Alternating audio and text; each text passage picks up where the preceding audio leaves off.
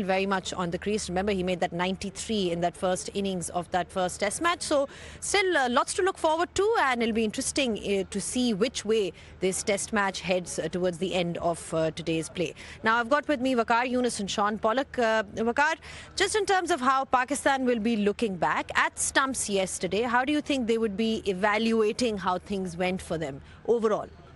I think they'll be pleased, maybe not very happy, because they didn't score, quickly enough. They didn't score enough yesterday to sort of say that, we are on top of this game. South Africa is very much, as you said, very much in the game. New balls, only, 4, 5 overs old. So I feel, again, first session very, very crucial. If South Africa can break this partnership, they'll get into, the tail, and we have seen in Lahore that the late order or the tail enders haven't really contributed anything. So they will feel that if they can break this partnership up front, and the game will wide open. From a South African perspective, Polly, they've kept themselves in the game. They capitalized on certain opportunities, certain not so much. We saw that, a lot of dropped catches and other opportunities that were missed, but they're still very much there. Definitely. I mean, as you mentioned, we'll go down the negative route first. To drop or to miss 6 opportunities, 5 catches, 1 missed stumping, and a ball that hit the stumps and didn't knock over the bail. To have Pakistan 259 for 5, they've got to thank their lucky stars, as I mentioned in the wrap last night, because this surface is better than what we saw in Lahore. In Lahore, they were 315 for 5. These are the opportunities that were put down. So we'll play these through as we discuss what happened in the day. 315 for 5 Pakistan were. They're only 259 for 5 here. Better surface. When you come out to bat for South Africa, it will be better this time than it was in that game. And they've got that new ball, as Waqar mentioned. So they've got to use this next 5, 6, 10 overs. And if they bowl and do that session well, then I think that's the key for South Africa, because there's that one partnership. You've got these 2 batters. We know how capable they are. As Waqar said, if you can break through that and maybe bowl them out for 325 or less than 350, I think South Africa will be very happy. Conditions are better, and with dropping all those opportunities, they've got to go away thinking, well, we got to take that. South Shakil on 42 and not out. His role is going to be extremely crucial today, Waqar, considering the situation. Yeah, both of them. Salman Ali Agha also, he's shown it in the last match, batting at number 7. I think that he's too good a player to bat at number 7, but every time he walks in, he contributes with the bat and also with the ball. So these 2 are very, very important for Pakistan. So South Shakil very well set. He's taken his time, whatever was required at the stage, and I think he's got to push on. Pakistan's got to look for score. I think once they keep or score a little bit quicker, I think the South Africa will feel the pressure, and they'll feel that they're out of this game. So this partnership is very important for Pakistan. Absolutely, it is going to be extremely crucial. Shan Masood at the top, scoring some runs as well for Pakistan, but the wickets kept flowing. That's what we saw from South Africa, that they were able to get breakthroughs at the top. Abdullah Shafiq, he had been given his chances, but he went on to make that 57. Babar Azam once again falling short. Shan Masood was the pick of the batters. With his captaincy, he's certainly evolving as a batsman. South Shakil is still not out in partnership with Salman Ali Agha. Right then, this is how things proceeded for the day, Polly. I mean, just the spinners doing their job, really. Yeah, that first wicket, I thought, oh, here we go again. This is going to be very similar, but it didn't prove to be the case. Maharaj, I thought, was fantastic. He brought a lot of control, went at basically 2 and over for those 31 overs that he bowled. Plus, he got the 2 wickets. Plus, he created 3 or 4 other drop catch opportunities. Rabada with the second new ball, he was fantastic, and I think we'll see him with that new ball the first thing this morning. So a bit of a surprise was we didn't see more of Muthusamy, but I think we discussed it the other night, and Amir was of the theory that it's because Muthusamy bowls quicker. So he's probably 85 to 90, whereas Maharaj has got that ability just to change it up. And when he bowled under 80 kilometers an hour, that was when the ball turned on the day. So that's why he was the bulk of the overs. Harmer, I thought, was good. And I thought Jansen was pretty good too. It's his first test match. It sometimes goes amiss on people. I thought he'd been into one of the subcontinent tours before, but no, this is the first first time he's ever bowled in a test match in the subcontinent, and he'll be better off for those 16 overs yesterday. Shan Masood then, Bakar, he certainly looks more confident. That's the one thing that we've seen in this test match. What did you make of his innings? I think it was wonderful. He really took the bowlers on and made sure that he runs hard between the wicket, and also uses his crease, uses his feet very, very nicely, and he sets the tone. He's not worried, he's not scared of getting out, which is the key for the skipper, for the captain. When the captain is not scared or worried that his performance is on the line, then I think the team starts sort of following him, and that 87 and also scoring in Dubai, in Lahore has really helped the cause, and he's growing in confidence day by day. Abdullah Shafiq scored 57 yesterday, Polly, and of course he got his opportunities. He sort of rode his luck, as we call it. But at the end of the day, if you get runs, that's certainly going to help you when you're batting out there. Yeah, I mean, you can't take it to heart if they drop you. There's nothing you can do about that. I think even though he goes away, and I think it's good that he got the runs, and it kind of solidifies his position in the side for another period to come. But I think he would go away and analyse how come he created those 5 opportunities. What could he do better technically wise to make sure he doesn't offer up those catches again. But application and being able to put that behind you and just concentrate, it was an important innings for him. They needed someone at the top of the order, and I think he did a really good job. Right then, well, they need to build on this partnership. Pakistan, Salman Ali Agha and South Shakil still out there. We'll take a short breather, and when we do come back, we'll have a closer look at the pitch.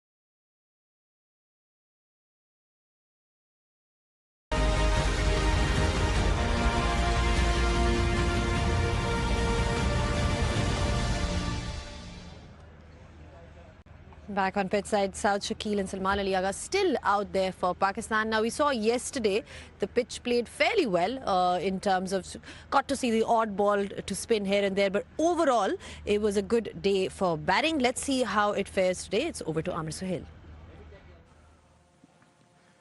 Oh, this pitch has surprised many. It was anticipated that this pitch is going to offer a lot to the spinners from the word go. It did not happen. There are quite a few reasons for that. The main reason, if you have a look, there is a nice grass covering.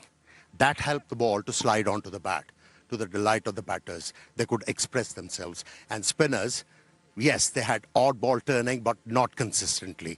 Because of the abrasive nature, we saw a bit of reverse swing where faster bowlers, they were really able to make an impression on the batters.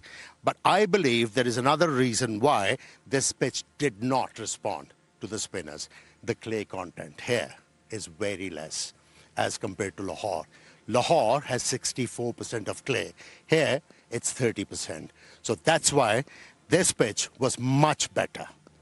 Now, this pitch will start to deteriorate, in my opinion, after tea.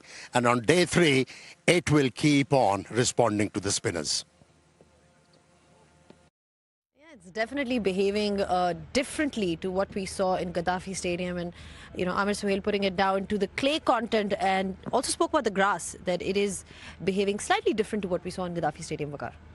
Yeah, and a little bit cooler weather here. Lahore was a lot warmer, a lot hot, and it was very crumbly. Over here, even looking in the footholds, it doesn't look very bad. Second day, Lahore looked all over the place, and I think it'll still play very well today. I'm not sure about tomorrow, but I think today, with the new ball, I think it might just misbehave a little bit for the pacers also and for the spinner also. But once the ball gets a little bit softer and older, things become a lot easier. So I feel it's just the first half an hour, 45 minutes, going to be very crucial for Pakistan to just survive the early burst from South Africa, because South Africa also feel that they are only there for half an hour, 45 minutes to break this partnership and get into tail.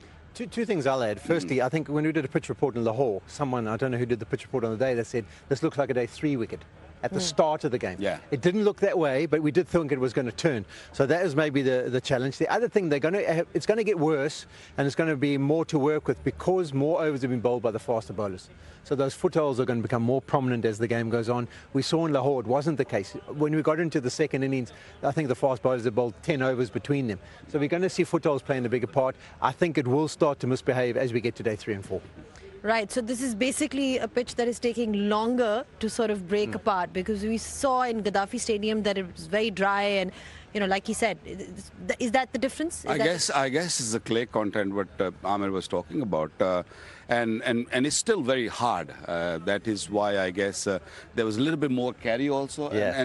and ball didn't misbehave too much. The up and down. So I feel it's still going to be very, very good pitch to bat on. What did you make of Rabada's bowling, especially with the new ball as well that you saw yesterday, Waqar?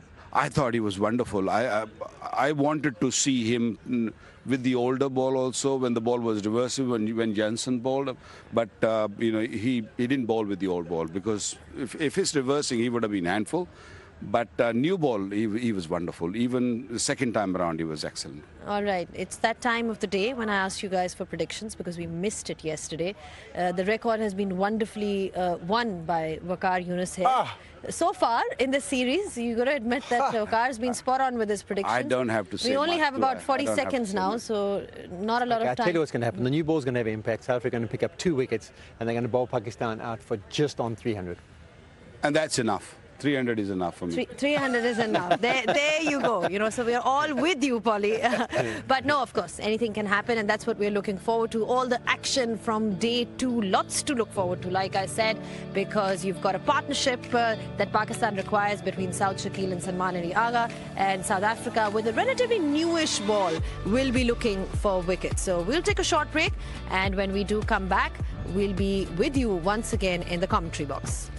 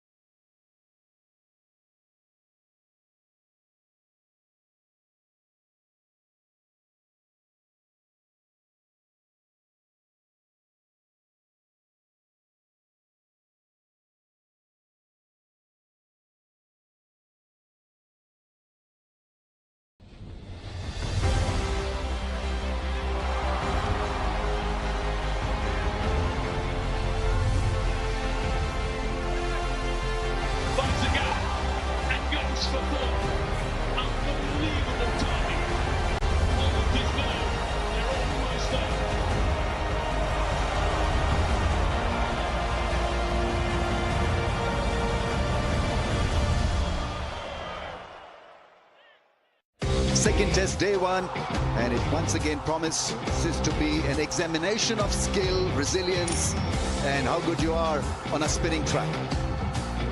A good toss to win for Pakistan. Shan Masood there opting to bat straight away. No hesitations whatsoever. It looks a brittle pitch. It looks a pitch that will offer a lot of assistance. Oh, that's one. Bowled in. What a start from Harmer. And a lovely 50 from Pakistan captain. His fourth 50-plus score. But Shafiq gets to his 50. Oh, chance and taken. Slow from Maharaj. And diving to Zorzi. Picks it up and still it off. In the air, chance. And this time taken. Oh, that could be gone. The new ball done the job. Yes. Something for South Africa to rejoice. They had a good time of it. The last session probably belonging to South Africa. We saw the highs and lows on day one. Pakistan in the driver's seat, you've got to say that, for this Vigotel Mobile presents Bank Alpha Test Series 2025. Second test, day two.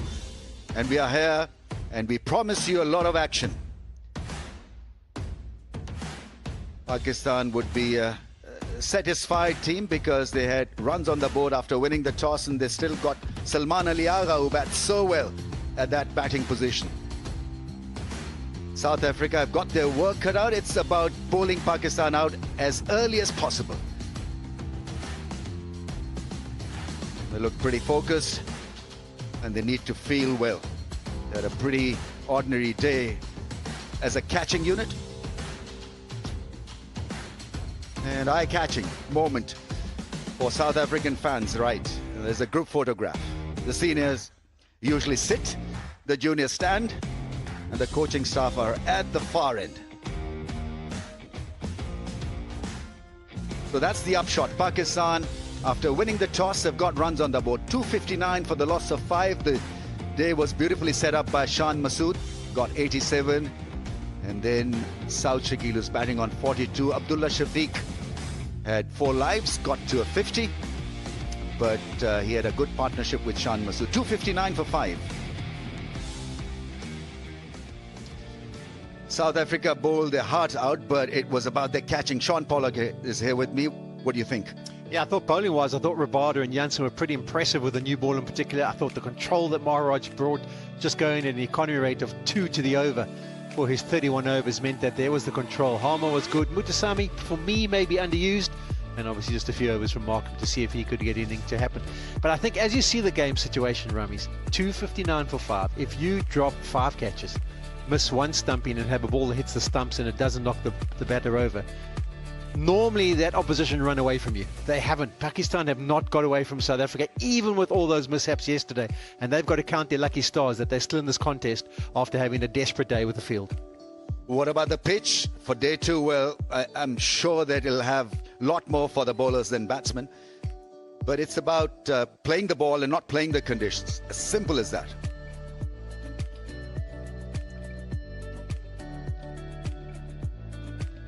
Right, we've got a couple of players' interviews for you. Keshav Maharaj first, talking with Bazil Khan. Keshav, your first test, you weren't here for that Lahore match, but you played a first-class game, bowled quite a few overs. How are you feeling today after that spell yesterday? Yeah, a little bit tired, but quite excited to be back on the field in national colours. It was nice to get a long spell, after playing the domestic game in the international scene. So, it was nice to do a little investment session for our boys yesterday. I think as a collective we bowled really well, and hopefully we can bear some rewards this morning of some good hard work that we've done yesterday. Was the surface a little bit of a surprise? We all thought that it would turn, but didn't do much. Yeah, I kind of expected it the day before, simply because I thought it was quite hard.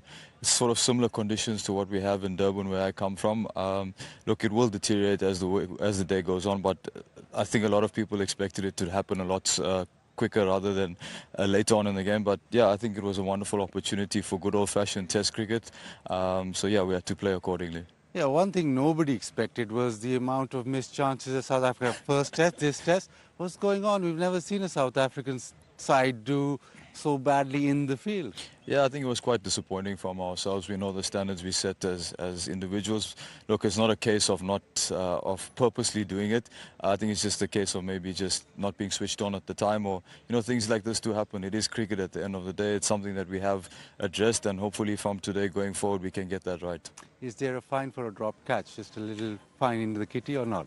No. I think that would be very unfair. Look, like I said, no one means to drop catches. It's just about how we bounce back from that. There were some good catches taken after that, so hopefully that can continue and filter on into the rest of the season. Thank you very much. Thank you. Abdullah, पहले तो कल की innings के बारे में बताएं और ये बताएं कि पिच कैसा खेली?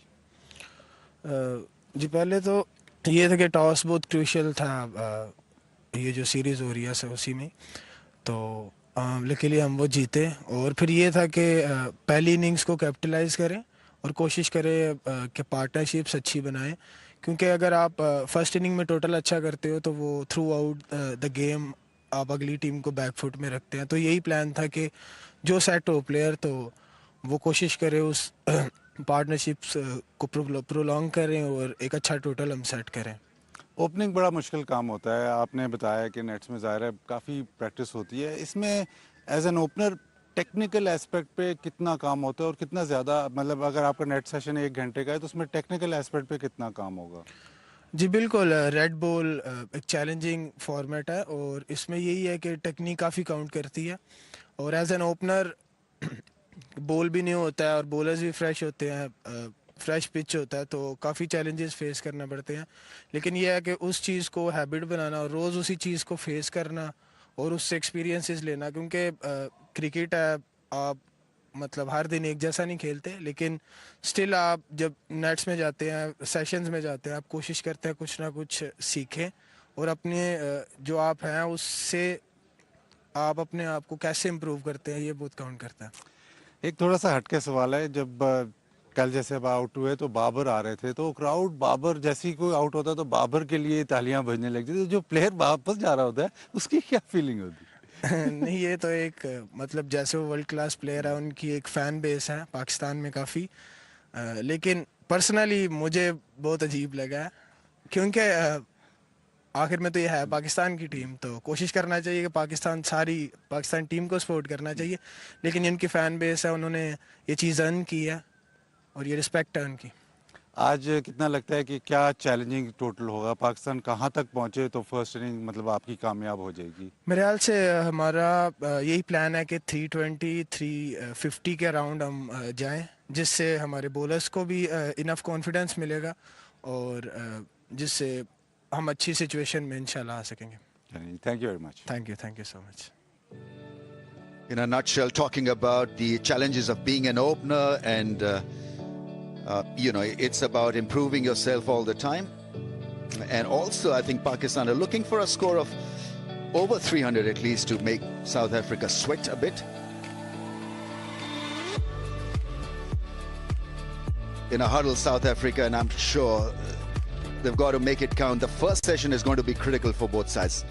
I mean, it's a given. In Test match cricket, first sessions are usually very important, but focus will be on how South Africa catch, how South Africa bowl, what will be the bowling combinations, how this pitch will behave for them. Yeah, Ramesh, we can go down the cliche, oh, it's the next day, it's the first session, it's so important, but it is. And I think if we reflect on just this match and what we've seen, I thought those first 8 overs from Jansen and Rabadi yesterday were superb.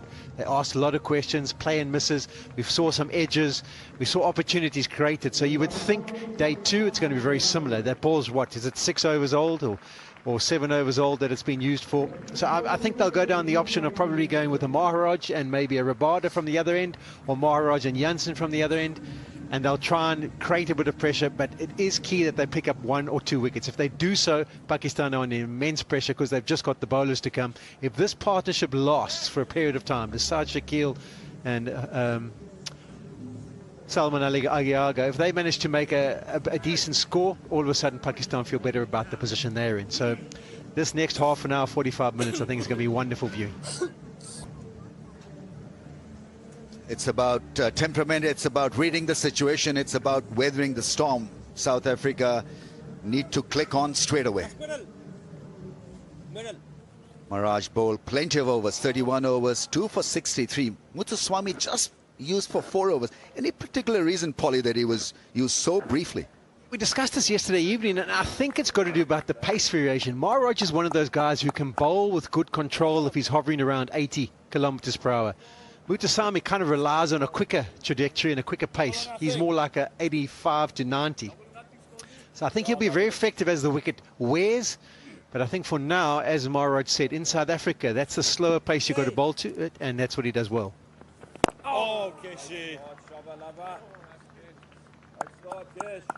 So Maharaj is categorized as a bowler who can bowl better than Muthuswamy on a batting surface. Muthuswamy needs a little bit of wear and tear for the pitch to get a bit brittle for him to then become meaningful.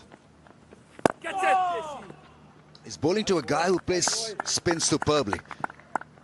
And a couple of things to make out why he's so good. He plays mostly with the bat, picks up the trajectory very early, and then he doesn't always play the sweep shots. He's got other options also. He can go against the spin. His footwork is usually absolutely spotless. He can do that also.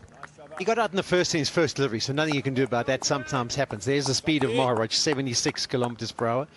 But he played the sweep shots so well in that second innings, didn't he? Reverse sweep, orthodox sweeps. Then all of a sudden he went for that slog sweep with a fielder out. I couldn't quite work it out because he is such a good player of spin. And he rotates strike and knocks it into areas, much like he's done with this delivery.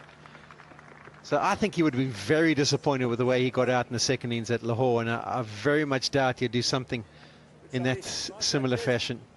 We actually ran a package of how well he swept in that game. But with a fielder back, he played this shot. There was no need to go airborne. And he was caught on the fence. It seemed so silly compared to the way he had played the spin.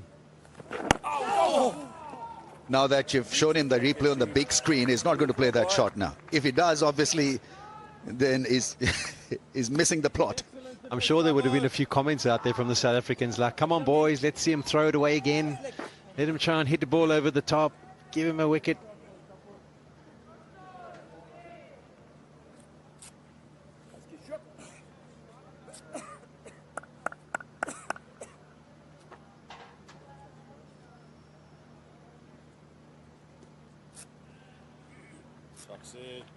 Another batsman who impresses for Pakistan. His record at the position is impressive to say the least. He averages in the 40s, nearly 40s, and gets consistent runs for Pakistan. Maharaj will be disappointed. Allows that one to sneak through for a run. 263 for 5.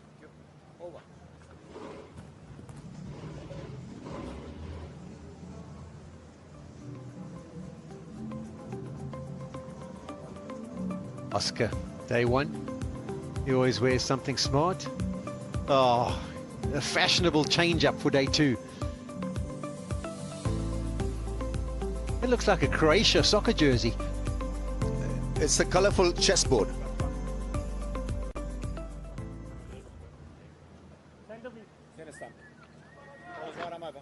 So, as predicted, pace from the other end. Rabada coming on to bowl. He was so impressive the other night. South Africa would want him to bend his back because they're a strike or two away from making it tough for Pakistan. He should be nice and loose as well. He would have had a good warm-up, nice stretch. Physios probably would have given him a rub down, and he'll be raring to go here. Probably in two minds whether to leave that one or play at it. In the end, he did the right thing.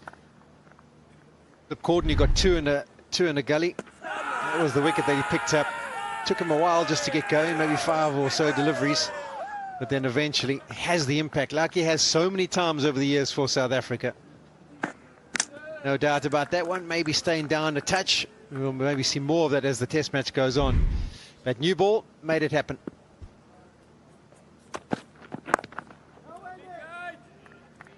South Africa expecting a little bit of variation of the surface. We didn't see that most time yesterday. But this new ball will have a little bit more extraction. Something for Rabada to happen because he'll be looking to hit that length ball after ball. So he wants this pitch to react.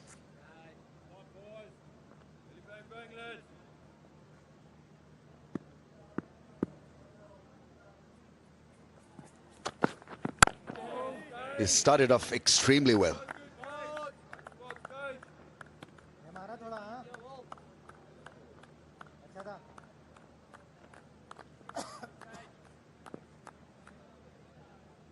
Speed is picking up, so he started off around that 130 mark. The second ball 128.9. The last one hit the blade hard, 136.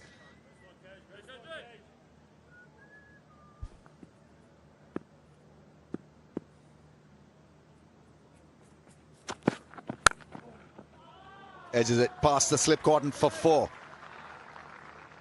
An area where South Africa have been massively teased. Yeah, you can see the way he plays with this slightly open bat face, and this is the issue. Now, in South Africa, when you bowl and Pakistan come and tour there, those are the deliveries that they'll nick off. Those are the ones that they'll be back in the dressing room because you'll have the extra slip in place, and therein lies the challenge. So technically wise, sometimes what you do in the subcontinent you can get away with because the nature it doesn't bounce and the ball stays down. South Africa and Australia, the extra bounce means you carry and you end up in the dressing room. Takes a little bit of time adjusting to a new day, new session. Sun is out. Yeah, just going hard at the ball and ball not carrying to any of the slippers. And that's been a problem as well. South Africans have found edges, but they've died on the slip cordon.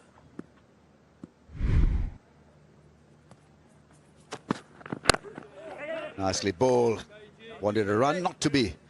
Terrific start from Rabada. 267 for 5.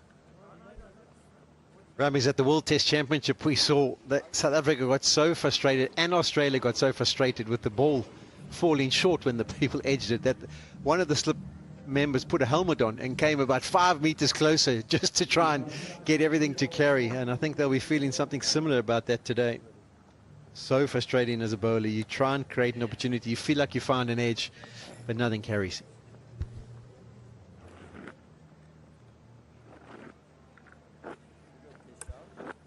.267 for 5.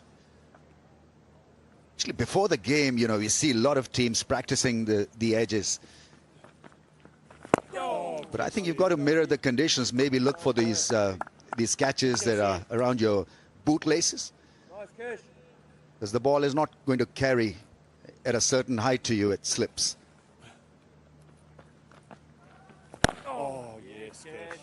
I think that's a better line. Make him drive through the offside. Because the moment you go straight, he's quite willing to play the wristy flick.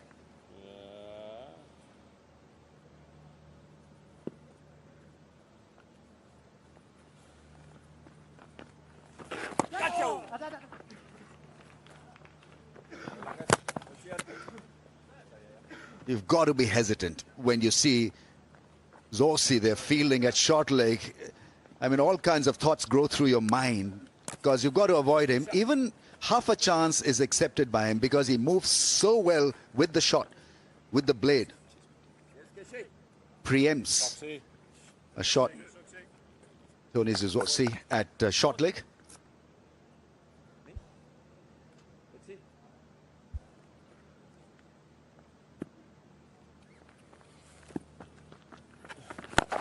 Oh, that's gone up in the air. Now there's a chance, is it? Falls short of the fielder. That fielder pushed back. Creates an opportunity, but the fielder was not there.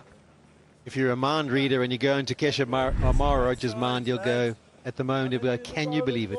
Can you believe it? Use of the feet, trying to flick it over the leg side. Leading edge was up in the air for almost an eternity, but lands in no man's land. No one could get anywhere near it. And the opportunity falls.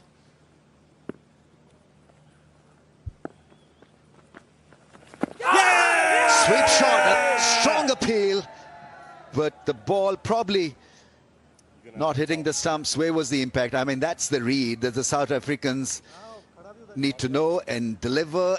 Markram is having a word with his bowler. He walks away from the scene. They believe it's missing leg stump, I think. But what they often get is with that new ball that sometimes it just skids on and doesn't spin as much as you expect. In fact, maybe contact outside the off stump. Maybe that was the issue. could see it was a bit of the undercutter, so it lands on the shiny side, no grip, just slides on. Nice variation from Maharaj. That's a bit better, playing it with a straighter angle of the blade. And after 94 overs, 270 for 5 Pakistan.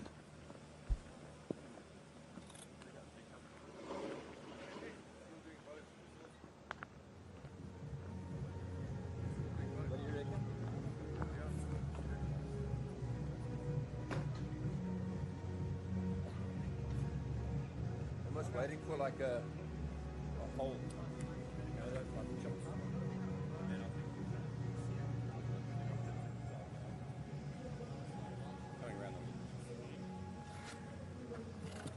I'm around the wicket. Rabada has bowled 14 overs. You're ever so slightly away. Middle stump. This spell could be a game changer here for South Africa. They need wickets, blows. Kind of desperate. Pakistan 270 for 5. Round the stumps to South Shakil. That angle worked extremely well the other night. I've got a feeling about this over, Rummies. I've got a feeling about it. Stop it.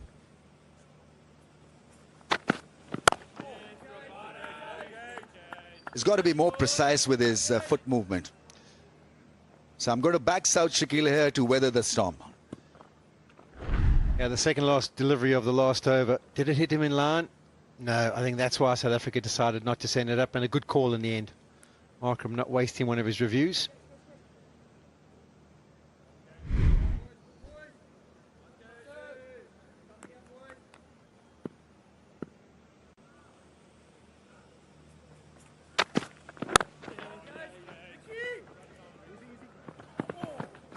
I think it's a good result for South Shakil. Watch Rabada from the non-striker zone. Yeah, a little bit of hesitation. And I'll be interested to see if a direct hit might have been interesting. Rickleton seemed a little bit slow to react. He was gone. He was gone. That was the opportunity. Another opportunity for South Africa. They've had two. One that landed in no man's land, and they've both fallen somewhere near around Rickleton. Test matches can sometimes turn on these kind of events.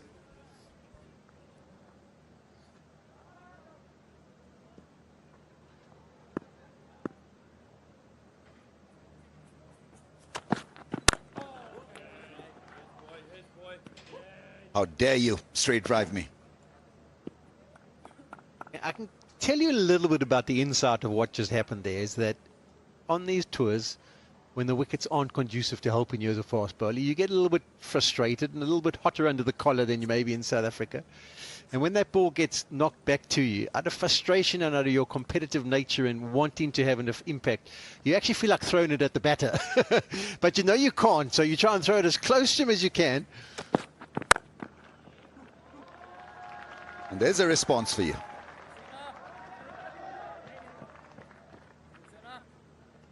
Well, that's not nice, Polly. Can't be nice if you're a fast bowler, not when you've got the ball in your hand. But I mean, you've got to earn respect, right? No, there's intimidation. You can't find intimidation with bounces because the bounces aren't going through. So you try and create a bit of intimidation through other means. I've once had one of those ones where I threw it a bit hard and it didn't come out the hand right and cleared the wicketkeeper and went for 4 bars. That made me even hotter under the collar.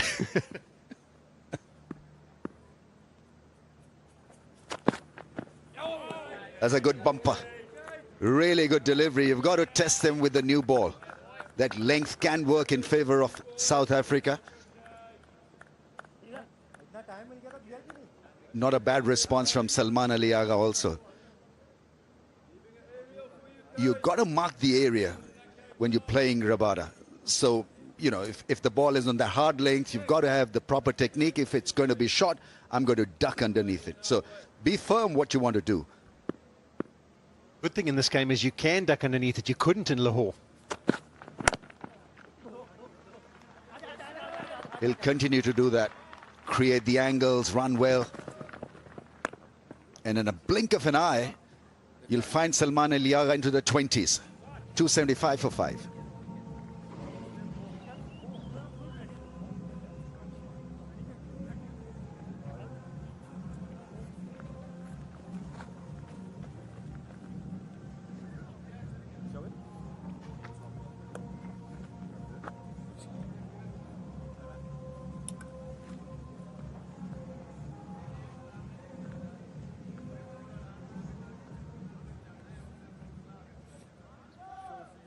Shoxy. 275 for the loss of 5. One through all your Shoxy.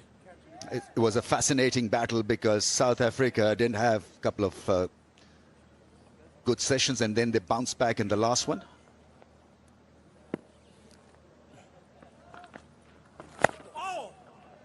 Slicing it. Very fine for a couple of runs. This partnership in good motion. 50 comes up for South Shakil.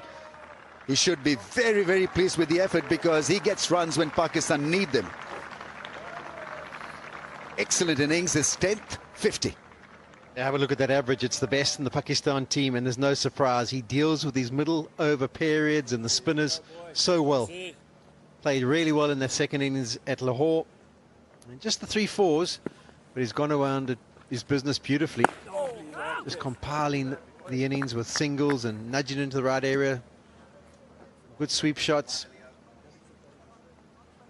He's got to 50. Pakistan will be hoping that he could double that. So you used to bat at the same position as Salman Ali Agha. I mean, tell us what goes through the mind of a number 6, number 7 in a situation like this. I guess you've got to have both kinds of game where you can hit a 6 and also milk the singles and 2s. Yeah, I think you have to have that positive mindset, because often you come in and you can obviously lose a wicket and then you're batting with the bowlers, so that becomes challenging. Also, you tend to come in when that second new ball's taken. It's one of the challenges of batting at, say, number 7, because invariably when you come to the crease, the second new ball's due. So you kind of have to have a technique that can deal with what that new ball's going to throw at you. You can also sort of sponge off the partnership like he's doing here with Syed Shakil, where that batter's in and you need to keep the momentum going and rotate the strike and pick up runs, because sometimes the field can be a bit tired. But definitely the positive element. That's nicely played. He's got it fine, and with this boundary, is it quick enough to take it? No, it's going to hold up, I feel. But they'll get back for a comfortable 3. And I think you can play with that positive mindset, and I think it's important, because at that stage of the innings, you don't really want someone who's going to make the game stop. You have to keep the game moving forward, and that's what he's done so well in the series. I think you've got to expand your range, and it's a very difficult position to bat,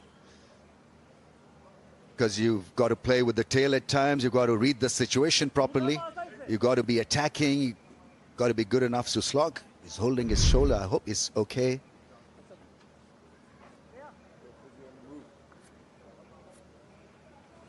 Muthusamy fielded that one. I didn't know that he had such a strong right-hand throw.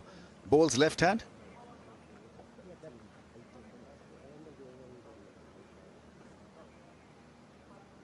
I once dislocated my shoulder fielding in the slips. Because when you dive, I mean, all you want to do is to stop the ball, and I fell on my shoulder and it popped out. It's the most painful injury ever. I don't know whether you've suffered one ever. 50 moment appreciated by the change room. Yeah, that was the funny thing. With all the overs I bowled in my career and through the 16 or 17 years, whatever I played for, I never got an injury from bowling. But the only injury I ever got was diving in the field. And I landed badly, and next thing I couldn't throw properly. I could still bowl, but I couldn't throw properly. So that's why I always get a bit worried and concerned when you see some of these bowlers charging around and they throw their bodies and land on their shoulders and roll across, much like Markham did there. He took the full impact of that fall on his shoulder, and you can do some proper damage. Oh! Looked to be in a massive tangle, but he got away with it, South Shakil. 282 for 5.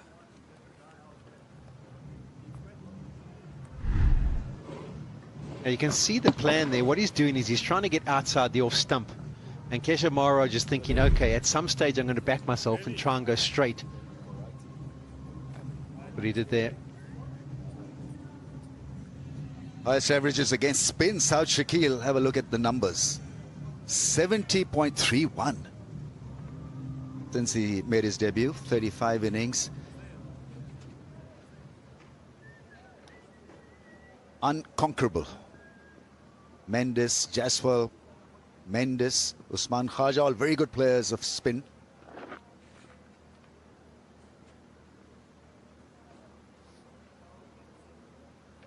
4 out of 5 are left-handers. And 2 Mendes. Mendes and Mendes plus. I think the way the Sri Lankans play the spin is tremendous.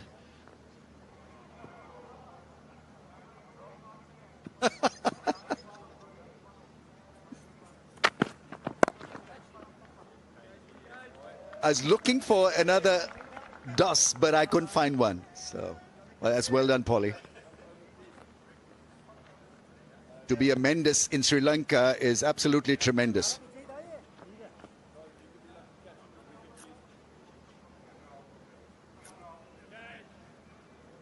Clearly, Rabada would want to bowl more deliveries at South Shakil. They've allowed him an easy passage once again. First ball worked into the vacant area on the leg side, and he's at the non-striker zone again.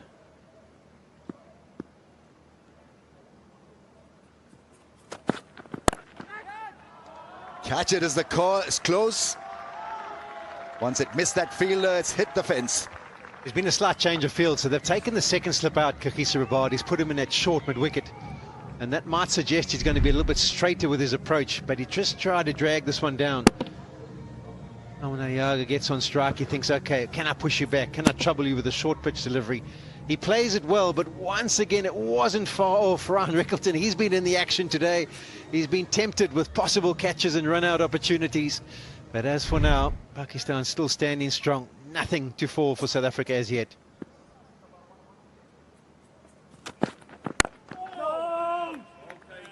Yeah, Ramesh, we're talking about the techniques and how they have to be different on, or you have to make adjustments when you go away. Just have a look at some of these shots.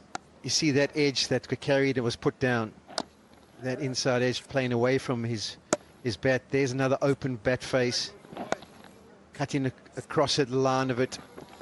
That one, I'm not too sure it goes with us, but there's another example. Opens the bat face. It's those kind of deliveries when you go to South Africa that you don't get away with. Well, we're not going to South Africa in the next 5 years, so we're okay. But also when you go on tours to Australia and England and New Zealand. So that's why, just technique-wise, there are certain players who are very adept at dealing with their own conditions. And that's the challenge of international cricket, is you can score runs in your own conditions, and that's why you often get picked domestically to play in your home conditions. But when you go away, that's when you sometimes have to tinker with your technique, much like the South Africans have had to tinker with their playing of spin technique when they come to these conditions. And they've got Pakistan, India and Sri Lanka all the way this cycle. That's why your great players, no matter where they've gone around the world, they've been able to adapt and been able to be successful. Yeah, you build your batting greatness on technique. But it's also important that you score runs in home conditions. And Salman Ali Agha and South Shakil have found a way to score runs heavily. Both seem to have limitations if you pit them in Australian or South African conditions. But that is for all batsmen.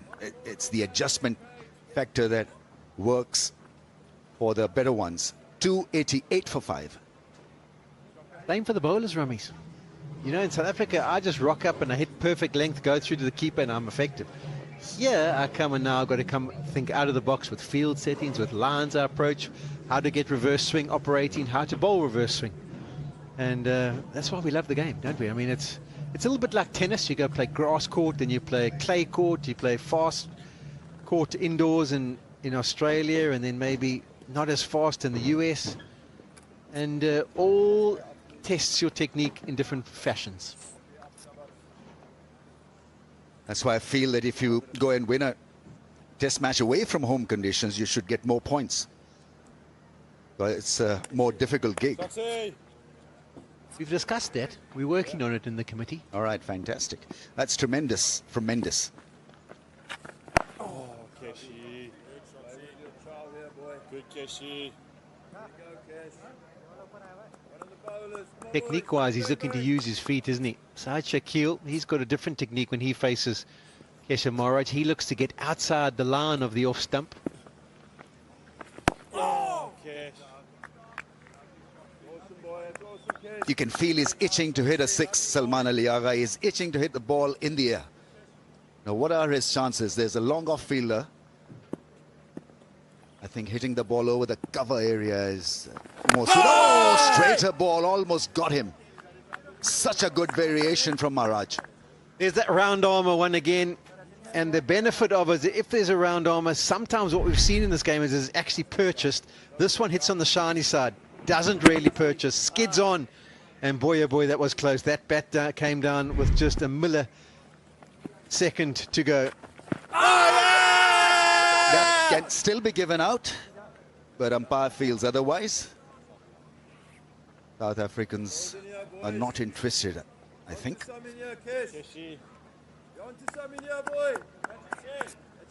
Nicely bowled by Maharaj. They're shortening the length. He knew exactly what Salman Aliaga is trying to do. Oh, Keshi. Love that.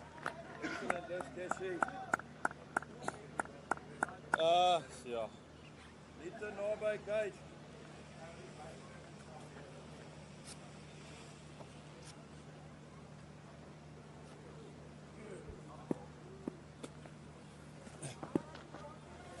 Oh, Keshi.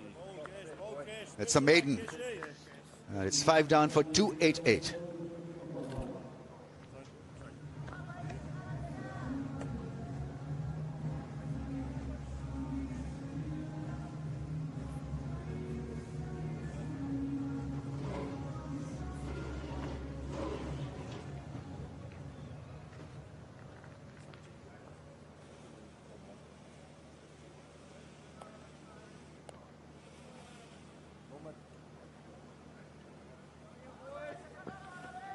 They can hang around with a Salman Aliaga or a Saud Shakil, Noman, Sajid, Shahin Afridi.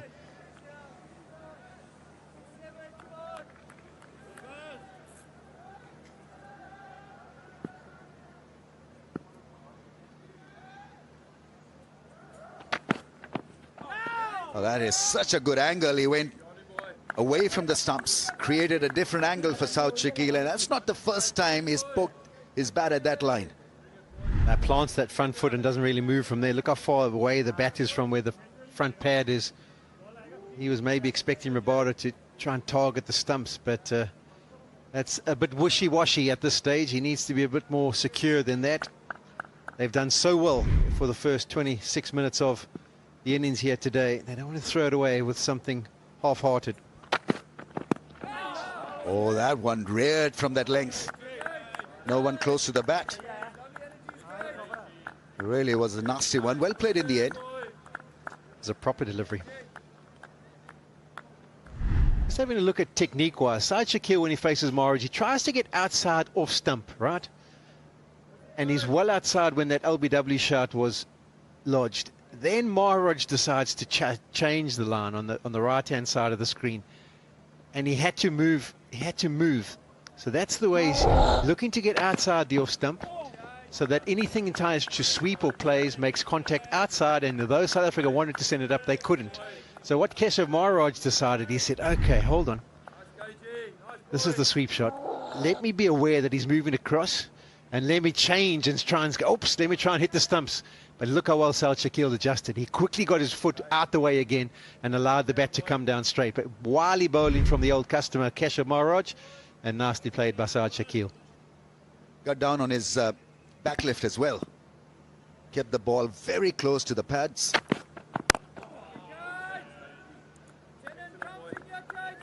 It's got to be just a little bit more authoritative when he's playing that forward defensive shot.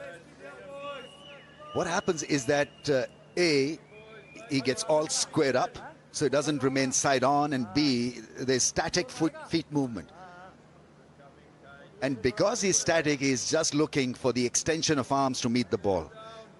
I think South Africa will be well served to have another fielder in the slips, because that's the mode they're trying to,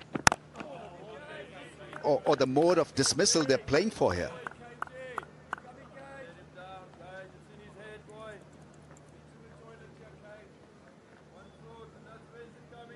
With Bengal Flowers, 1,100 plus branches. Open your current account from nearest branch to enjoy various free services.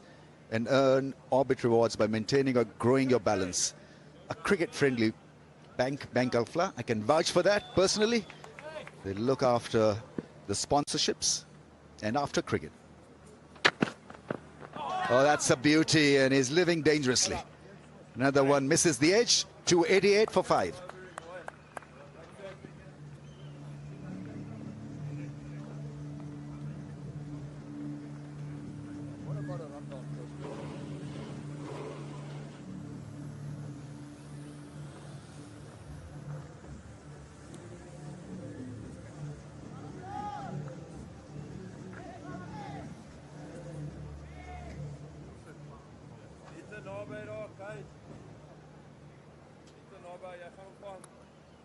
"29 runs added this morning, and it is still 5 down for Pakistan. No success yet for South Africa. They've been searching, but is there bat on that? No, says the umpire. Maybe just a little bit of bat, maybe going down leg. There's a discussion, but no.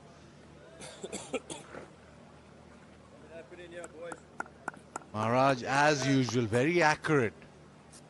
This is a good battle. Salman Ali Agha wants to take him on, but so far Maharaj maintaining his length. Down the track. Still not there.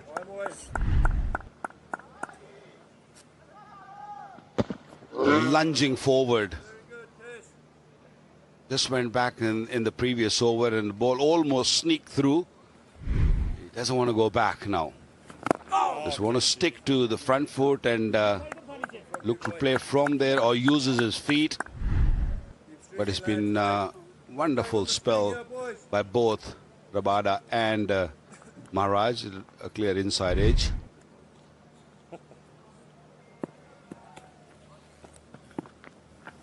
That one hurries on. He's very good attacking the stumps. That one just drifted in off the back foot, skidded off the surface.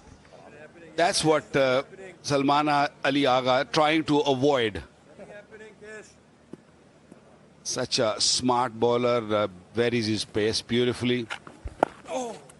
And down the track, he's trying to get at him, and Maharaj not allowing him to get to the pitch. Well, the first half an hour, I thought both of them played really well. Runs also came with ease, but it's just the last sort of 5 minutes, a couple of overs, the ball started misbehaving, or they started finding the right length, right line. That's better. 289 for 5.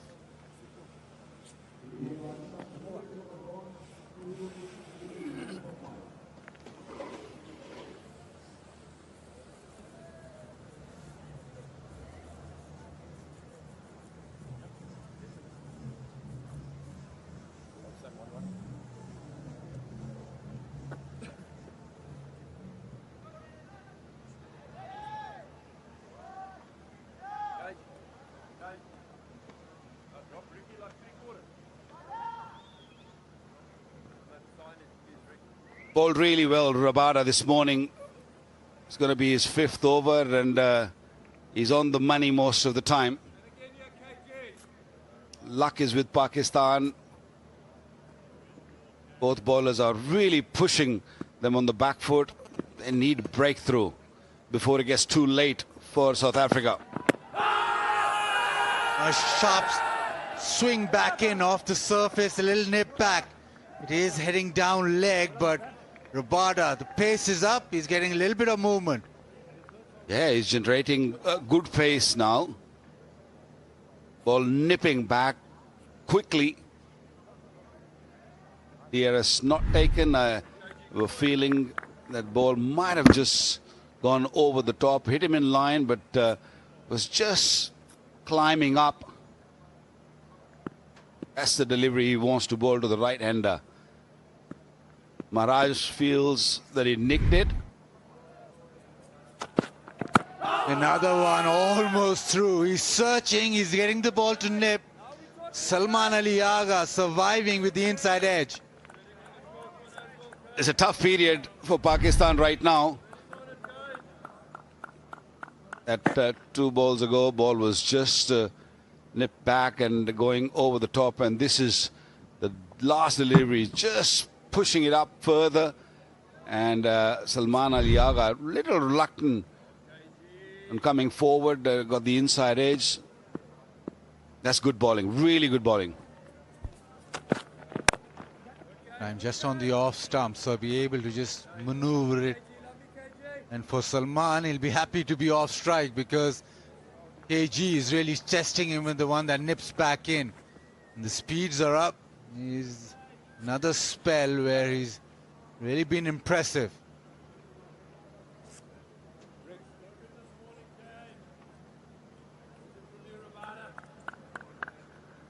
I think both these batters want to be on the non-striker end, because previous over, a couple of deliveries is bowled to South Shakil, also outside the off stump. Really, that's too full. That is too full. That's beautifully played. Right on top of the bounce, and this might not go for 4, but it was a beautiful shot. The first real delivery that's been pitched up. South Shakil has been waiting for that all morning. On a lovely little cover drive. I just went searching. Rabada wanted to get the ball to swing from there. Too full. Well, he's bowled from wide of the crease, was trying to create an angle and was hoping that the ball will just move away from South Shakil. Not the case.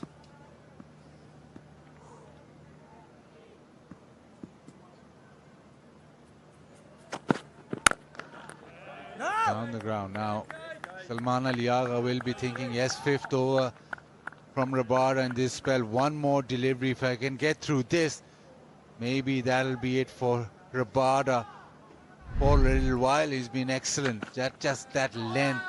He stretched out the short ball. It is fairly new, hard, new ball, so he gets seam movement, and he's been at the batter all the time. That's what happens when you bowl a couple of short deliveries. The batter's feet start sort of going all over the place. Another short delivery to end the over. 293 for 5.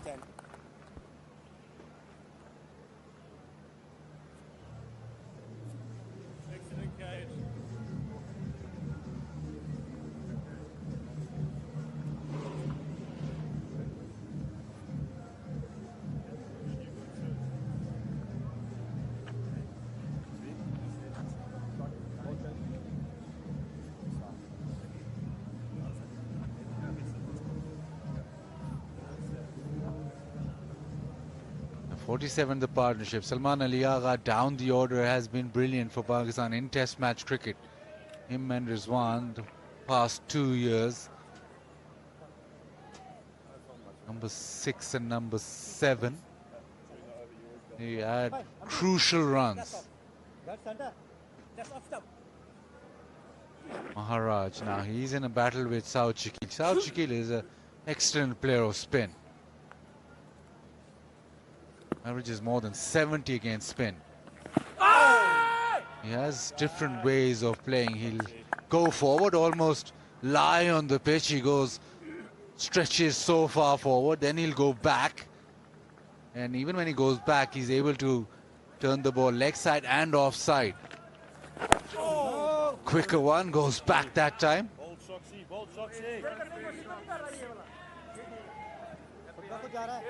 He's pretty comfortable when the ball's landing outside the off stump. He can actually lunge forward and get on top of the ball, but sometime when the ball pitches in the line of the stumps, that's where he gets a little tricky.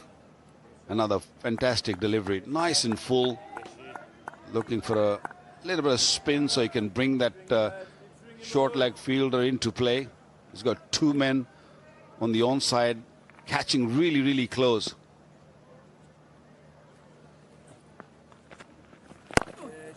Maharaj is testing him, just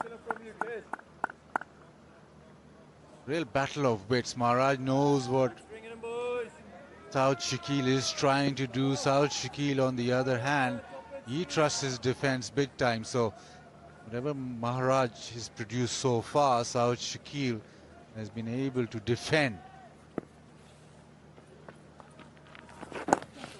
Goes back, turns, two-leg side. Slightly disappointed because that was the opportunity just to get off strike.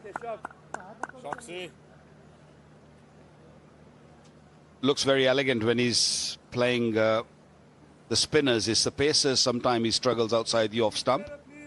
That's why his average against the spin is far better.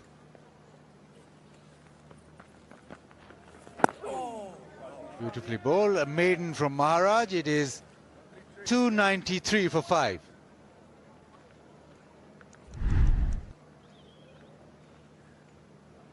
He's always been so accurate. But Maharaj, to the left-handers, has been outside the off stump. Worked away there. He's not gone too straight. Harmer has been the one who's attacked the stumps more.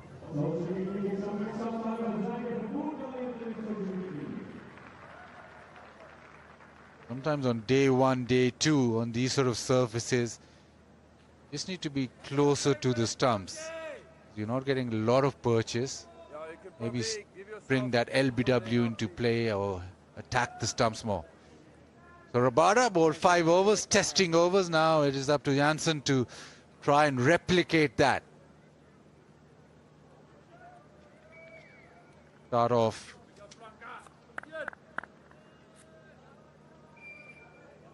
with Salman Ali Agha, right-hander on strike. So straight away, is he going to go around the wicket? Yes, he is. Straight away, he's going to try and angle the ball back in.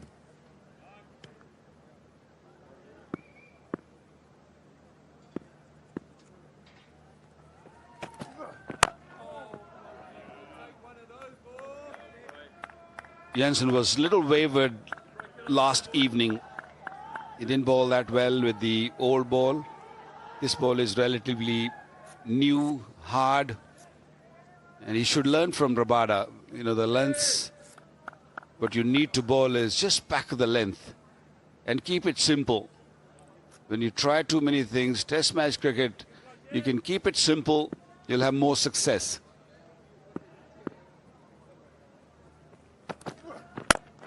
Nicely played. He liked this angle. Well, Salman Ali Agha likes that ball coming back in. Not seaming back in, but just the angle coming back in. Now can Jansen now get the ball just to straighten?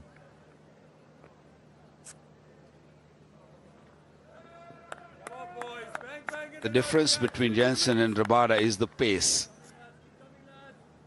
Rabada was very fiery in his first spell this morning. Jansen down at pace, playing for the first time here in Pakistan in a test match.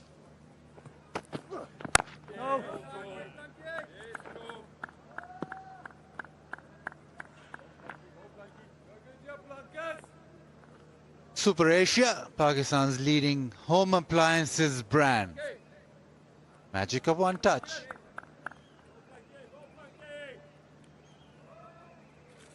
A free entry, so you can walk in, watch a couple of sessions, go back. It is, well, in the sun, a little hot, but still you can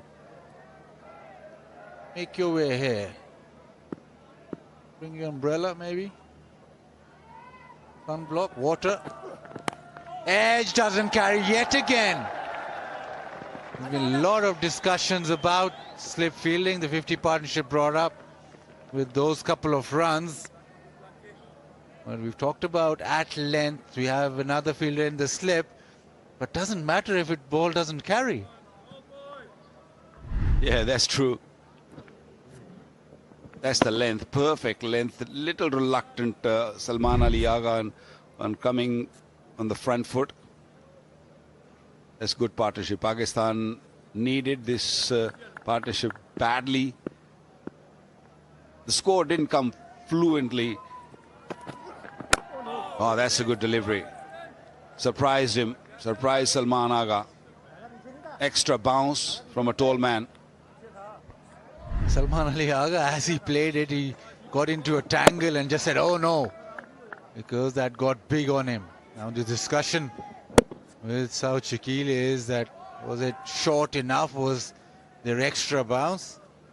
Salman Ali Agha just saying, yeah, maybe I just planted my front foot or went onto the front foot too quickly. That's what Johnson wants. Shot again, and that has gone down to third for another boundary.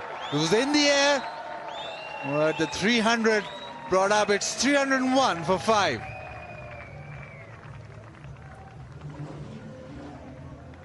Played it very smartly. Salman Ali Agha was in the air, but into the gap. Ball was gone well before the fielder dived.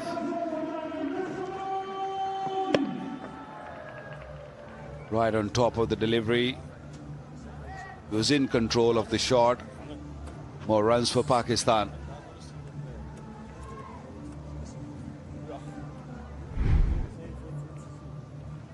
"12 overs bowled this session. Pakistan 42, and they still got 5 wickets in hand. And this partnership is growing quite nicely. 55 of 110. Bowlers had to work really hard to pick up wickets here in Rawalpindi.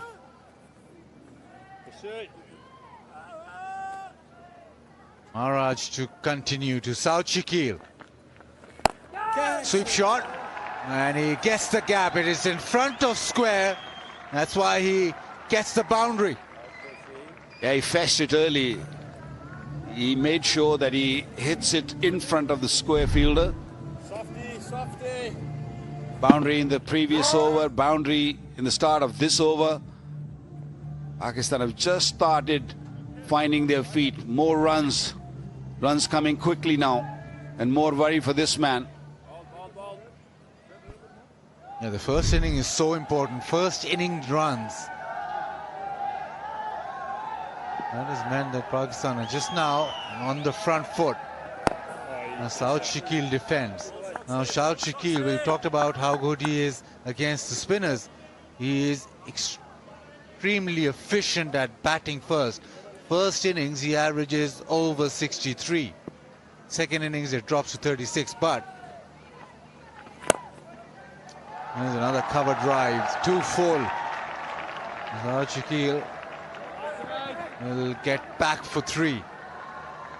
And we've talked about first inning runs being so important on such surfaces. And South Shakil makes sure that he'll get runs up front. I think Shan will be very pleased with the effort from these two this morning. They not only survived, they also picked up quick runs. And when your batters, number 7, number 6, they start scoring runs, and it gets harder because the bowlers, the fielders, they start getting tired too. And the runs have started coming quite comfortably. Run rate in this session so far, almost 4. And that's good going. Best of this test match so far. Yeah, just got to that stage now for South Africa. If they want to stay in the game, they need a wicket. They can't let Pakistan get a huge first inning total. They're still batting to come, but this partnership now 63. And they both now look in the zone, especially South Shakil.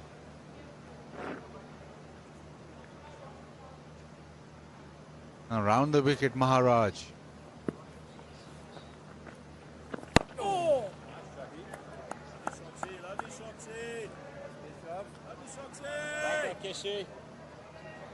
Bowling into the rough didn't work for Maharaj, and he's decided to come around the wicket and try to target those pads.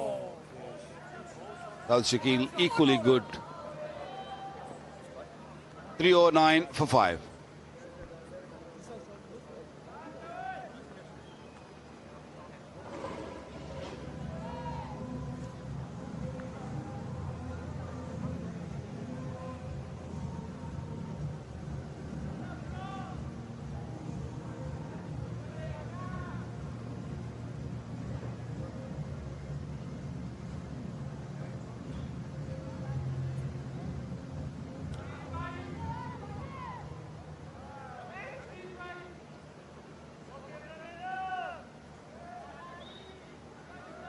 It's a full series, couple of test matches, 3 T20Is, 3 ODIs. A lot of discussion on 2 test match series. Pakistan play a lot of those, especially at home. South Africa the same. It is quite annoying. You want a 3 test match series, if not 5.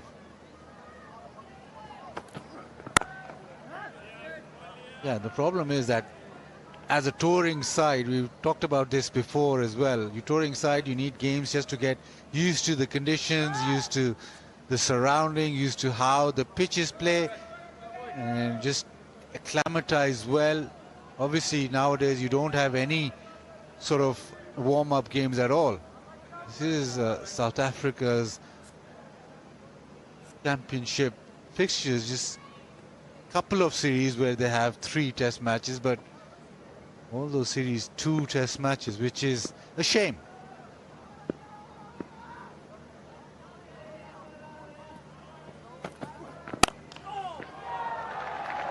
They thumped away square of the wicket, and that'll go to the fence. Pakistan now just pressing on the pedal. Salman Ali Agha maybe a little loose outside the off stump, but he had room to free his arms. This is T20 one-day cricket shot, a little wide outside the off stump, and he's thrown his hands at it. Not worried of keeping the ball down.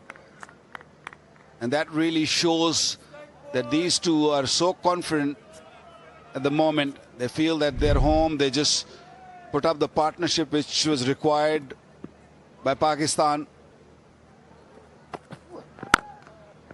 And tries again.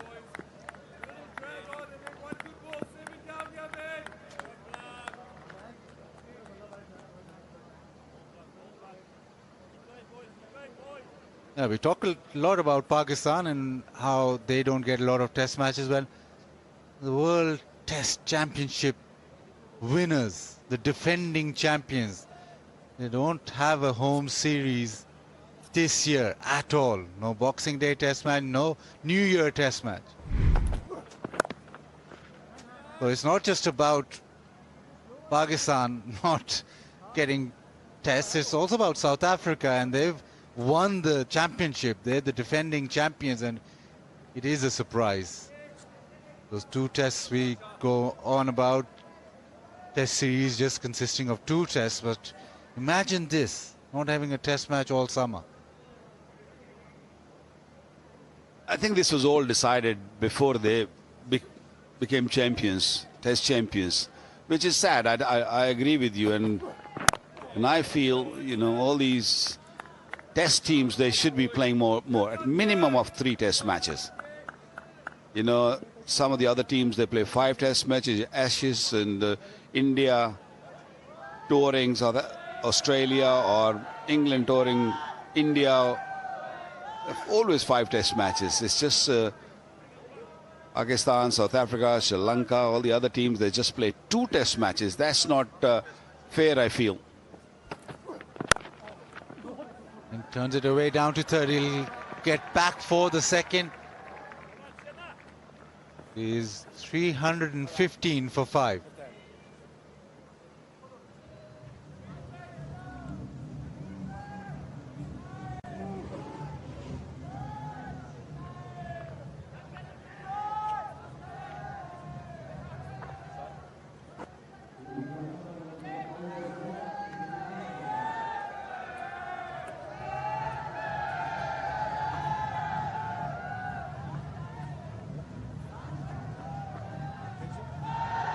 Just 1 test series, that is against England, which goes to 3 test matches. Otherwise, it's all a 2 test match series.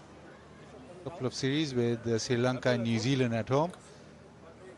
Look at that draw and you think it is quite favorable for Pakistan, because away series, you think Bangladesh and West Indies and England, you'll take that.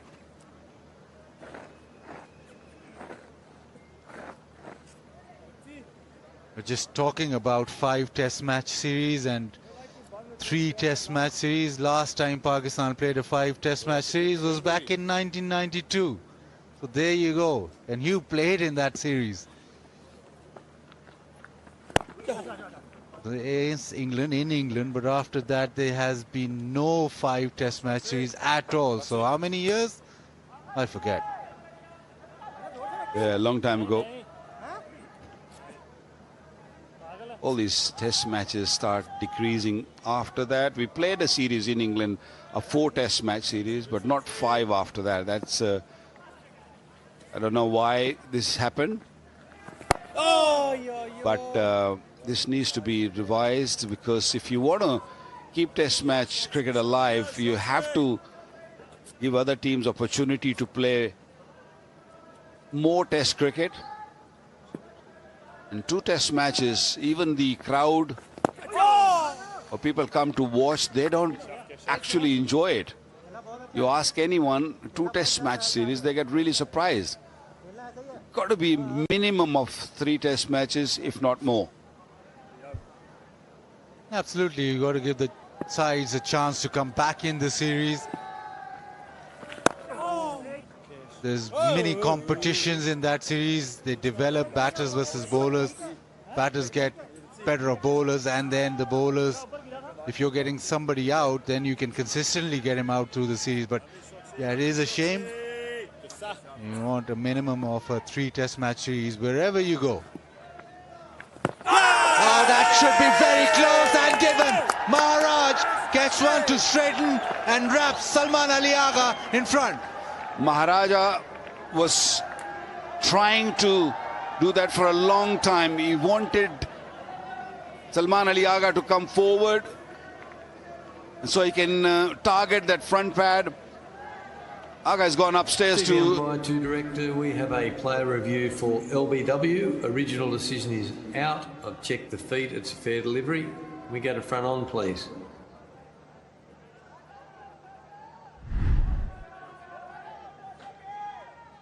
Front on coming up now, Psycat. Impact looks like it's with the pad. We'll confirm that. Yeah, we'll confirm with Ultredge there's no bat involved. Ultredge coming up now. Got a flat line and a gap between bat and ball as it goes through to impact.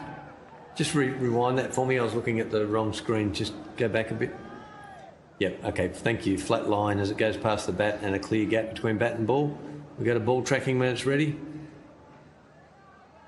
Ball tracking coming up now, Psycat. Impact in line and hitting the wickets. 3 reds, you'll stay with your original decision of out. Yeah, finally the ball sliding on. Maharaj gets his third. It was crucial for South Africa to take a wicket, and it is the left-arm spinner who's delivered. Salman Ali Agha batted well. 45 for him. Pakistan 316 for 6.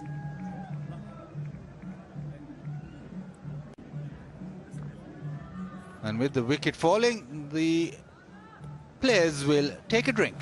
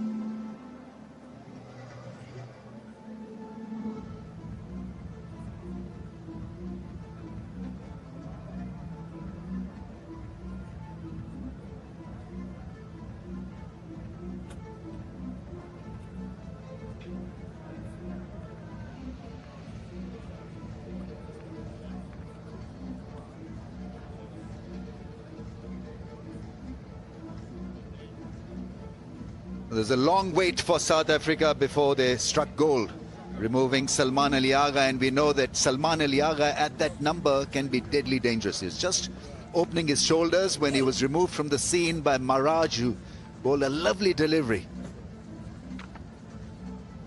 I think on a surface like this, you've got to guard against a straighter angle because you're mentally prepared to play spin, and this was done exquisitely well. The arm delivery would have gone on to hit the leg stump. Big scalp. Ball from wider of the stumps, got it come back just a shade.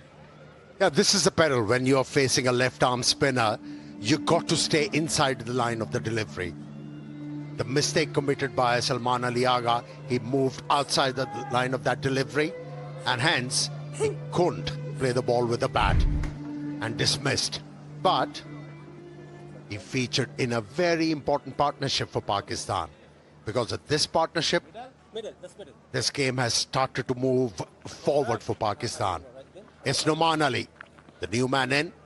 He can hold the fort. He's got the ability with the bat. Now have a look. Played the wrong line. He's played beautifully with the bat, or he was playing beautifully with the bat. For the first time misjudged the angle on that delivery. Undone by a beauty.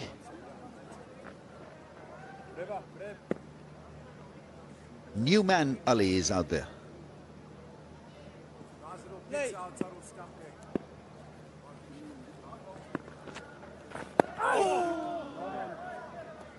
Kind of a very good over, 316 for 6.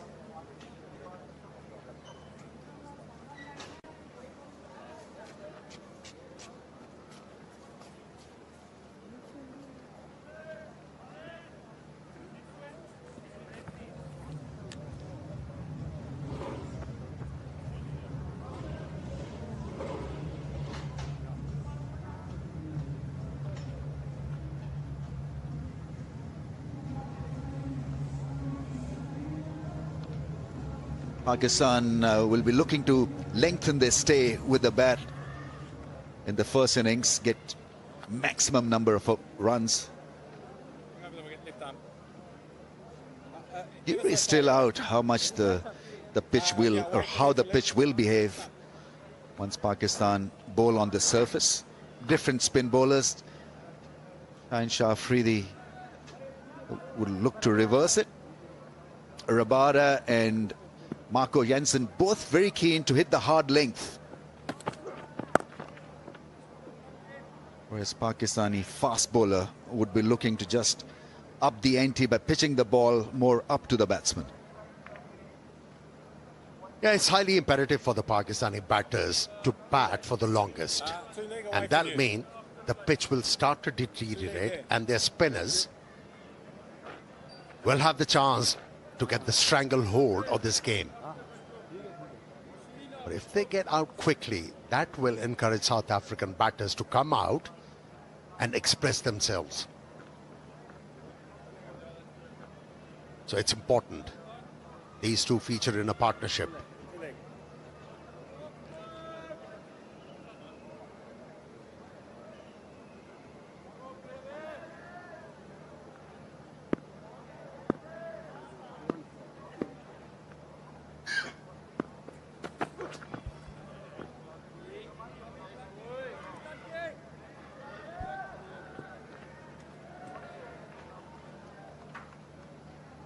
Yeah, although South Africans have only picked up 6 wickets, but you have to laud their effort with the ball. Yes, the fielding was a huge letdown, but the bowlers stayed dialed in.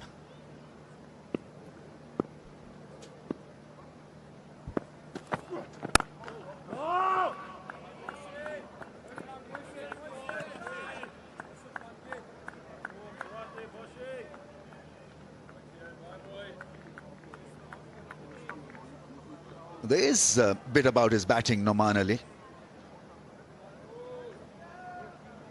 He backs himself, and his brief is very simple. He's got to make sure that South Shakil bats well at the other end and he accompanies him intelligently. It's got to be diligent batting from Nauman Ali. No heroics needed.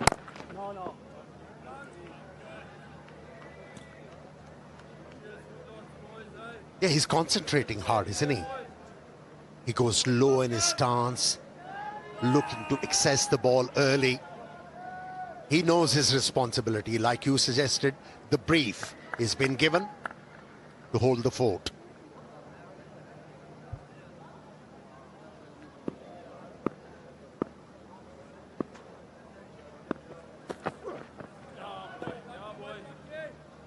That's well played. South Africa will be keen to test him out with that shorter length. And the field is set for that length as well. There's a short leg fielder and mid-wicket has come up a few yards as well. How about that leave of the bouncer? Excellent. Didn't try to tuck underneath the ball, swayed away. Went on one knee like a top order batsman. Properly geared up as well, wearing an elbow guard. And that bouncer followed by a full-length delivery that was equally well played. 317 for 6.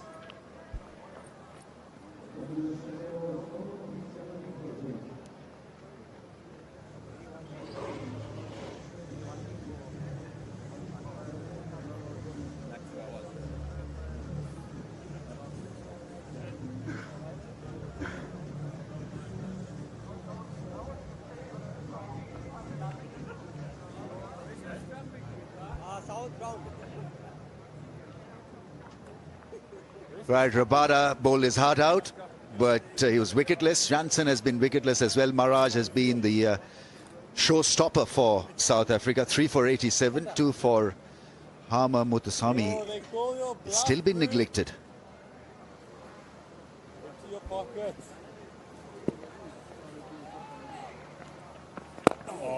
The finger spinners usually are used in the second innings if it's a true pitch.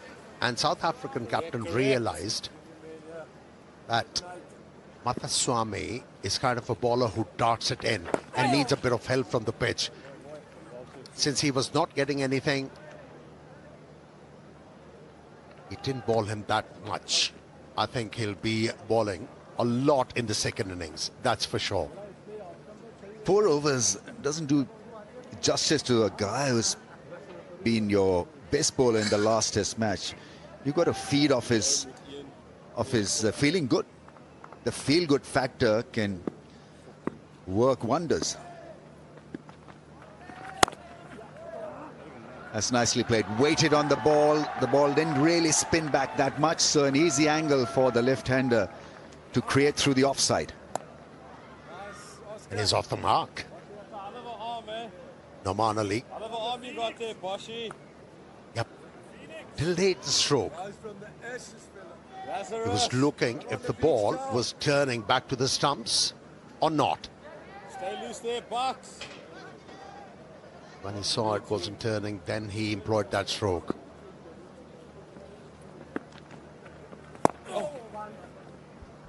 Excellent batting. Normally you don't associate quick singles with a late middle order batsman. Nauman Ali has got stuff covered. Did a lovely back foot drive for a couple of runs through the offside, then stealing that single.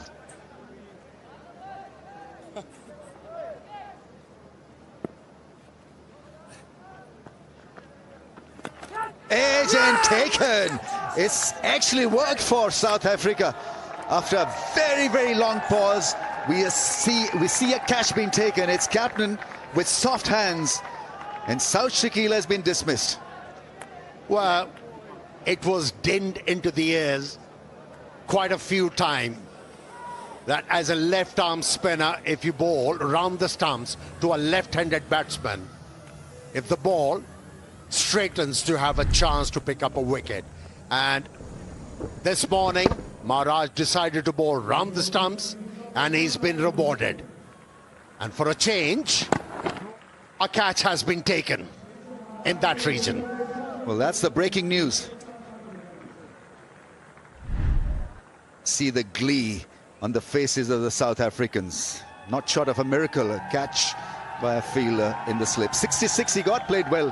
147 balls for South Shakil. 321 for the loss of 7.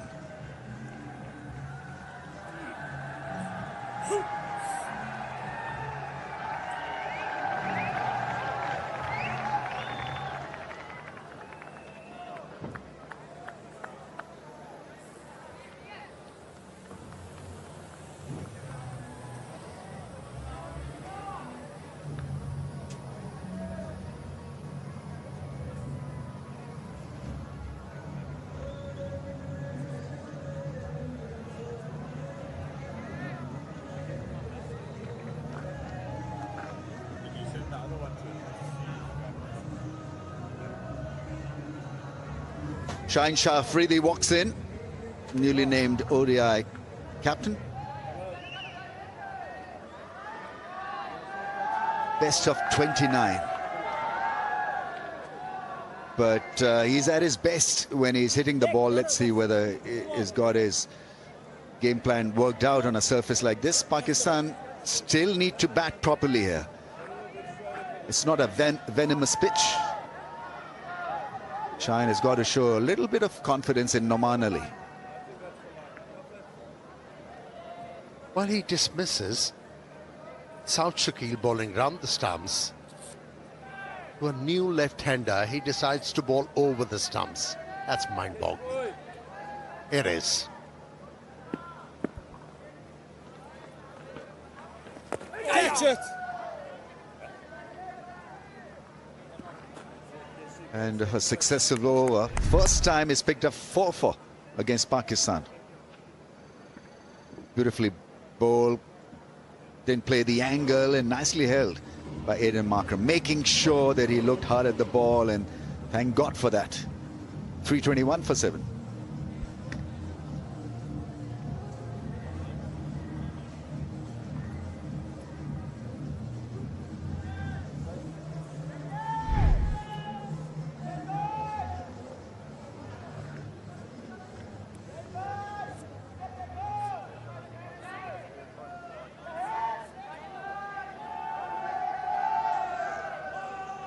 Around the wicket.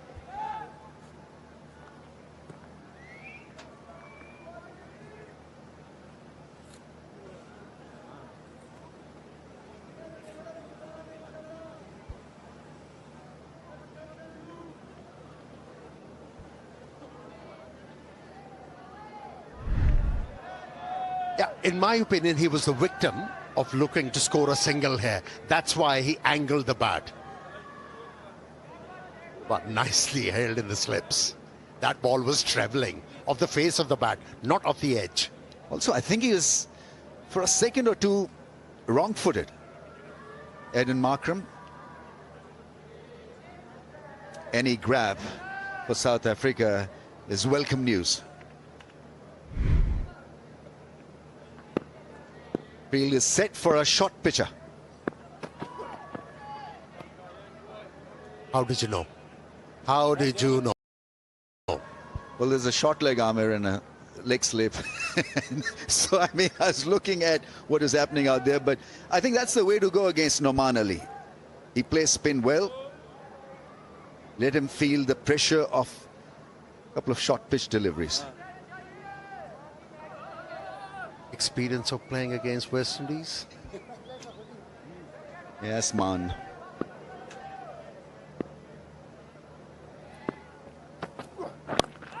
Yorker flaked. A good shot.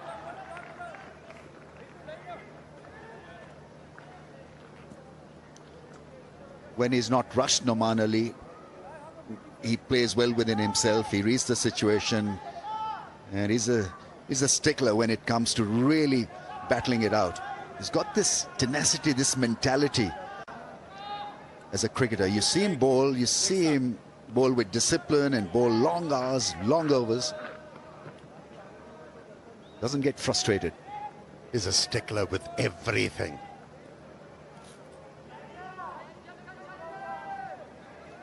Attention to detail is the name of the game for Noman Ali. It's going to be Shaheen Shah Afridi up against the left-arm fast bowler for the first time.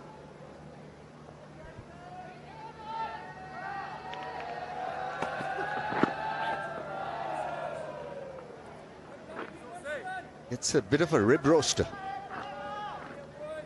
And that's going to be the line of attack. Jansen pretty tall. All right, Vigotel mobile moment then. Official mobile handset partner. The selfie moment will come later.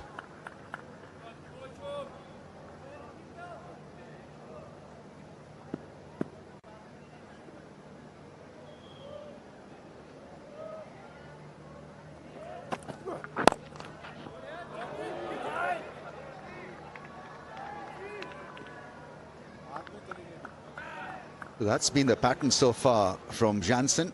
Bouncer followed by a Yorker. Did that to Noman Ali, and now Shine Shah Afridi. Play that well in the end. Full toss.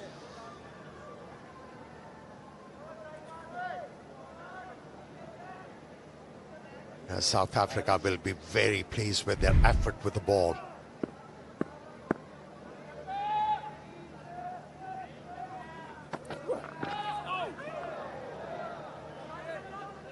Given the conditions, given the state of the pitch, it didn't offer anything to the spinners.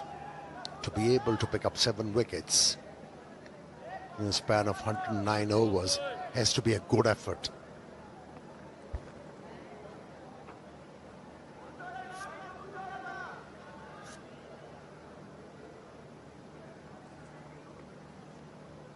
What is it going to be? A Yorker or a bouncer? He's bowled 2 lengths so far. That's a Yorker on the pads, and Zorzi is there like a wall. Blocks it. 322 for 7.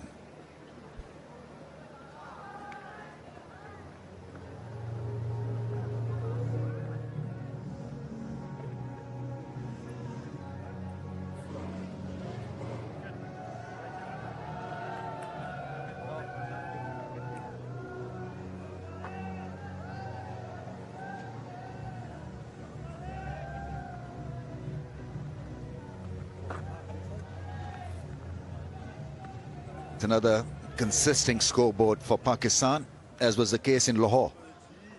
Batted well in first innings and reaped the fruits of a win, courtesy that very good first innings batting, and they're en route, on course here.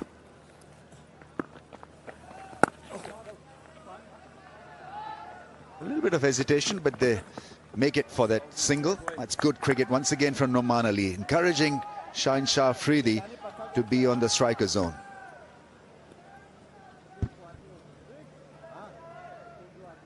Yeah, Maharaj has looked very threatening this morning. The reason for that, he was looking to bowl those straighter ones with a harder ball, and he's been benefited. Now, on day one, he was trying desperately to spin the ball. Didn't happen, but kept trying. Reset his thinking and looks very threatening, Maharaj. Slight variations at times on that middle leg stump, at times a little outside that off stump.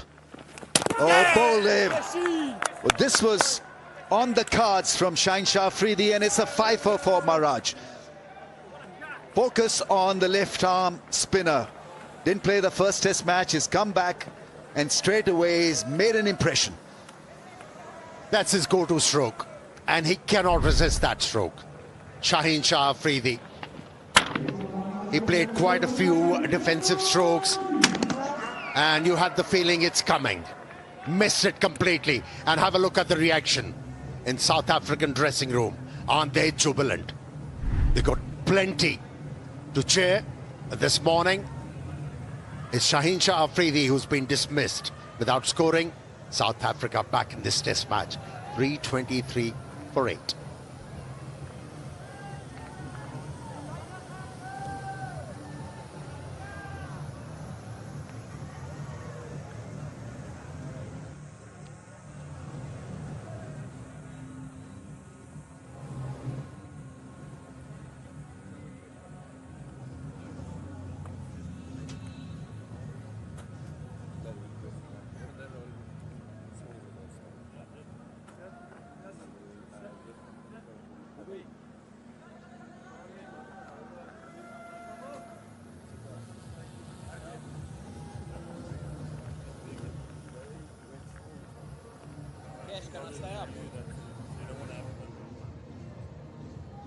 Bowling pair for Pakistan, Noman Ali and Sajid Khan. Can they bat well as a batting pair? 323 for the loss of 8. Maharaj picking up his 12th 5-wicket haul. 5 for 92 is bowled magnificently on a pitch that has not really assisted him all the time. In the meantime, Sajid Khan's record is best of 48, can hit the ball a mile. Let's see how he takes up this challenge. Still feel that he's got to back his instincts, and if hitting the ball a mile is the way to go, then he's got to back it. Surrounded by 3 vultures round the bat.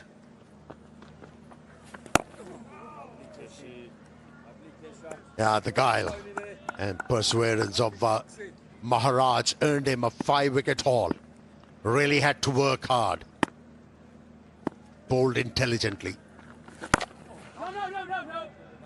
On a pitch which did not offer much to the spinner. It's 323 for 8. One more ball to come.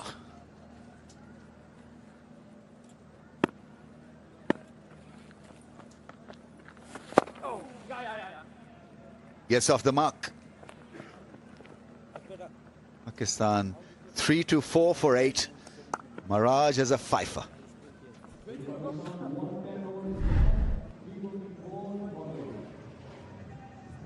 Could have done better, Shine Shah Afridi. He's got more promise, more potential than just being that.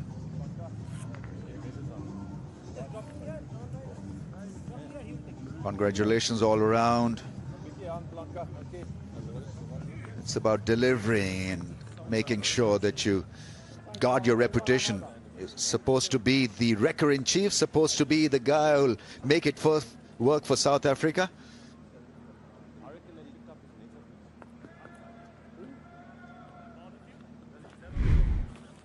Third 5-wicket haul for him in Asia, and first one against Pakistan.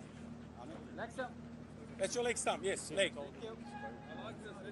Let's start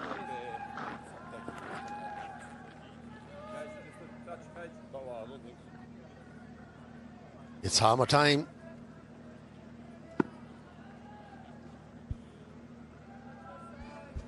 Simon Harmer has picked up 2.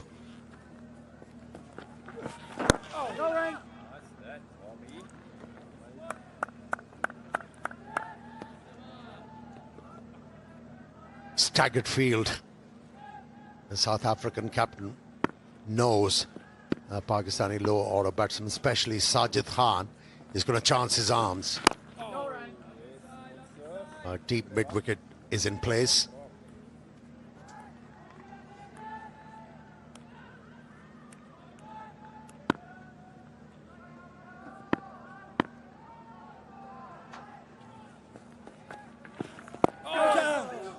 Yeah, more flight and a little bit more spin on the ball as a result.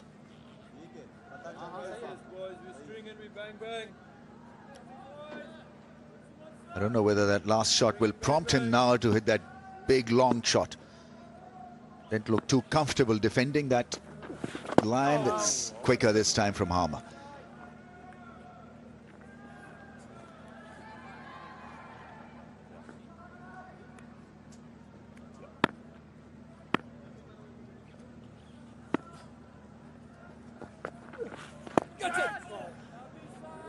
Joyce is certainly in business.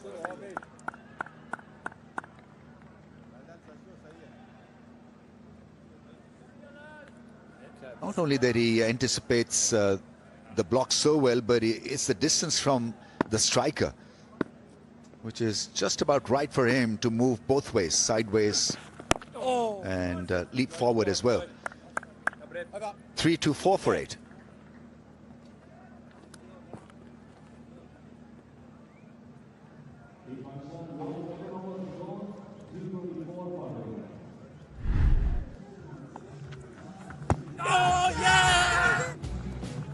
He was exceptional in this test match, Maharaj.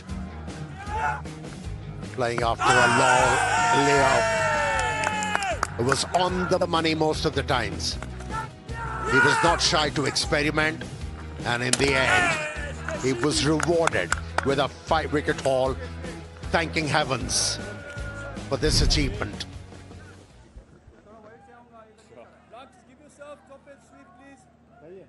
Four out of 5 victims have been frontline batsmen for Pakistan. That's the other thing that he's done so well. Remove Sit, Shan Masood. Got rid of Salman Ali Agha when he was looking threatening. Saud Shakil after getting a 60-odd, and then Babar Azam.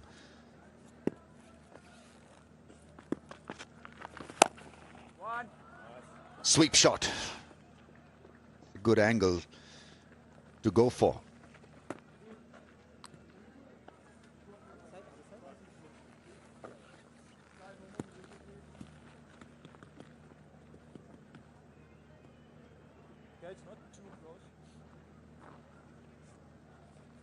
Yeah, whenever Sajid Khan is on strike with the bat, you have the feeling something is going to give.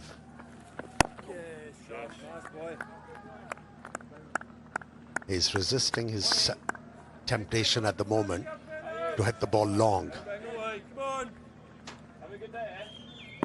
It's coming. It is on the cards. Mid-on is up. There he goes. It's uppish. Gets it past Rickleton. Couple of bounces into the fence, and that is his fix. Niles settle down again. That was a quality hit from Sajid Khan. Intention was to hit the ball with the turn, and did it quite effectively, and made sure it goes away from the fielder and over the top.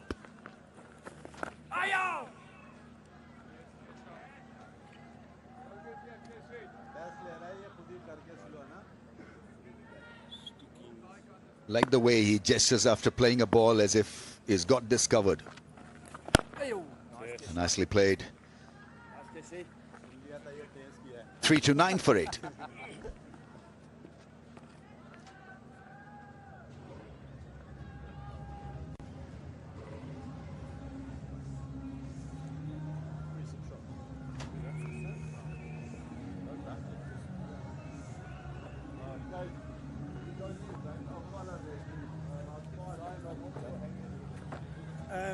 Ja, I reckon my cough went.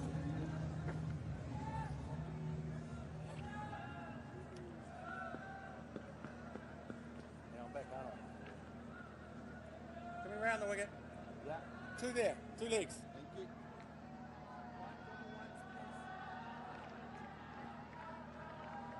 Timings and wickets. It's appearing to be a timeless surface.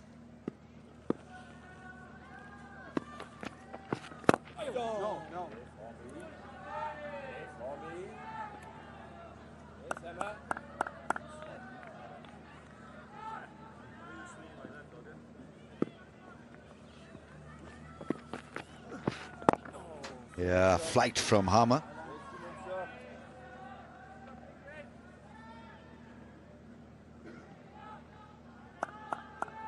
Spinner versus spinner. Yeah, few ego issues at times. You don't want to get out to a spinner if you're Noman Ali. So I remember Abdul Qadir versus a leg spinner. You know, he'd be absolutely ready to make sure that he made a statement and not get out to a leg spinner. Oh, that's a beauty. More difficult ball for the keeper than the batsman. Batsman, yeah, it was a difficult one as well.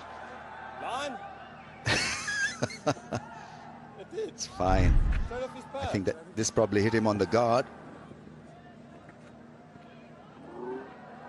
Yeah, we saw this kind of a delivery, a ball to Imamul Haq, and we have seen a similar kind of a delivery after 24 hours. Oof. Another one after 24 hours, so.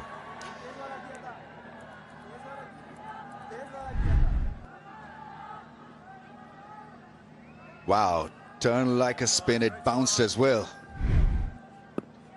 Aman Ali would be saying, yes, please, more of the same. 329 for 8.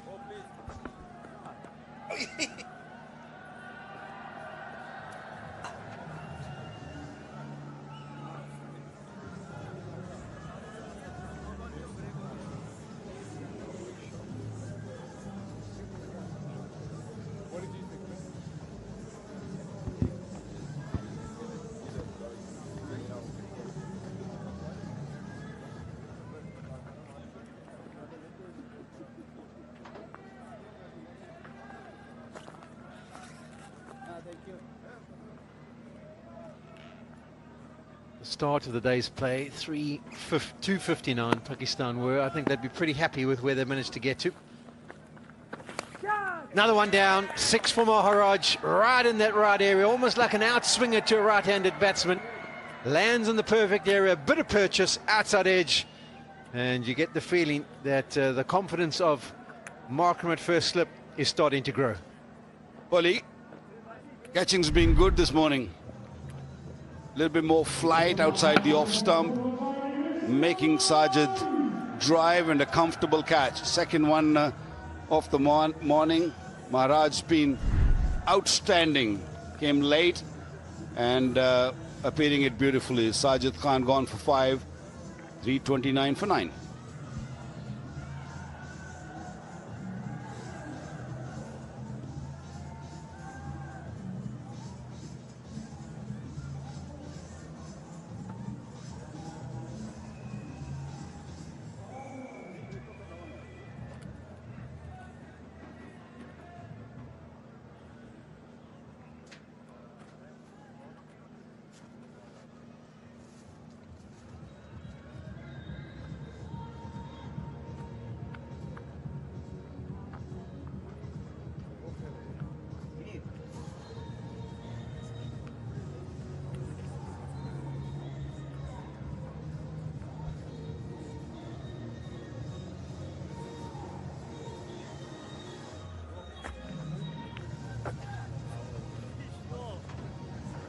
Well, on debut, Asif, he walks to the crease for the first time in the Test arena.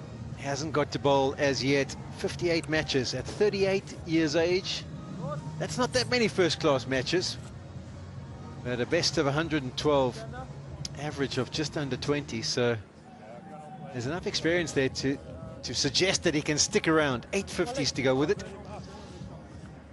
And an average for a number 11, you don't get too many better than averaging just under 20 first class wise. Let's see what he can do.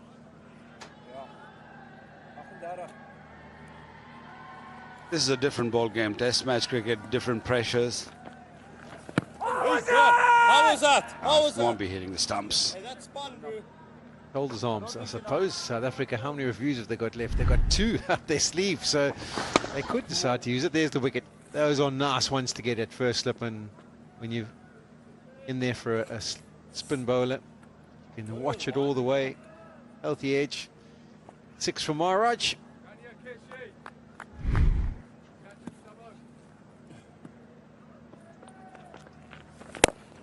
Well, that's the way to start your account in Test match arena. Beautifully played, clears that front leg and takes it over long off.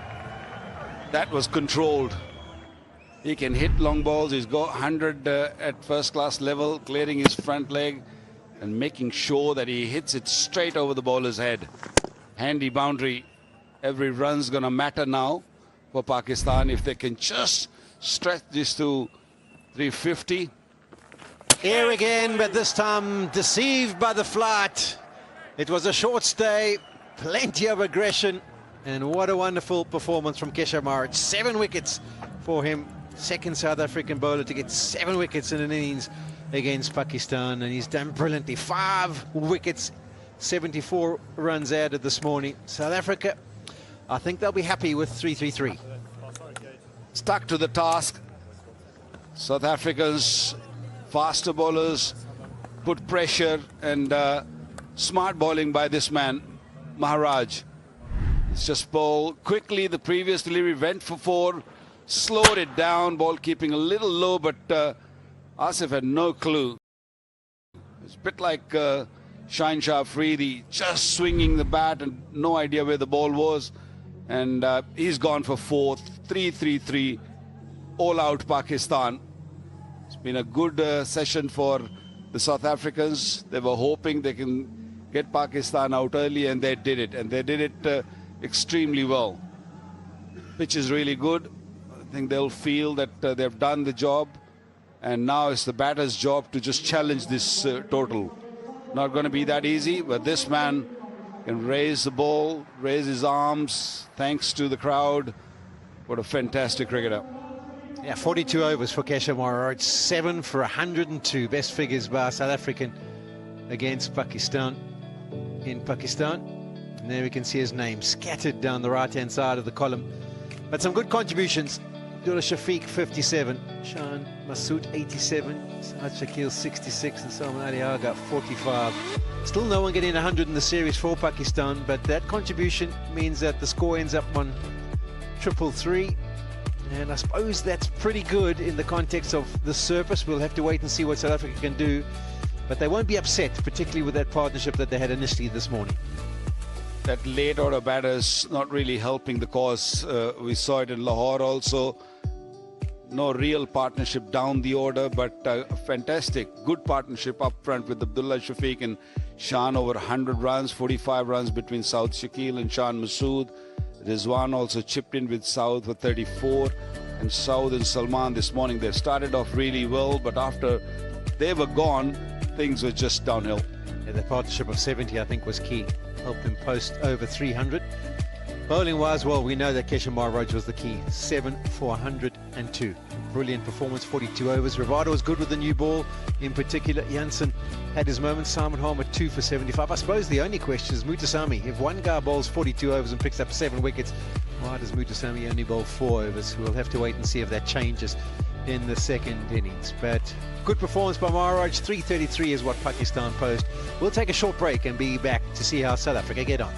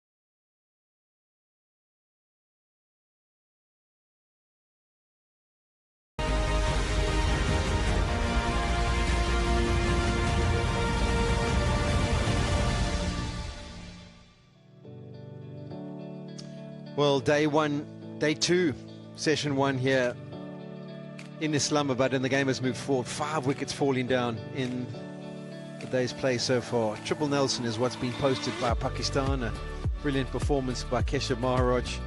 And now we'll have to wait and see how the South Africans can get on in their chase to try and see who has first innings dominance. Any of you missed it, maybe joining us late. This is the performance of Keshav Maharaj. Picked up some 7 wickets in his bowling performance in the 42 overs that he bowled. Had a couple of chances that went down from a catching perspective as well, so could have had more, but he was very good and very controlled in his line, in his length. And this morning in particular, once the tail enders came to the crease, they had no answer. Picked up the last 4 wickets to 4. That was the last one to go down, and ends up with wonderful figures of 7 for in the innings.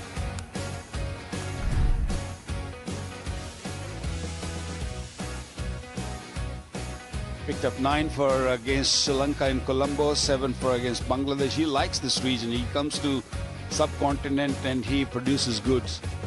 Against Pakistan now 7 for 102. Against New Zealand 6 for 40. He's a wicket taker, a genuine wicket taker. Not only he picks out wickets, he keeps things very quiet. He doesn't give easy runs. Makes it very difficult for the batters. Doesn't matter what sort of surface you're playing. Would have been a different story if he would have been there at Lahore. That pitch would have really suited him because of the variation, the up and down nature of the surface. But came in after injury, played a first-class game back home. That's the reason he couldn't come to Pakistan in time for the first test match, but came and delivered. That takes the plaudits, and so he should. He's been struggling with a groin issue. He's had a couple of niggles with it over the last 6 months. That's why they wanted him to go through a fitness test. But as you say, Waka, would have been ideal if they had managed to get him here for the first test. But not to be. Now Pakistan, they have the ball in their hands. They've got some fancy new eyewear on there, it looks like. Sponsors have come to the party. And they'll be looking to create some early inroads and try and put South Africa under pressure. How would you gauge this 3-3-3? I think looking at the surface first there, I feel Pakistan may be 20-30 runs short. They were probably eyeing it at 350 plus, but they'll take this. I mean, they've got 3 spinners, they're quality spinners, and we saw just before the end of the first inning from Pakistan, the ball started misbehaving a little bit, and I think that will encourage the spinners, make them think that we can bowl South Africa out cheaply and then have a lead. But it's about playing yourself, and I think the pitch is still really good. I wouldn't say it's even. I think Pakistan a little bit ahead of South Africa at this stage. Okay, so we'll go on the gauge of if Pakistan had got 300, it would be even Stevens, but the fact that they've got to 3-3-3, they're slightly ahead. Aiden Markham, big player for South Africa, didn't get amongst the runs in the first test. He'll be hoping to turn that around in this encounter, averaging just under 36. Will always be remembered for that brilliant innings that he played against Australia in the biggest pressure situation that you can face, the World Test Championship final at Lord's. And can he get his 9th 100 in this innings and post something substantial at the top of the order for South Africa? Ryan Rickleton was superb in the Test match at Lahore. 2 good innings from him. And his average is the only one who's really close to 40. He'll be hoping to get it over that 40 mark. 150 and 200s for him in just the first 13 matches that he's played. These 2 batters are very important and crucial for South Africa. They're both experienced and they handle pressure really, really well. So if Pakistan can get an early breakthrough, they'll really put them on the back foot. Pakistan only playing with 1 fast bowler, Shaheen Shah Afridi, who will take a new ball from the other end. They have to be a spinner, so they have to spin with the new ball. So things can be a little dicey for the South Africans. But first up is Shaheen Shah Afridi to Markram, who will look to bring the ball back into his stumps. So you've got to watch out. Yeah, I was going to say, I'm interested to see if he gets some movement. He's holding it for the in-swinger first up. That was short and wide. Markham thought he was going to be able to get off to a fly.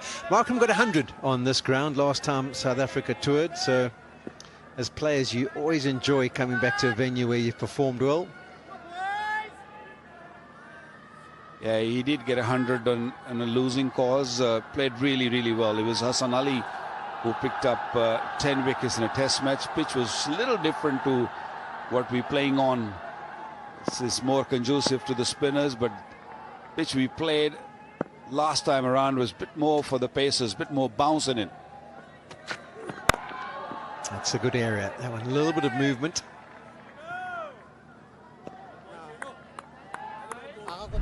Not the greatest time to bat, is it? Just the 13 minutes before the lunch break. You've got nothing to really gain, and it's always interesting to get into the mindset of the batters. Like, what is they thinking? Are they thinking survive until lunch, or it might be a different mindset for Aiden Markham, who looked to go after that first delivery. Said, if it's there, I'm going to play it. I'm going to forget about the times.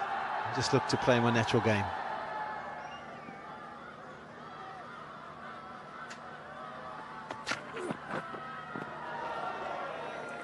Much better. Good line from Shine Shah Afridi, just landing on that off-stump line and taking the ball away from Markham. Just the first delivery indicates that Markham is in a mood that if you present him a wide delivery, he'll go after it. The Shine's got to be smart. Just bowl outside the off-stump. Let him play his shots. Let him make mistake. Early doors, new ball will kick off the surface. The slip cordon is going to be also very important here. Nicely played, beautifully played.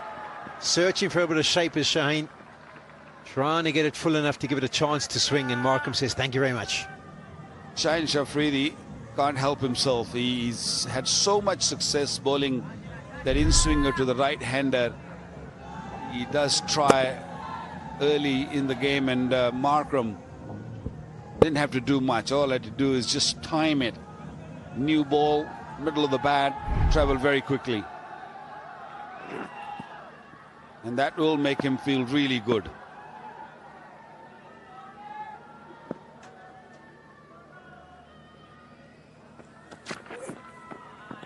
Yeah, and that's good discipline. Good discipline from Markham. He's got one and he's felt the middle of the bat. You can be tempted to start chasing deliveries, but the next one in a good area, he just decides to shoulder arms. Around the wicket, we've got one to come. Saw Shaheen Afridi this morning working with Azhar Mahmood, the head coach, working on his lengths, lines, and making sure that he, because Pakistan playing only one pacer, so he's got to really be disciplined and deliver goods. Obviously decided it's not shaping, because straight away around the wicket, believing he's going to rather create an angle than movement through the air. First over completed. South Africa 4 without loss.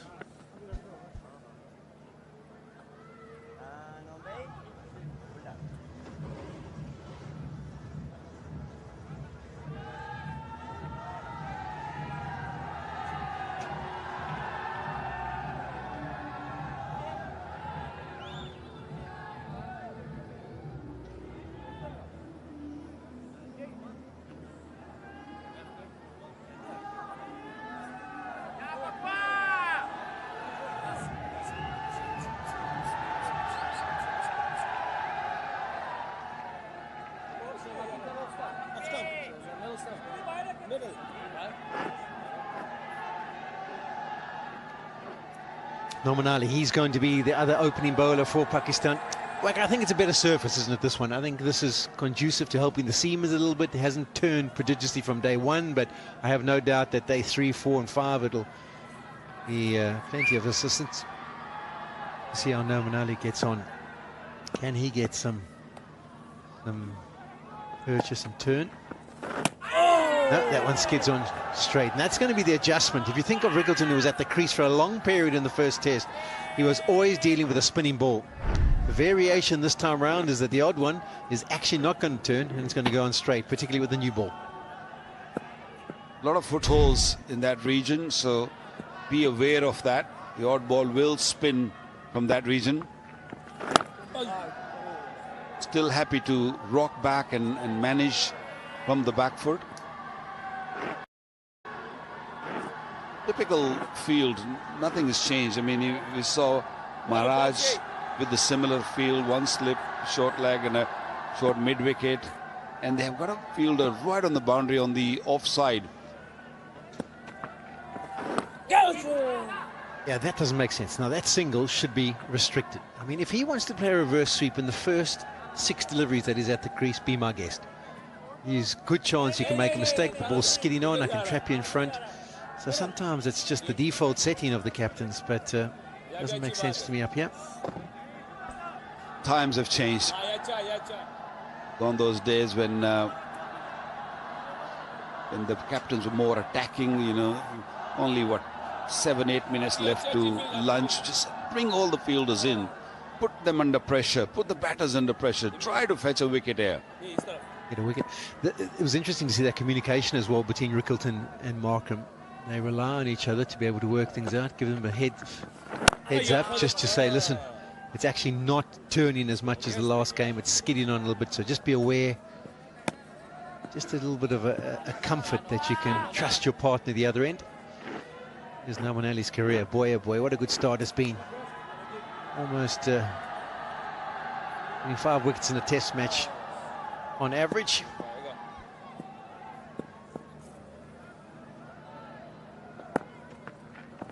Oh yeah, beautiful lumps.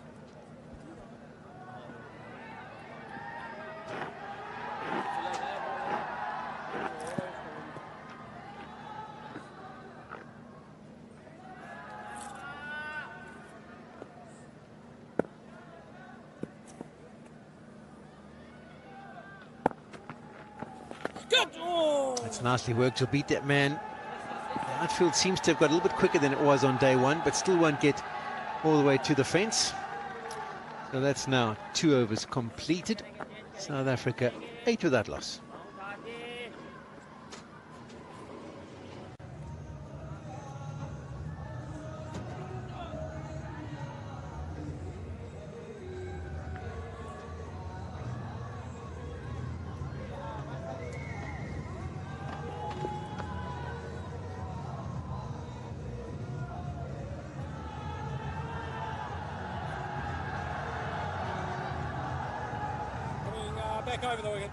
Here's the batting average, as you can see, no one over 40. And that's the challenge for South Africa Test batting going forward, to get more and more people over that 40 mark and head them towards 45, 50 averages.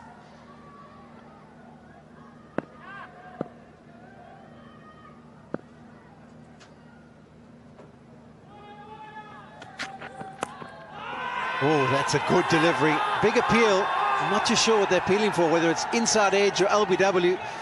There's going to be a consultation. I think more than LBW is the inside edge. I feel the two sounds might be a pad and Rizwan caught it, and that's what they're just thinking. Reviews been taken.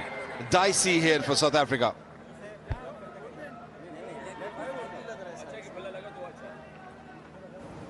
TV umpire to director, we have a player review for LBW. Original decision is not out. I've checked the feed, it's a fair delivery. Can we go to front on, please?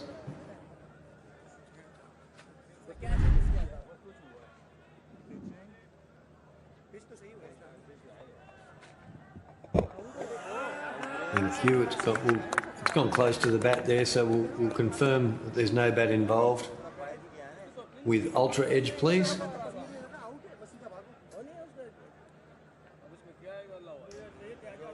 Thank you. I've got a gap between bat and ball at the moment. Yep, there's no bat involved. So we can go to ball tracking when it's ready. Ball tracking coming up. Pitching in line, impact in line, and wickets is umpire's call. Charlie, I'll get you to stay with your original decision of not out. I'll let you know when you're on screen. You're on screen now, signal now, stay with not out. Couldn't work out whether it was going to clatter into the stumps. Good review as well, because it was close, and it means that the review is retained. Pakistan do not lose their review, but Markham would have had his heart in his mouth was discussion going on there. I just had a translation about what they were saying, and they were saying there could be inside edge involved, and if it is inside edge, it's carried to me at keeper. It was a good review taken. I heard in my ear 2 noises, but it was no bat involved in the disappointment for Pakistan, and Markram is pleased. Ian was having a word with Chris Brown saying that was the one that comes back in, and my reply as umpire would have been, yes it was, but not coming back enough. Not enough, yeah, that's true. It did start making a little shape and just then went away with the seam. Sometimes the seam position alters or changes, and the ball end up in a different area. It was a good call.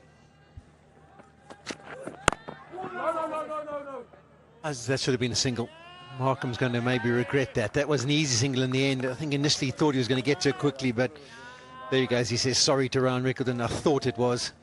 There's his home and away record. It's brilliant at home.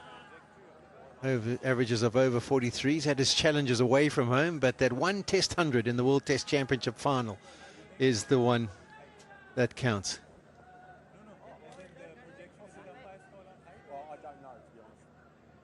In fact, I hear that doesn't count because it's a neutral venue. But it's away, isn't it? It's not at home. Okay. Anyway, these stats people, sometimes we can't understand them. Middle of the bat this time.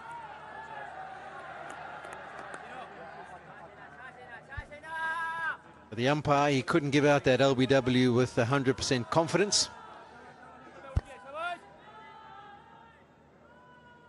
But hello here, it gives you 100% confidence. No dandruff free.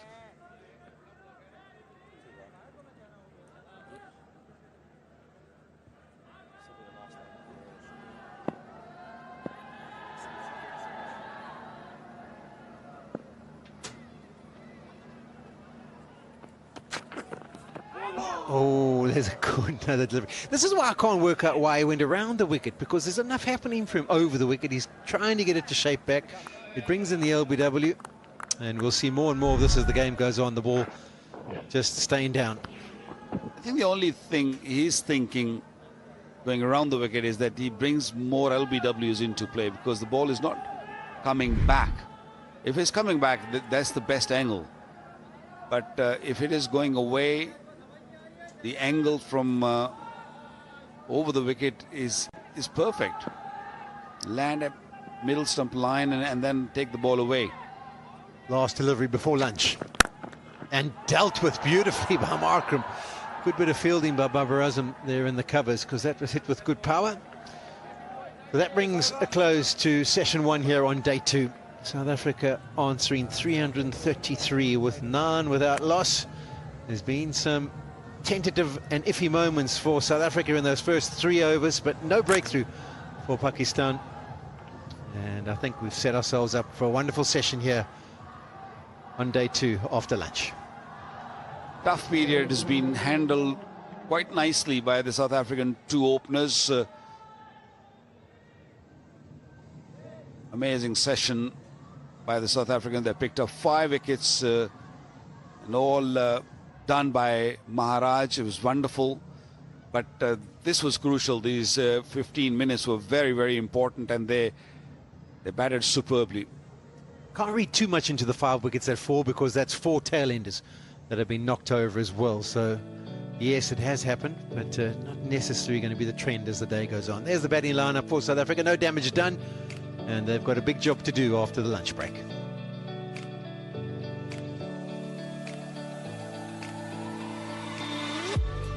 The game stands. Pakistan post triple Nelson.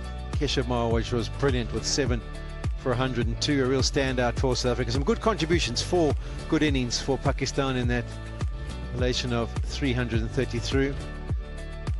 And now South Africa 9 without loss. Still 324 behind. Any of you missed it? Here's the highlights of day 2 session. First session on day 2. Yeah, Pakistan started really well with these 2 at the crease, South Shakil and Salman Ali Agha, and then it was all Maharaj after that. Bowled nice and straight to Salman Ali Agha, got LBW, and then a rare mistake from South Shakil, just angling the bat to the first slip, comfortable catch.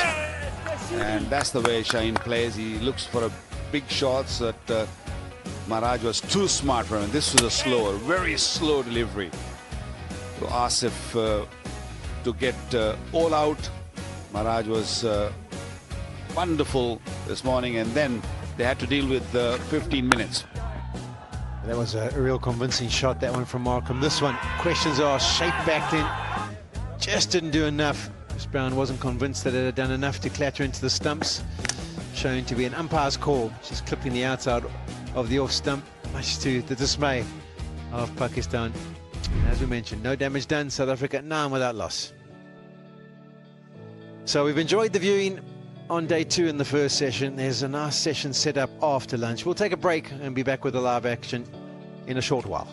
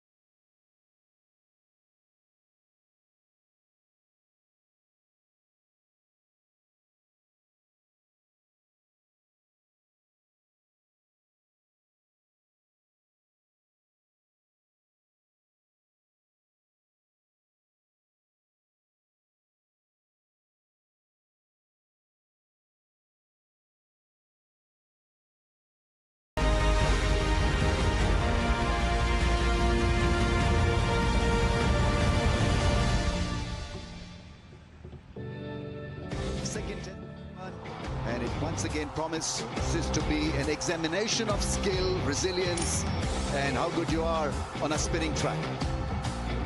A good toss to win for Pakistan.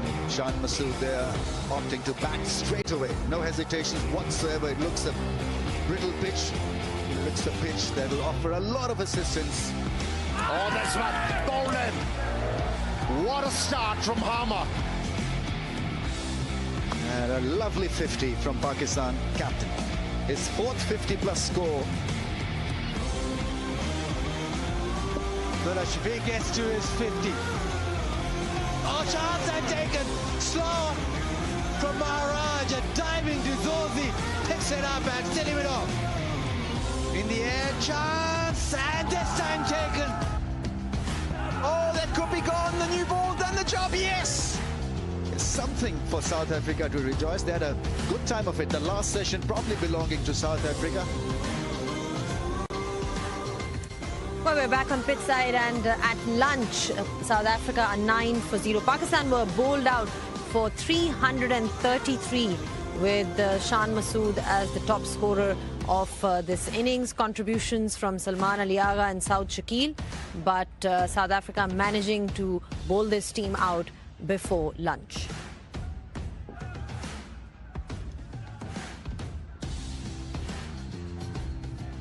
Right, then this is how things went for South Africa from their bowlers. Maharaj, the pick of the bowlers, took 7 wickets today and exhibited a lot of control and made use of the conditions offered to him. It was a great bowling performance by him to bowl Pakistan out for 333. Well, South Africa doing the job then. 7 wickets for Maharaj, and Pakistan also losing 5 wickets for just 17 runs. The day started well for them, but then it was all South Africa after that. I've got with me Waqar Yunus and Sean Pollock to talk about that first session. Waqar, just the way things went for Pakistan, once again losing 5 wickets for 17 runs. Do you think they'd be happy with the score that they have right now on board? I don't think they'll be happy, because things were in control. It's just the late order batters or tail ender, should I say, they're not really contributing. We saw it in Lahore also. Both innings they crumble, and I think that's where Pakistan is lacking. All the main work is being done by the batters. So I feel they're probably eyeing more than 270, 280 or 370, 380, but I don't think they'll be overly disappointed also. They'll be just thinking, okay, we got enough runs on the board, now let's go and do the job with ball in hand. I think what they'd have to have a look at going forward in this test arena, if you're going to perform, if you're going to beat the best teams in the world, if you're going to start being a real competitor for that #1 spot, you can't afford to have your bottom order just collapse like that. Yeah. It's one thing to collapse. I don't have a problem if they play in orthodox cricket shots, they get out clean bowled or brilliant deliveries or that, but they are throwing their wickets away at the back end, throwing them away, and there's always one batter in with them who they can form partnerships with. If you can put on 40, if you can put on 50, something along those lines, it can have a massive impact. Because I don't know, what did they lose their last 4 wickets for today? It was very cheap again, and they can't afford to have that. But you can't take away from Keshav. I thought he was brilliant. I thought his performance was fantastic. He's missed that first test match. He hit his areas. He showed control, as you mentioned, Zainab, with regards to the scoring rate. And then he kept creating the opportunities. He could have had more wickets yesterday. A couple of catches dropped off his bowling. I think 3 yesterday. But then, especially when the tail-enders came, they had no answer for him. But these are the shots I'm on about. One there, and we saw the other one of Shine Shah Afridi, where they are just throwing caution to the wind, and it doesn't seem like a calculated approach at all. Well, this seems to be becoming a pattern now, Waqar. We saw that in that first test match as well, in that second innings where, Pakistan sort of collapsed to 160 odd runs. And once again today, 5 wickets and just 17 runs. And what do you make of this? I mean, why is it happening? Why are we seeing this again and again? Is it complacency from Pakistan, or are they just bowling really well? Well, I think they're bowling really well. They create that pressure on the batters, and batters not really thinking clearly. I mean, I know some of the guys can hit big balls, but Test match cricket is about spending time at the crease and getting used to the conditions. But I don't think these guys understood. They're from Lahore to Rawalpindi now. They're just playing too many shots, and I agree with Paulie, that you want to become a good side, you have to really dig deep and try to get the maximum runs. No real help from the bottom part. The example I'll give you was Shane Afridi in that last test. Ali Agha was there. I think he was on 80-something. Yeah. And he had sort of nudged it around. He had a huge wicket one and got caught on the fence. You were 8 down. All you had to do was survive and bat with Salman Ali Agha, and he could have posted a score over 400. It didn't cost him in that game, but I'm saying going forward they have to be careful because those kind of things can cost you in test matches. Absolutely.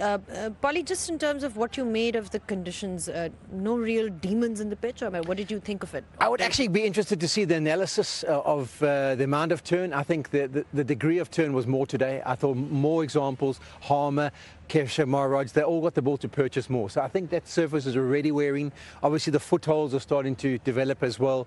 So there's no doubt it's going to get more and more. How quickly we get to a similar pitch like we had in Lahore, I think maybe start of tomorrow, end of tomorrow, you might see things going consistently turning. And whether Pakistan can work with that, we'll have to see. But with that new ball, it's the odd one slides on, and I think that's another challenge that the South Africans have to cater, because it was consistent spin in the last game. It's not going to be consistent this time. Every once in a while you're going to get one go on, one turn. So that's probably harder to deal with. Is that going to give confidence to the Pakistan bowlers, the spinners that they have at their disposal, also playing Asif Afridi? Yeah, the two left armers, two left arm spin, and they'll be exploring that region outside the left-handers, rough area. We saw Maharaj doing the same. So I think that's what Pakistan is going to look to do. They started off with the same plan, that we're going to just bowl in that area. I think if you can just, hold from the middle also at times, you bring that LBW into play, might help a little bit more. But yeah, it was just maybe 10-15 minutes before lunch. They'll come with a better strategy and control the game well, and hopefully get wickets.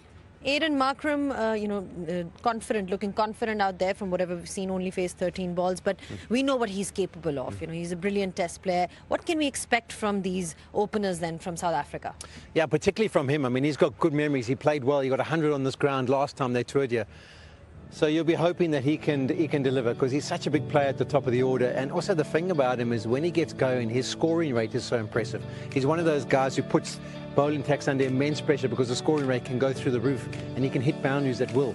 So that's why he's so important. And also the left-handed, right-handed combination makes it a little bit more difficult for the batters at the top there. I mean, the bowlers to try and work out their lines and keep adjusting. So he's a vital cog, and he'll be disappointed with last game. Dead keen to try and help out this time. And also South Africa playing one less better in this game. They got more all-rounders, so a lot will depend on these two, because they are both established player, and they have to stick it out. South Africa definitely or desperately need a session without losing any wicket.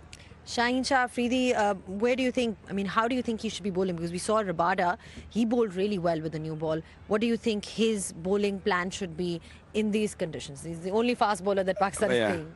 I really like what I just saw before lunch, because his lengths were good, apart from maybe one delivery where he got a little greedy, just looking for that LBW. But otherwise, he was just perfect. That's the length. This was a little bit wavered, but there was the delivery. That was the one where you want to stick around. You don't want to just give easy runs and make sure that not only you pick up wickets, just also create pressure. That's what South African bowlers did.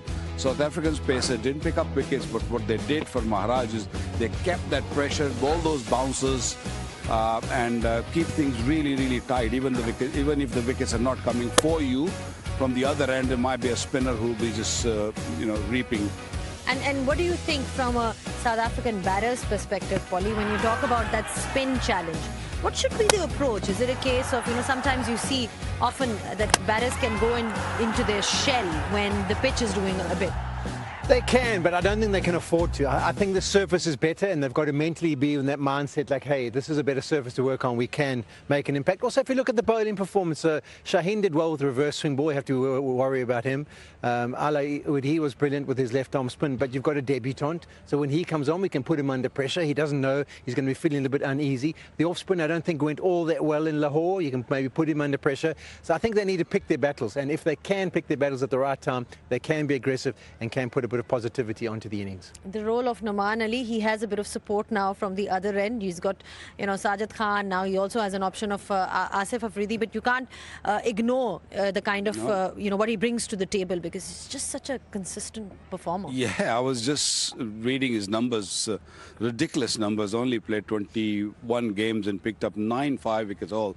So he's so used to of these conditions, bowling long spells and bowling in good areas. He also does, all that variation which Maharaj we saw, doing. You got to bowl quicker at times, you got to bowl really slow at times, and if the wicket is helping, he will be handful. So 2 left armers off spinner. Pakistan have got plenty to challenge South African batting. Is just this early, the new ball is going to be crucial. Can South Africa handle that pressure up front? I think Noman is going to be handful. Also, the pace at which the spinners have been bowling in these conditions. I mean, what do you think is the correct pace? I mean, just in terms of what we saw in Gaddafi Stadium, is it different to what we're going to be seeing here? Yeah, I think you still want to mix it up. You don't want to be too slow or too fast all the time. But I think the average speed probably needs to be a few kilometers per hour slower on the surface, just to give it a bit of time to kind of get into the air and then purchase and grip. As the game goes on, they can probably be a little bit flatter. But I'll be interested to see how the different spinners go about it. Whose pace is going to be most effective? Obviously, we haven't seen a Afridi bowl before. I haven't. So I was interested to see how he goes on and what pace he decides to use. But Noman Ali, I think, will be very similar in what he tries. And Sajid Khan as well. We spoke about Noman Ali's role. Sajid Khan, there were periods where he sort of looked a bit off colour in that previous test match, but then he recovered really well towards the end, towards the second innings that we saw from him. So just in terms of his contribution, what he can bring to the table. Yeah, them two bowl really well together, Sajid and Noman, and he didn't pick up as many wickets as he is so used to off, but his handful, he'll keep the pressure on. He's the one I feel that he might need to push the ball a little bit quicker than anybody else. It's a hard work because of his action, but that's the way the game is. If the pitch is slow and if you've got certain type of action, you've got to really push it harder. But he was slower in that first test, wasn't he? So maybe that slowness is actually going to be more effective initially, and then as the game goes on in the second innings, I think then he needs to be a little bit faster. I think when the ball is harder, he can actually bowl a little bit slower, but once the ball gets like 40-50 overall, then it's a hard work. Well, I'll tell you what, Polly, that you won that first session because you predicted 325 and Pakistan made 333. So he didn't win? I mean, he got close to it. He got close to it. Give him something. He's just been... You were saying 350 I know, plus. he's a guest here, You were saying 350 plus, weren't you? No, I never said anything like that. I said 300, I'm happy. Okay. No, we're just generous as hosts. Then, we like to look after our hosts. So we'll give you that one for sure. But yeah, we're ready now with the second session of this test match. It's over to the commentary box to take you through. South Africa will start the show once again. They're 9 without a wicket. We enter the second session of day 2, and it promises to be a heart-racing thriller once again. They say that you shouldn't be talking about the state of the pitch until and unless both teams have batted on the surface. So who knows, 333, whether it's good enough from Pakistan or whether they're a few runs short. South Africa need to begin well. Need to pile up the pressure through meaningful partnerships.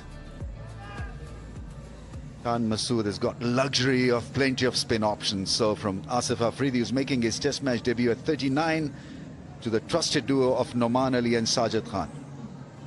Pakistan fielded brilliantly at Lahore, and that was one major reason why they were on top of South Africa.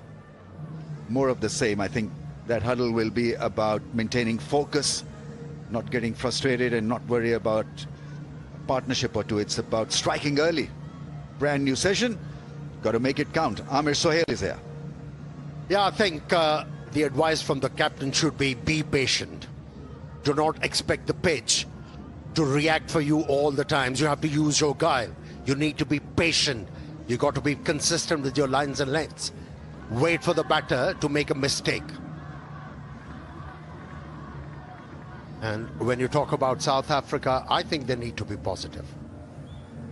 They cannot afford to go in a shell. If they do, then the Pakistani bowling lineup has the ability to cash in.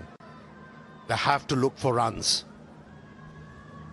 And figure out how the pitch is behaving and plan accordingly. So I think it's still a doable job for the South African batsmen. The first hour will not really threaten them a great deal. So make hay whilst the sun shines, as they say. So Makram, if he falls back on his attractive, aggressive batting, he could have a good day out. Yeah, he needs to change his mindset dealing with the spinners. He's been playing from the crease. On this pitch, we haven't seen the ball turning appreciably. So he can afford to jump out of the crease and create that pressure on the bowlers. He has to do something different here. His effort, his big effort is required for the South Africans to make a strong comeback into this game. Surrounded by close-in fielders, Pakistan playing it differently to South Africa. South Africa were keen to have a in-out field.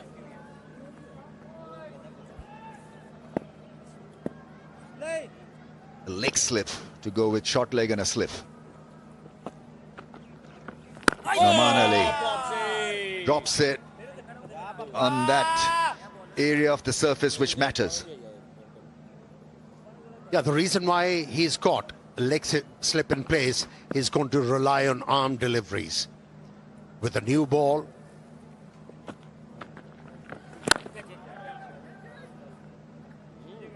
they have to plug this single. They have to wait for the batsman to try something different. Wait for the batter to try and hit the ball over mid-off. And then you decide whether to push that mid-off back or not. At the moment, it's easy for a batter. That's a big hole. They're not willing to plug the hole. I think we may be sounding archaic like old-timers, but you know, the fundamentals of fielding have not really changed a great deal. It's about strategy and tactics.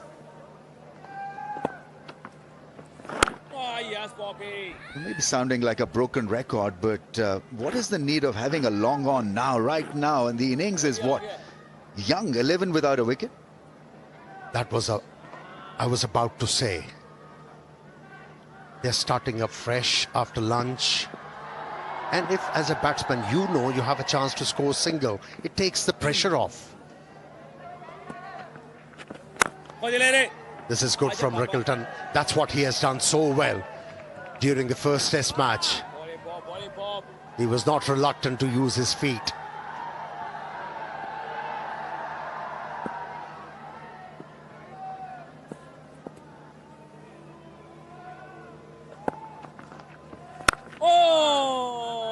It's a much easier, or should be a much easier pitch for Rickleton to showcase his skills, because he batted on a brute of a pitch at Lahore and batted so well. That's the beauty of test match pitches. You can adjust, adapt differently. So batting style will change for Rickleton also. Will be a little bit more relaxed driving out of the rough. There's that drive through the offside, waited on it, played the arm angle so well. And good running between the wickets. Fetches him 3 runs, that shot. It's 77 meters boundary all around. And the outfield is sluggish. To be able to score boundaries, you really need to push the ball and have a look. Precise footwork on most of the occasions from Rickleton, and that's why he was a nightmare for Pakistani spinners. Defended the delivery so well.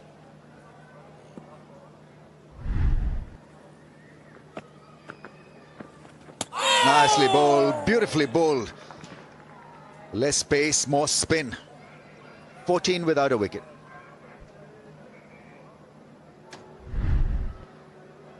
What a delivery that was.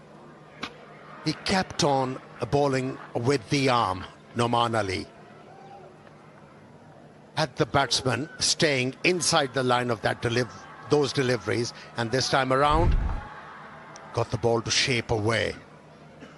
Only whisker away from the off stump. There's a wily campaigner. Yes. Ever so slightly. There you are, off stump. And again, away from you. Now towards you, just a touch. There, middle stump.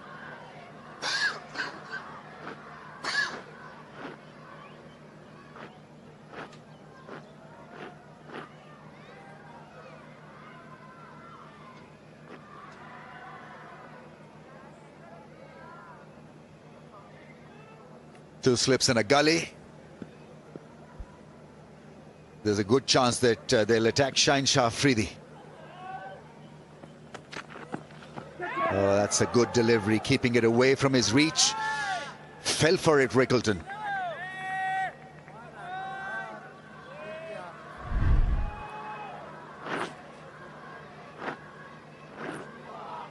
Playing away from his body this time around, unlike Rickleton. He's got a hermetically tight defensive technique.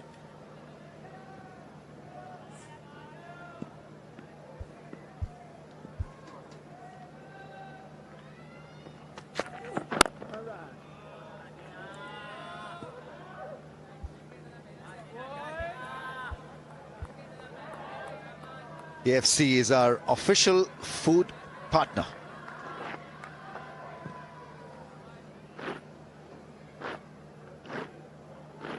I heard somebody craving for this during the lunchtime. Yeah, mine wasn't such a great pick actually, so may opt for KFC bucket tomorrow. If South Africa behave and bat well, that is. Are you going to flip it? Nicely played. Hitting the bat hard.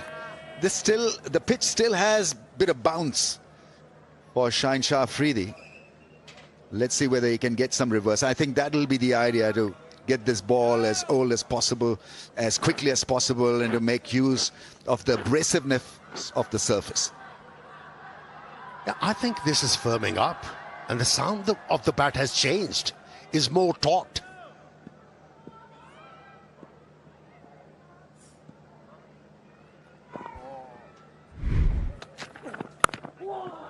Oh, close to the stumps. This is the thing about batting. It's a challenge because the ball will get big on you at times. It'll move just a little bit more than you're expecting it to. So you got to play the ball as late as possible. See it early, play it late, as they say. But you can be a bit more positive against pace. Versus Noman Ali, for example. Once again, good crowd in. A lot of presence yesterday. Most of them have come to see Babar Azam execute a good knock.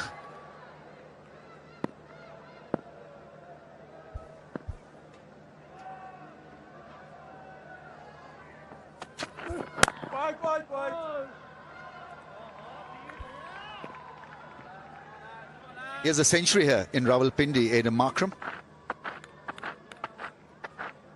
Bats with a lot of resolve, and the conditions should suit him. If he can play spin properly, I think there are runs to be had for him. Yeah, that is the key, which you just mentioned. He has to play spin well. He had his struggles against Noman Ali. Still finding it very difficult. Got it on the toe end of the bat.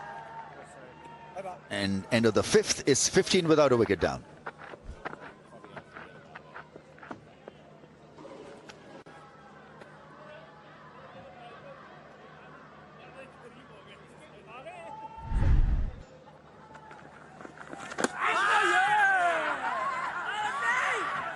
Yeah, lovely delivery he got from Noman Ali. And then a wild swing at it. Fearing for the worst. Took the plunge and is dismissed bowled.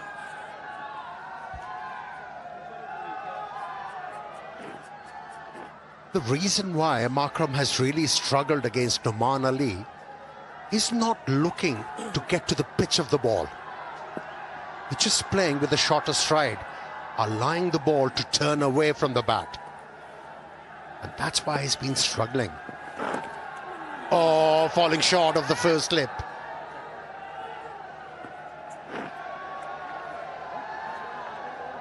Yeah, he caught brilliantly at Lahore. Salman Ali Agha on the bounce to him. He's standing well in.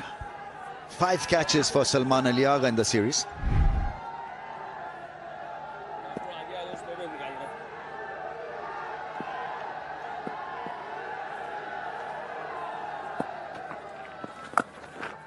There's the reverse shot, the sweep, sorry, and well-appointed fielder there, Shine Afridi, for this improvisation.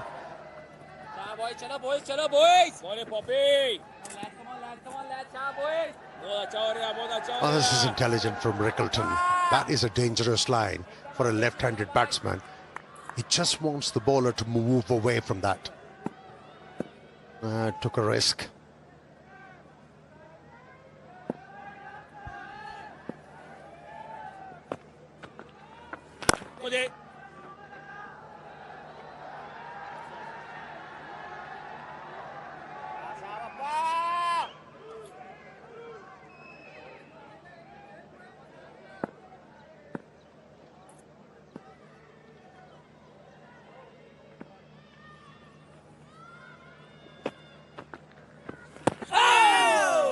Yeah, that's beautifully bowled.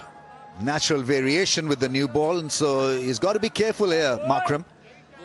He's got to play 2 angles, and that can be tough.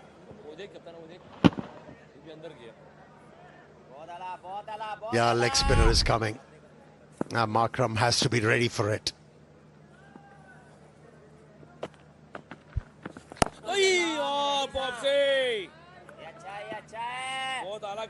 He bowls 5 deliveries stump to stump to Maan Ali, and the last delivery, his line is towards the off stump and the leg spinner, and that's where he creates a chance to pick up a wicket. Clever.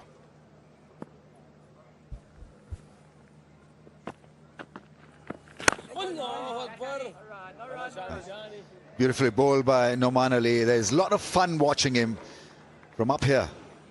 South Africa trail by 317.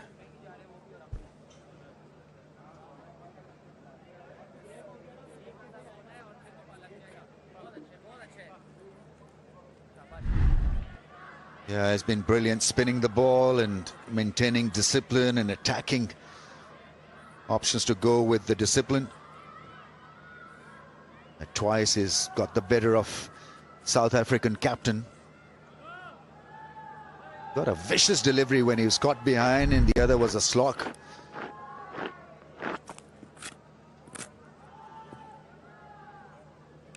All right, what are we looking at? Change in field, slip's gone.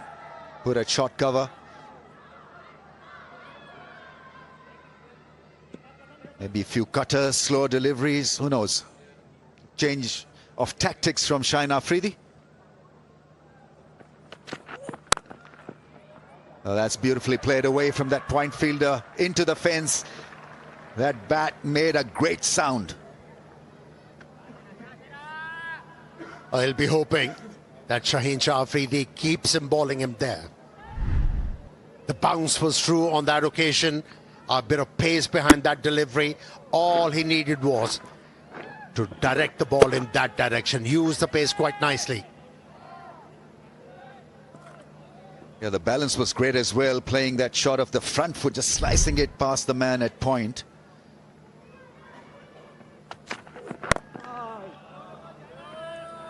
Gets it back on track, Shine Afridi.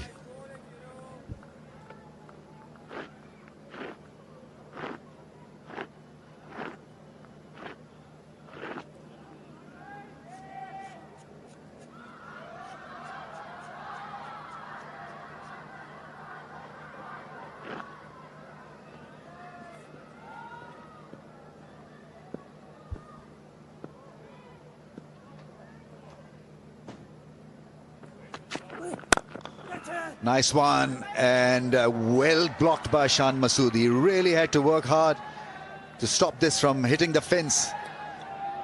Lovely piece of timing from Rickleton. He's a specialist when it comes to driving the ball. The plan almost worked. That ball was hit in the air. but not towards that fielder, plays a short extra cover. The line has to be slightly away from the off stump to have Rickleton driving the ball to that fielder, a short extra cover.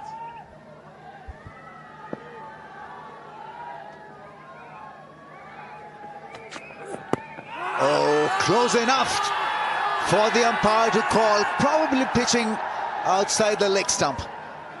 And maybe the impact was on the higher side as well. Pakistan getting together. Shan Masood is asking questions. Shine Afridi, how confident is he?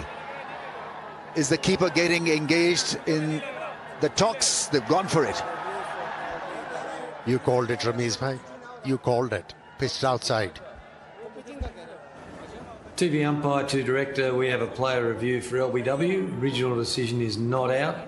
Check the feet, it's a fair delivery. You go to front on, please.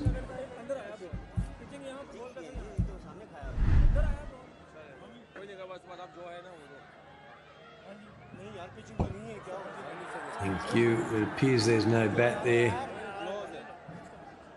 We'll just confirm that with Ultra Edge, please. Ultra Edge coming up. Yeah, I've got a large gap between bat and ball, so there's no bat involved, so we can go to ball tracking when it's ready. Ball tracking coming up. Pitching outside leg stump, Charlie. So you'll stay with your original decision of not out. I'll let you know when you're on screen. You're on screen, not yet. You'll be on screen in a second. Charlie, signal now, mate. It's an easy decision for the umpire. And what are you doing in the commentary box? You should be umpiring. Good judgment there, Ramiz bhai. Can't deal with the mood swings of the bowlers. Absolutely not my cup of tea. But Pakistan have got to put price on the reviews here. That absolutely didn't look out. Even if that had pitched within the zone, the impact was on the higher side. Anyway, let's get on with it now. Oh, wild swing of that one. Shine Afridi heard something. Rizwan has heard something. There's a little bit of a woody sound. I'm not too sure whether they have the heart really to go for another review here. The first one misfired. Rizwan is saying Awaz aayi hai, which means there was a sound.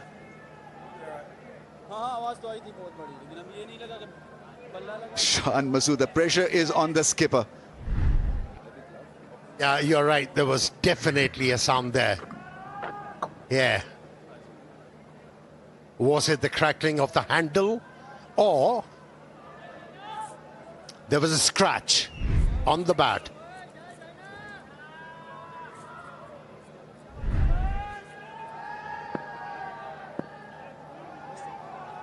Yeah, it's a very good review. Ultra Edge doesn't show anything.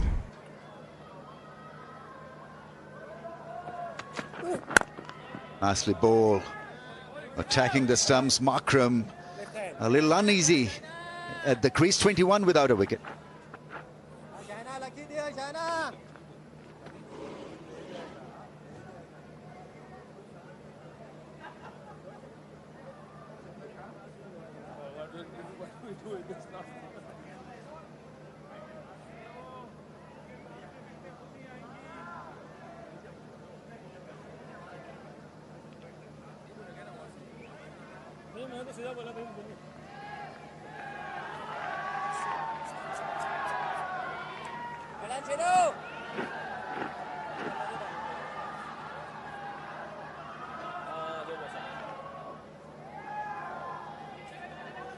It was an eventful over from Shaheen Shah Afridi. All happening there. Oh, yes, Papa.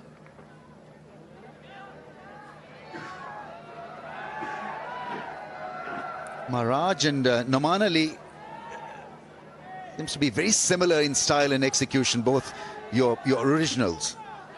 Nothing fancy about their bowling, but it's just the consistency and the subtle pace changes. So you see him just being so clever. Saw the batsman step out and he altered the line, the length. Bowled at a good pace.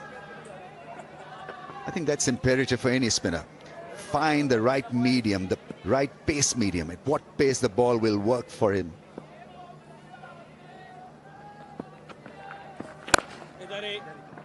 You bowl a lot of left-arm spinners yourself. I mean, how difficult is it really to get the ball in that business area when you're flighting the ball? Because it's a difficult art. And consistently. And then those subtle variations, you need to be accurate to keep the pressure on the batter. The control these two left-arm spinners have shown is remarkable, without any doubt. And that last ball was hardly bowled. We're talking about speed of 77.6. It almost did not arrive. Well, that's the beauty of his bowling. The pace variations. Oh, the straighter one. How good was that?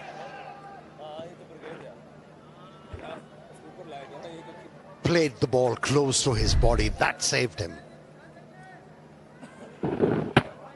Now, that's where he makes the difference, Noman Ali. He has the batter guessing all the times. Doesn't become predictable.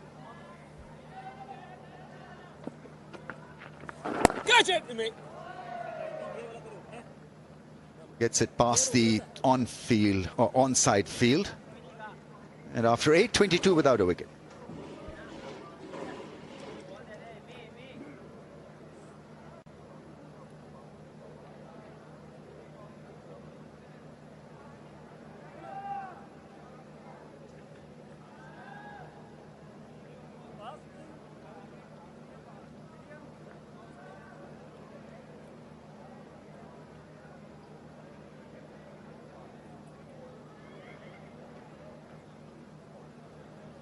Gotten used to so much of action from Lahore that this appears to be just a little bit slow test match. The great thing about this pitch here is that, you know, there are bright chances that we'll have a result.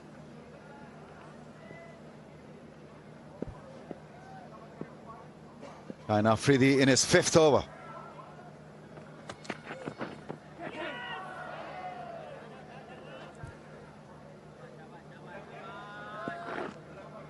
Usually, post-lunch session here at Pindi, run scoring becomes harder. But since the ball is hard, it shouldn't be a problem for the batters. They need to stay positive.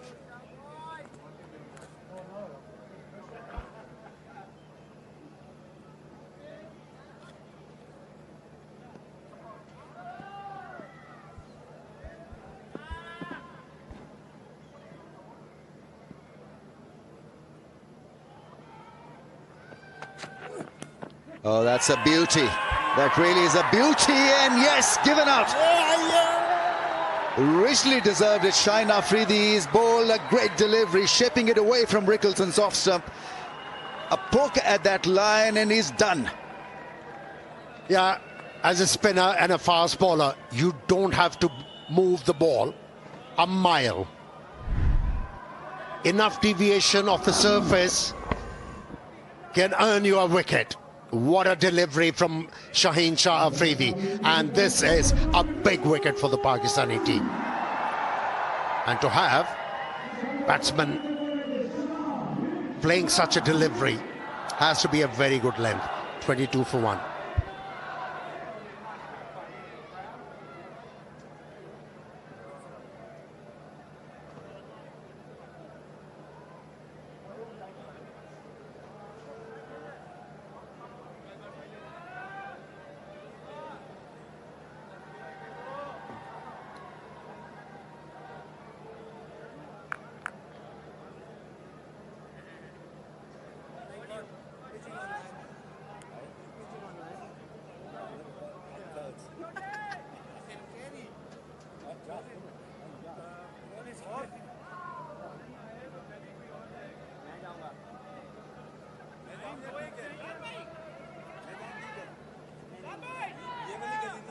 Tristan Stubbs is in.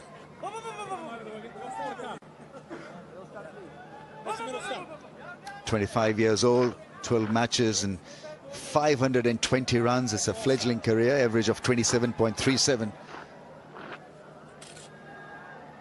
Huge opportunity for Tristan Stubbs to make it up for the failures during the first test match and that drop catch in the first over.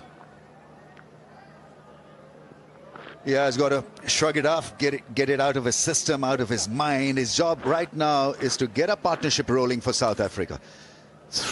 2 slips and a gully. Kind of a floater third slip is in for the right-hander.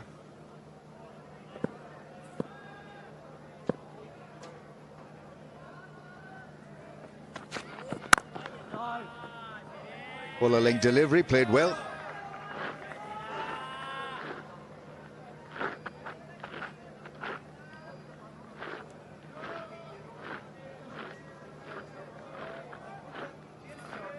Bowler beauty to get rid of Rickleton. Wider the stumps and a slight movement. That is what it took for an outside edge. The length was immaculate. He was forced to play at that line and a feather edge, and that was that. The massive wicket. Rickleton played 282 balls in the Lahore Test match.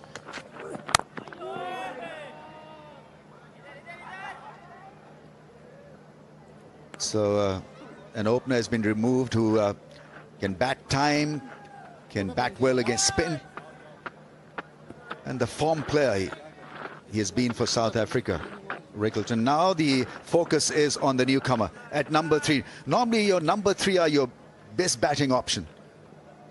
So this guy's got to be good against pace, against spin. Forget about the low scores. I think he's just got to remain in the moment. Simple as that. And then a fast bowler picking up a wicket for you on a pitch like this can be a huge bonus. A relief for the spinner as well.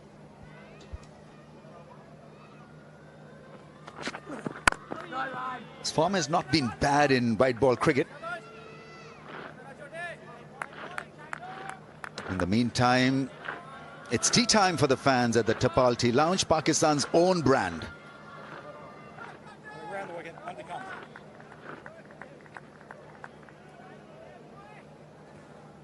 Let's do that, middle and off.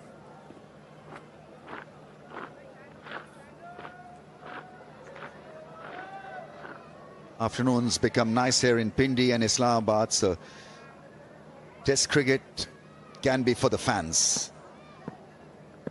Light breeze and good seeing conditions under the shade. Good defensive shot from Stubbs. Excellent over comes to an end. 22 for 1.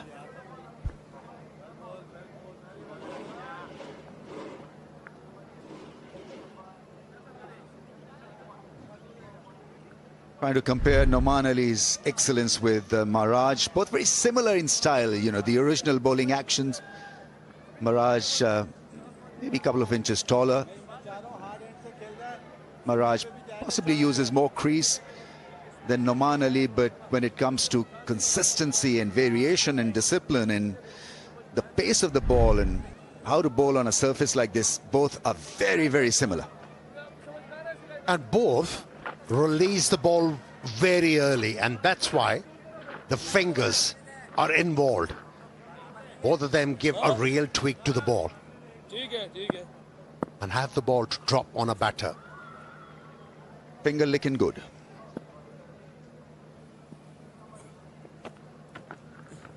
Yeah, I mean, it's not a great option. The ball is spinning and it was bowled at a good pace as well. We saw him drop the pace to 77. This was 86.4. And, well, just hanging his bat at that one.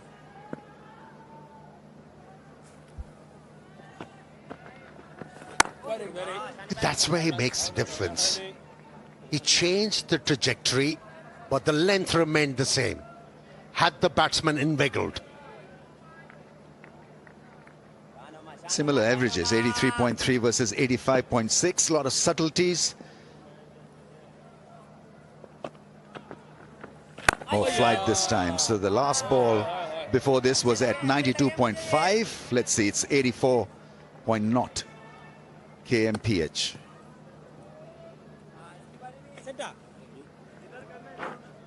दरमियान में करना इधर कर दे बाहर करना इधर कर दे या पिच के दरमियान खड़ा कर दे इसको Yeah, and these starts, they tell you, as a batsman, you need to be alert all the times facing these two spinners. You cannot be complacent.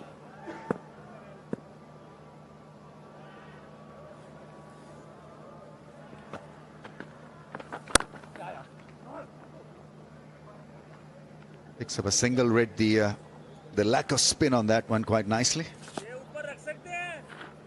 A similar kind of a stroke was attempted by Markram of the second delivery of this over, and he was beaten square.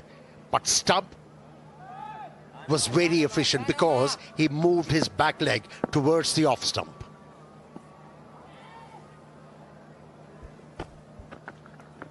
Oh, beautiful, yeah, Poppy.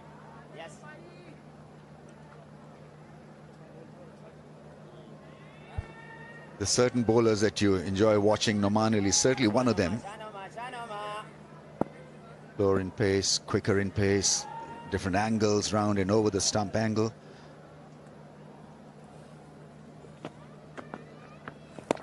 Beauty, got the outside edge.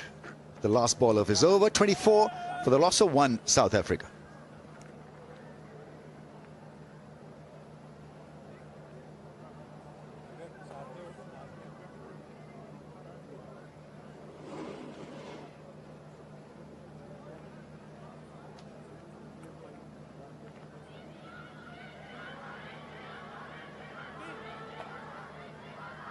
Staying around the wicket, gentlemen.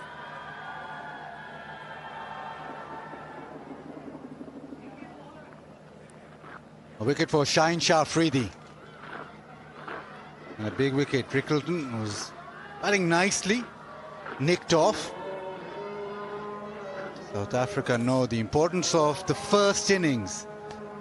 Pakistan winning the toss, getting over 300.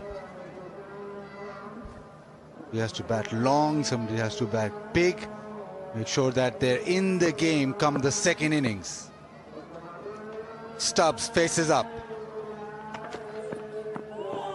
Close leave, but it's been a good opening burst from Shaheen Afridi. Yeah, it's been really good.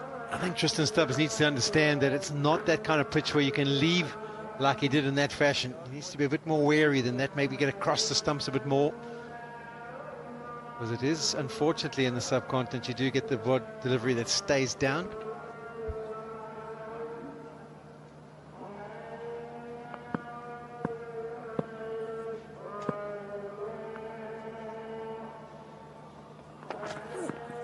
Oh, plays and misses. It's a lovely probing line. Slightly closer this time around. Yeah, he's definitely got the award for the most improved. That second innings at Lahore was very impressive, and he's carrying on that form. On the angle, as a right hand, you're thinking it's going to come back. You push outside the off stump, just a little bit of away movement. Beats the edge. Tristan Stubbs just searching a little bit. Hasn't been in the best of touch, particularly in the test arena.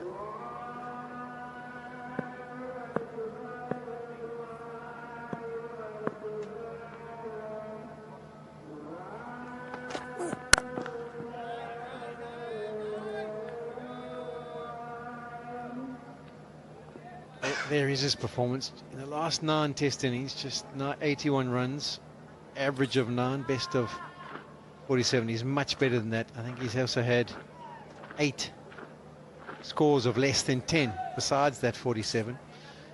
So he's a find for South Africa, but he's just searching to find his way and get his innings going in this test arena over the last while.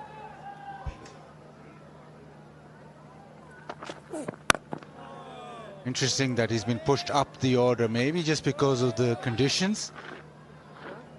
With the spinners operating, maybe that's a factor.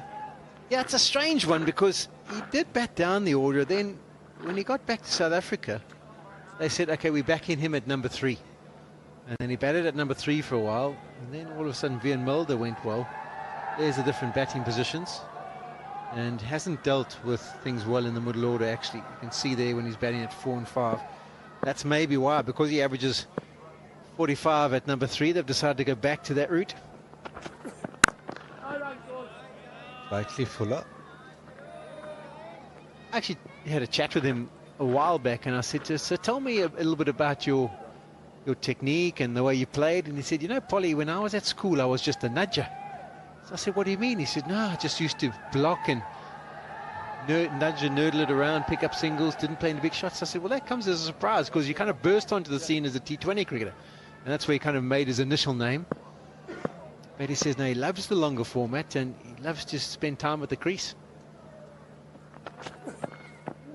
Leaves that. A nudger is not cool anymore. 24 for 1.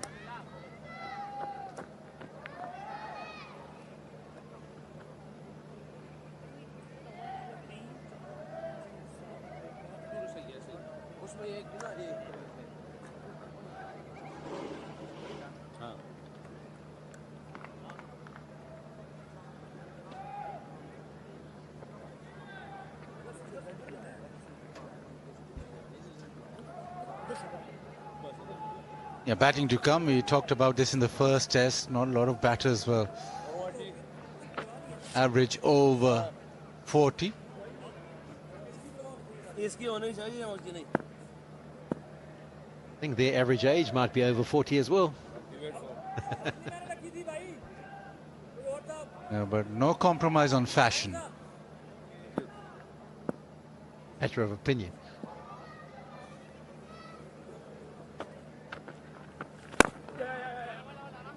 Push it down the ground. Now, Markram is so important to this South African batting lineup. Yeah, he is, and those kind of singles are so important as well. You've got to keep that scoreboard ticking over. You can't allow Pakistan just to build the pressure. We saw what happened yesterday. Pakistan got off to a relatively quick start, and then Maharaj was introduced, and he got the scoring rate down. Just went to 2 and over himself individually. So you have to rotate strike, you have to find areas to score, and if you get the bad ball, look to put it away. And the other thing is that he's got good memories of this ground. Last time South Africa played here, Markram got 100 in the second innings. Almost won South Africa the game. But the interesting part about that Rawalpindi test match was edge doesn't carry. We've seen that so many times. Oman just probing. But just that test match, the second innings, 9 wickets fell to the fast bowlers. 5 for Hassan Ali, 4 for Shaheen Shah Afridi. So yes, they might be turned, they might be the odd ball that kicks up. There's still something in the pitch for the fast bowlers if they can work with a reverse swing. Surprised that the fast bowlers were doing a good job again.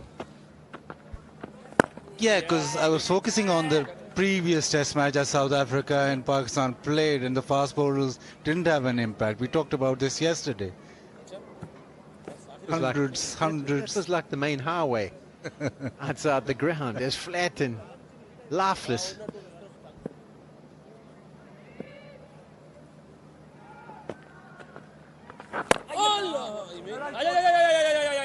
Just on the ability of Markram then. Now he's captain, so he has to again marshal his batting lineup. Yes, you think about field settings, all that, but once you're batting, then you have to really concentrate on your best skill. And if he comes to the party, then South Africa have a chance.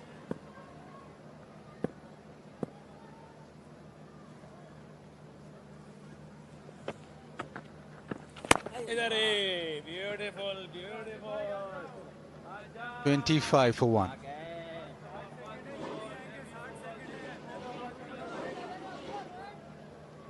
पहला ball वहां cover चाहिए पीछे.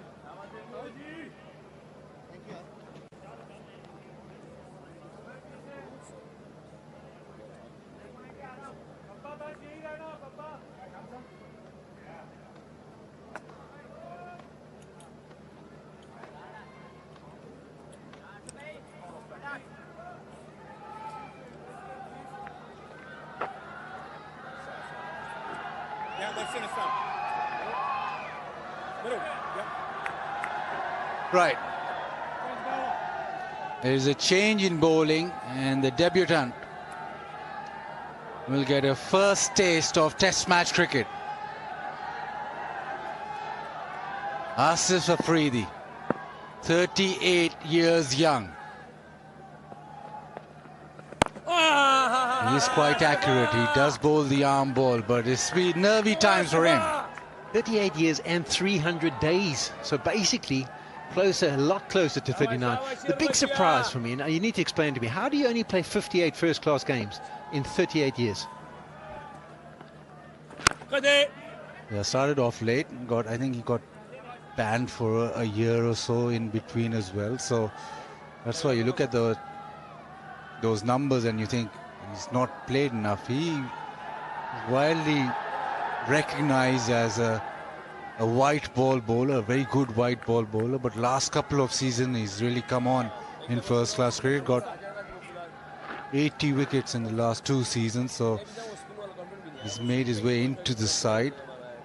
But yeah, it is surprising. You look at his age and look at the numbers, first class numbers, matches. But what he'll do is just keep it very straight and very accurate. Largely relies on his arm ball to get wickets.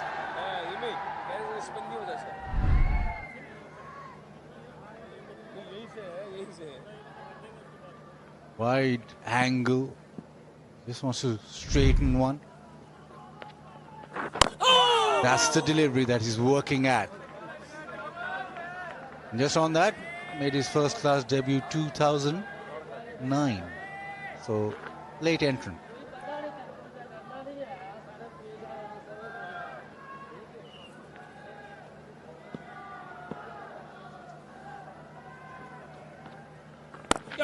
Oh, beautiful, beautiful, safe.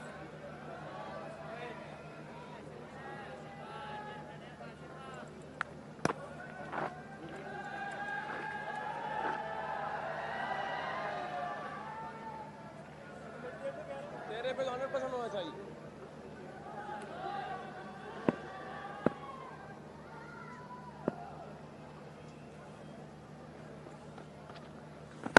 An accurate first over in Test match cricket for Asif Afridi, 27 for 1.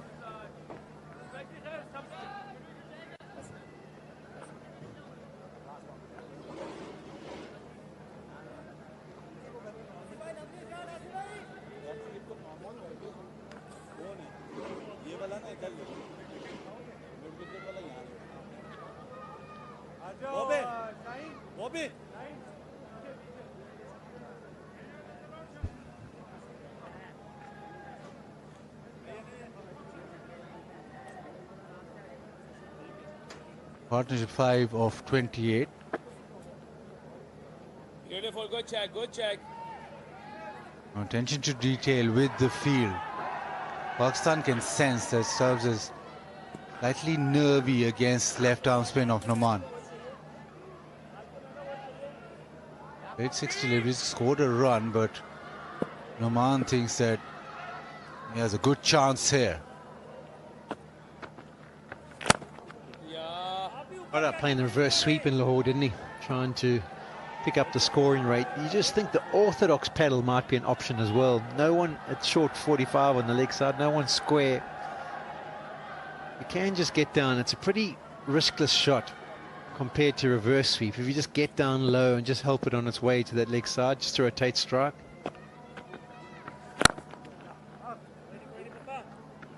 Seeming to want to be watchful and calculated and conventional, so we'll give him that. 3 of 21. Just feel that under the pressure of not scoring in the last 9 innings, he's trying to come up with a plan, so he's going to have to fight through this initial 45 minutes, an hour, and he's decided that the conservative approach is probably his best. Oh yes, buddy.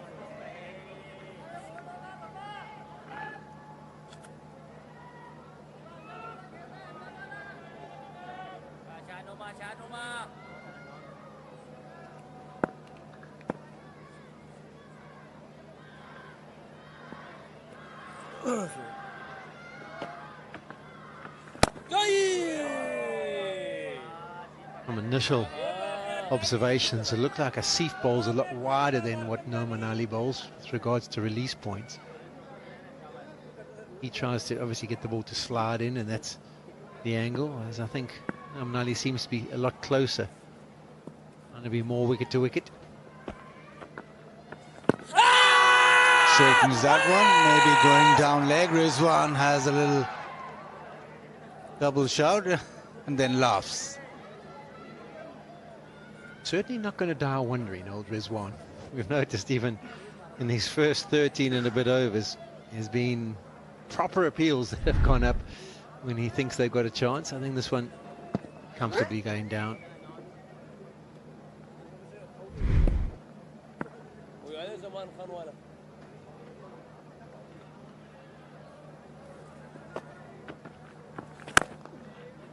Punch down the ground.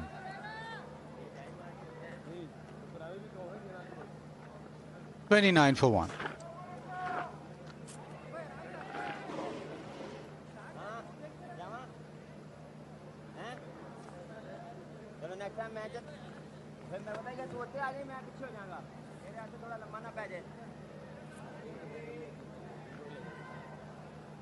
Last time that Pakistan played South Africa at Rawalpindi, Akram got 100 in that second innings. Rizwan also got 100, but it's an early 5 for 60, and Shaheen Shah Afridi got 4 wickets, so 9 wickets shared by the fast bowlers in the final innings.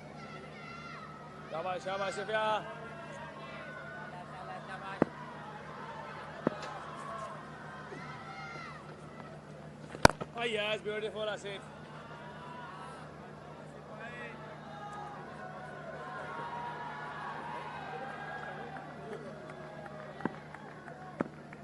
That'll be an interesting one for Rizwan. Been good behind the stumps. Catch it. Oh, hit down the ground. He knows that's not spinning too much, so you can hit it just towards mid-on. Yeah, this is proper from Aiden Markham. You got the feeling that he was sweating on a delivery that he could be aggressive with and put the bowler under some pressure, obviously making his debut. And the modern cricketer, when they play the T20 format, they look for these kind of deliveries. As soon as it's slightly over pitch, they know they don't have to use their feet, and they've got into a frame of mind where they back themselves. If it's slightly over pitch, it doesn't matter whether there's people posted back or not. They just believe that if they get the full swing of the bat and hit the ball out the middle, it'll go the whole way. And that was exquisitely played. Catch it. A little bit of turn that time.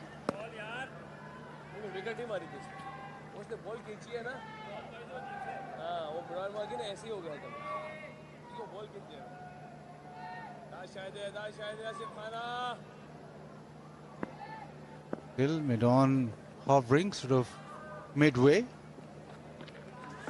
Well done, well done. Let's hit that too hard, so no single. The EV car, Univerex solar energy, charge fast, drive smart, change the game, go electric, go Zio.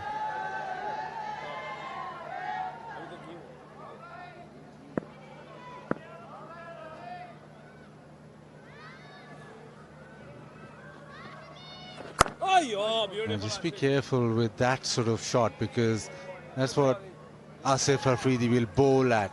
You want the batter just to go back with the ball skidding on. If you play it with a straight bat, that's fine, but trying to turn it either side, you're in a little bit of strife because it skids through.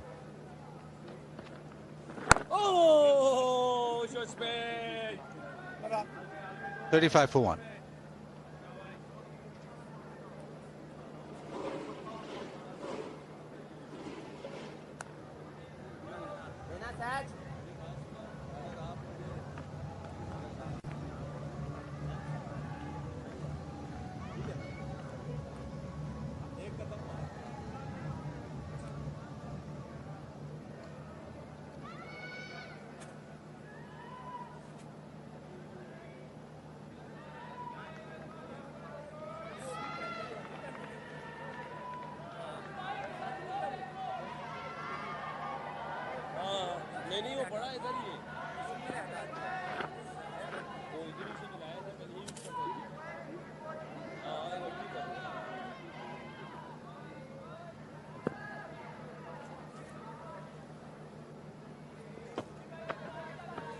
Oh, yes, Papa. Good bowling.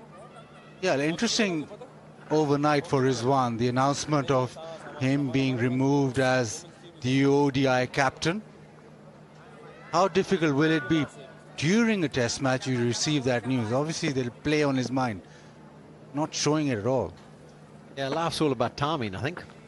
Maybe the selectors could have a rethink about this. When you've got to go out there trying to perform, trying to win a game for his country. It's probably not the best time, but I suppose they have to announce the squad to get everyone into position and get the travel arrangements sorted, the outfit sorted out. I suppose it's fine if they spoke to him and he was like, okay, well, but if he had an issue about wanting to continue, then I don't think the timing would have been great. Ah, beautiful. And then he's behind the stumps with the new captain of the ODI team, bowling with the new ball. Nick, he catches it. It's all very interesting. The dressing room before the day started. You're just 100% professional. Just get on with your job. Do as best you can. Yeah, but they're still human beings. Correct. Quick single, does really well. He was off straight away. You see who shouted there? Rizwan shouted at Shaheen there. About his slowness of his fielding. He's not allowed to do that in the T20s.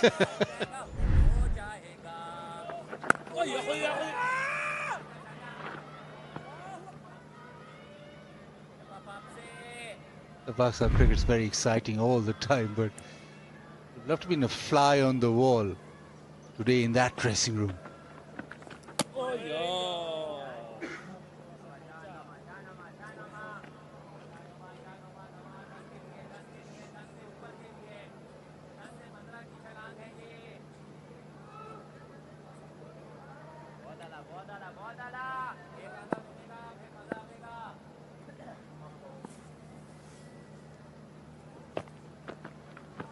Oh, yes, beautiful pop.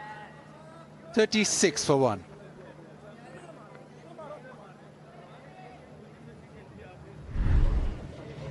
Here's analysis of all the three of the spinners that we've seen. That's Kesha Maharaj.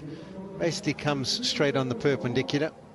Amanali just gets a little bit closer to the umpire than Maharaj. And then Asif Afridi.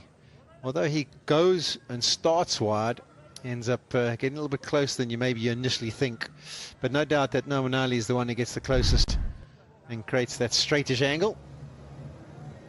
Interesting to see the different variations. Well, you forgot about the fourth left arm spinner. So did the South African captain.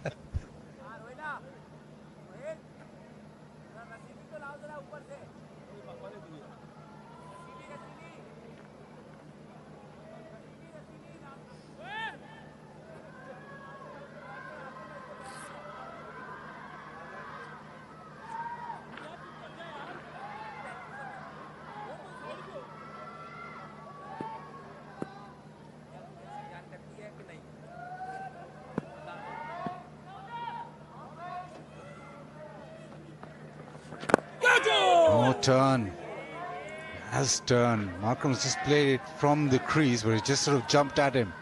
Oh, sorry, Stubbs. He seems to get a little bit more drift, doesn't he? Asif, it seems to, I don't know if it's the angle that he delivers it from, but that's in the footholds. You can actually kick that away. You can just not involve the bat at all because it's pitched outside, leg stump.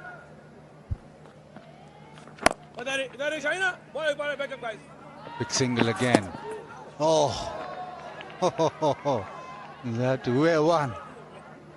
He wore it, but he's not showing any pain, so you think maybe it hit the thigh pad or something.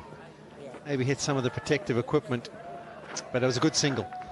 He needs to keep rotating. Once again, thrown outside leg stump, looking to play it, not a sweep shot. Charges through, and where does he wear it? Yeah, thigh pad. Thank goodness for Tristan Stubbs, others that would have been really sore. Good ball, Shabash. Now, picking your brain again, you've been captain quite a lot. Now, as left arm spinner who predominantly gets the ball to dart back in, would you much rather have long on back and mid off up? The more difficult shot is to actually hit him over mid off, but Pakistan just at the moment persisting with conventional sort of deep fielder. Because we've seen the nature of this pitch, and every once in a while that one that pitches on the leg side will just show a puff of dust. Maybe you're saying to them, okay, if you want to get the slog sweep or sweep out, there's no one back on the leg side, so they're basically saying to Stubbs, be our guest, try and get that sweep shot out. I think what he's trusting is the ball to dip and get extra bounce, and if it does go for the sweep shot or tries to hit it over mid-on and mid-wicket, that he'll, from a Pakistan perspective, hopefully pop it up into the air.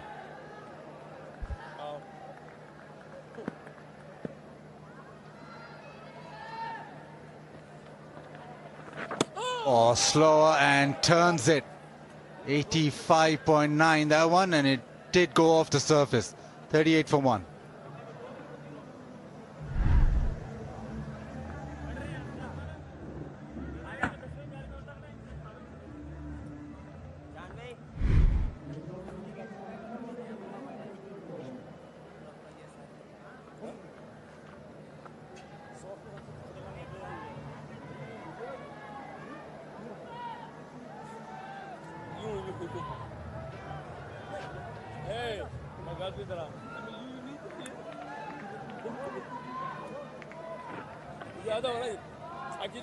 गया ना बच गया 38 for 1.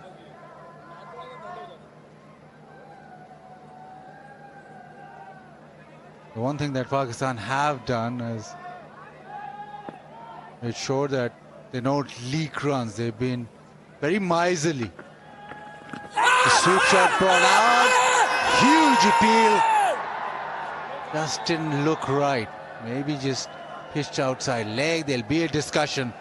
Noman is very interested. Noman is very, very interested. Yes, he wants to go upstairs. Shan Masood, yeah. A lot of cricket.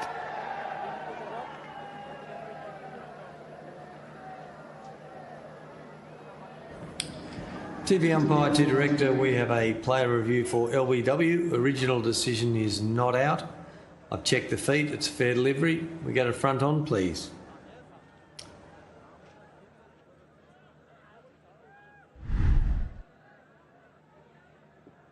Front on coming up.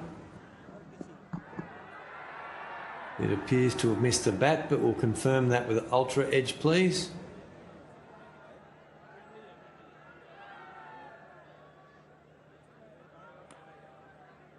Ultra edge coming up now.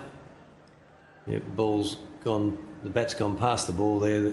Oh, hang on, we've got to just go back there. There's a spike there somewhere. There, but the bat's nowhere near the ball. That's okay. The bat's nowhere near the ball there. That's fine. Carry on. And through, so no bat involved. So we'll go through to ball tracking when it's ready, please. Ball tracking coming up now. Pitching outside leg stump. Psychat, you'll stay with your original decision of not out. I'll let you know when you're on screen. Was a close one, but unfortunately now for Pakistan, that's another review that's lost. When you think that there's 9 more wickets still to fall, this could cost them. Can't afford another mistake, because then you've got no opportunity. Even if it's stone dead, you've got no opportunity to send it upstairs.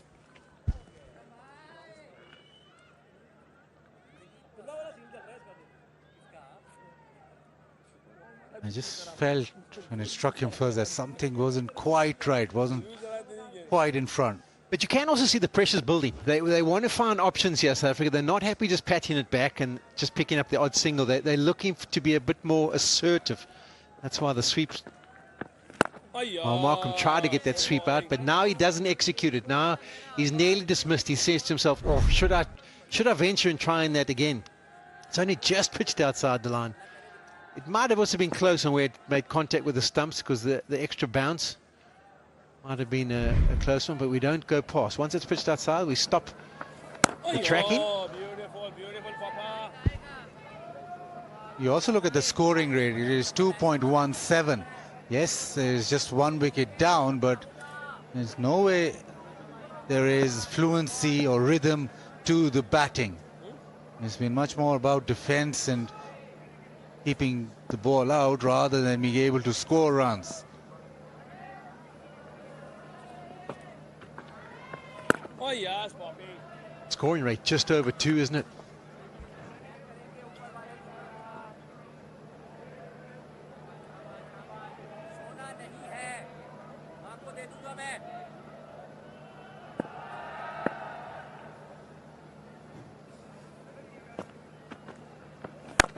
Oh, down the ground. That's the way he's going to play. He's going to chance his arm straight back over the bowler's head. Boundary. He got out in a similar fashion in the second test, in the second innings of the first test, should I say.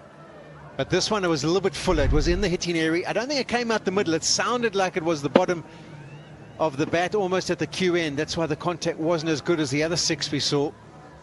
But that's good from Markram. He's been looking for an opportunity to be aggressive. He felt like he got one there, and he's executed it nicely. He hit at the bottom of the bat, hey, because it didn't come up with power.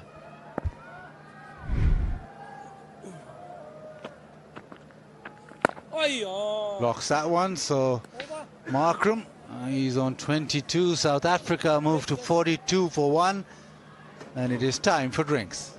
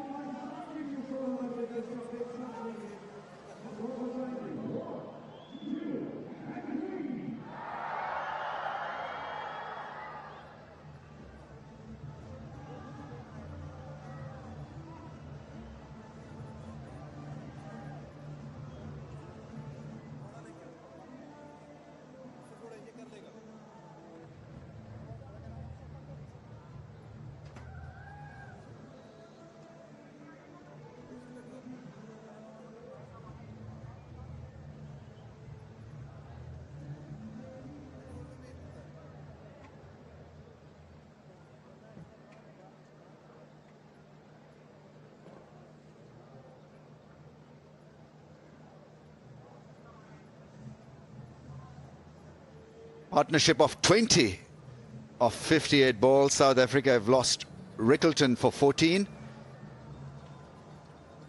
The guy who played more than 280 balls in the Lahore Test match has been dismissed. So that's a real value for Pakistan, getting rid of left-hander Rickleton. Markram, well, if he gets cracking, then runs will come at a pace. Stubbs with a very defensive 5 of 30 balls. Couldn't really do much with the delivery. That was a fantastic length and lines just outside the off stump, and Rickleton just had the feel of it. On a good day, if you have a bit of luck as a batter, you just miss those sort of deliveries. But not for Rickleton. And that was the first wicket for Pakistan, and Shaheen Shah Afridi was the man. It's been spinners since then. The two left-armers are operating both ends, and they have caused issues to the two right-handers. We'll keep an eye on the degree or the angle of spin in this session. So first hour is gone, second hour's cricket left. Aidan Markram has played quite a few shots.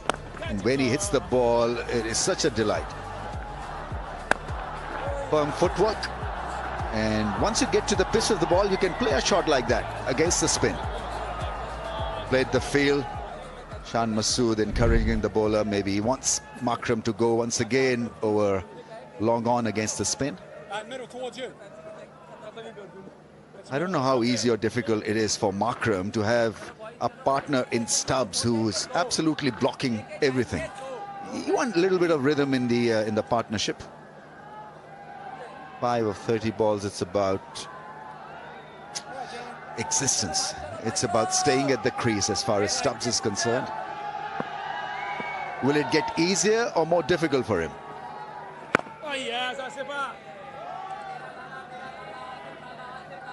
When you keep playing defensive strokes and not looking for runs, bowlers don't get tired. They know that there will be a delivery sooner or later, will pick up a wicket.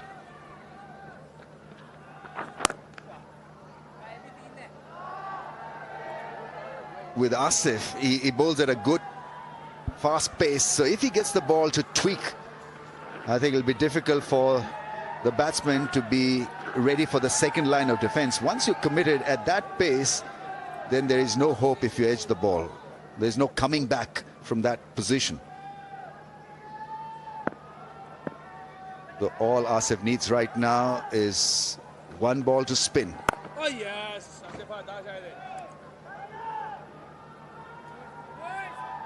Both Asif and Noman both likes to bowl from the edge of the crease. You know, if they can come a little closer and use that crease, I think they'll benefit more. They'll get more out of the surface. Yes, when you go on the side of the crease and try to bowl with the kind of angle arm,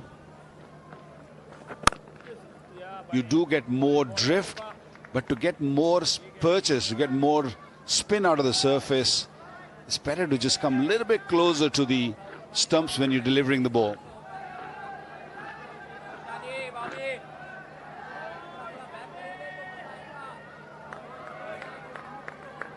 Wider angle for the arm delivery for the ball that comes in, and closer to the stumps for that little bit of spin. And from that point and from that position, even a small degree of spin looks huge for the batsman.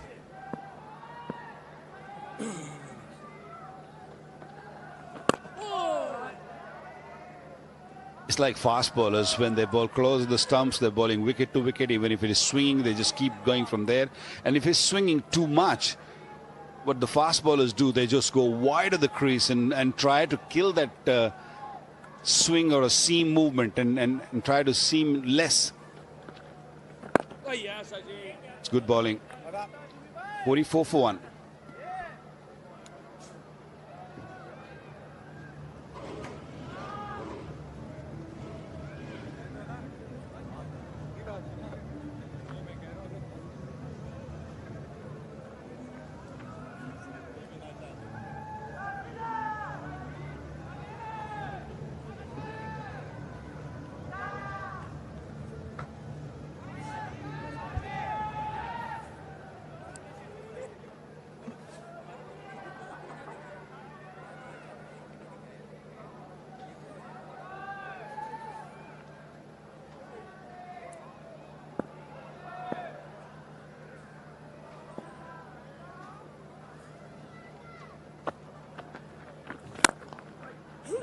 Now that's gone through. Shan Masood tried his hand at stopping that one. It was hit with such ferocious power that it beat his dive. Shan Masood's been guilty in the cover. We saw in at Lahore also. Bowlers like their fielders to just stop those runs. You know, you bowl a bad ball and you really expect your fielders to just stop those. He's not happy, but not been great in the field, Shan Masood.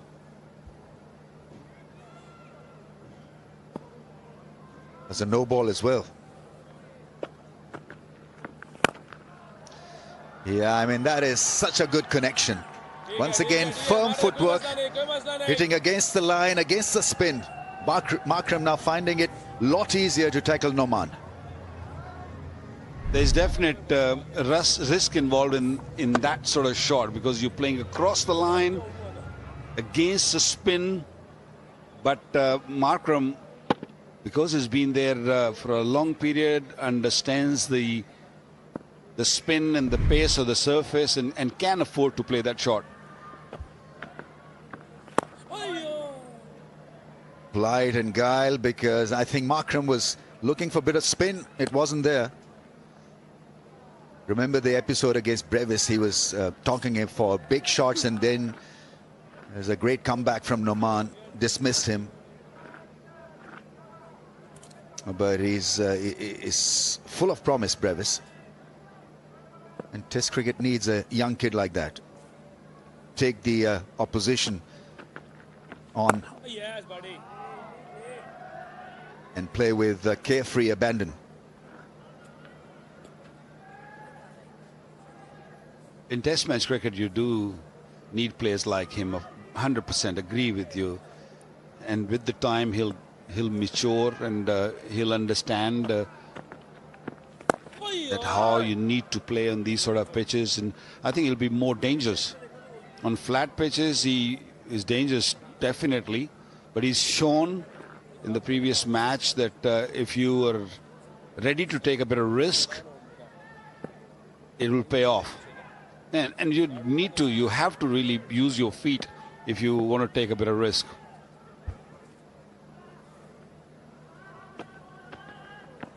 Yes, buddy.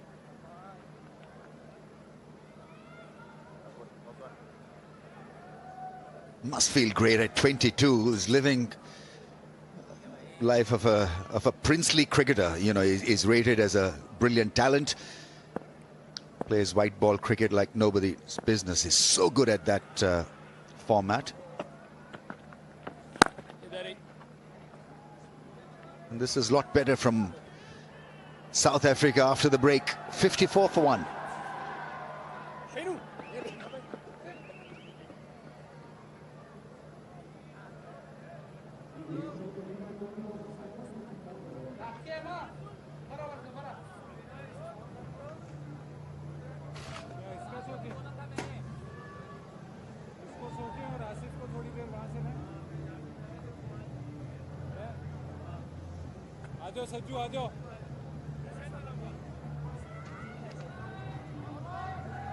Approaches trail by 279 runs, but the fight is on.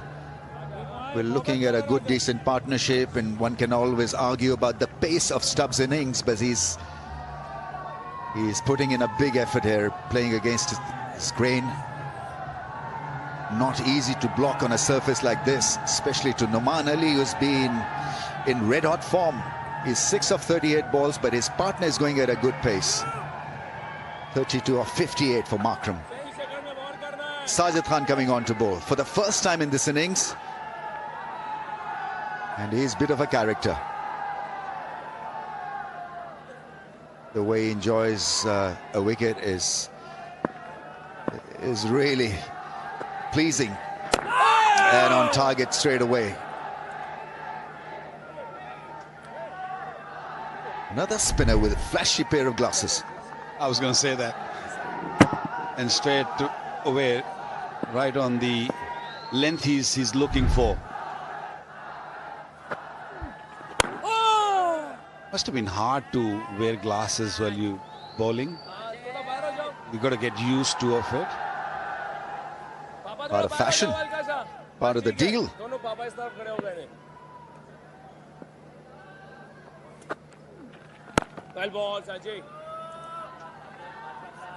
Got quite a few fans, Sajid Khan. Always is heartening to see a spinner having a fan base. Catch it is the call. That's got to be out. South Shakil caps it. Sajid Khan has picked up a wicket, and that too of Markram. This is a big wicket. Well, the shot was definitely on, and he was in a mood to really play those big aerial shots, not to be on this occasion, and Pakistan realised clearly the importance of this wicket. Saud Shakil, safe pair of hands at long on, catches it well. Bowling change worked. Didn't go anywhere. He just stood tall and tried to clear Saud Shakil, and mid-on who was deep, close to the boundary, and pouched it beautifully. Big wicket, massive wicket. Markram was looking dangerous. Scored 32 of 62, 54 for 2 Pakistan.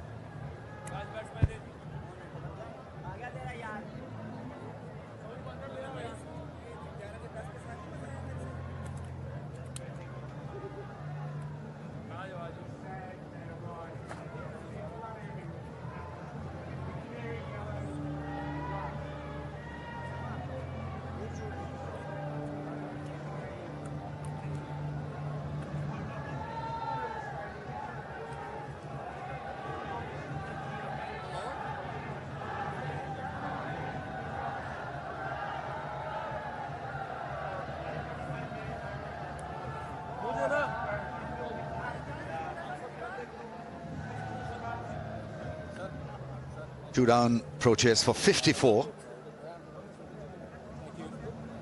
Zorzi is in. Centurion from Lahore.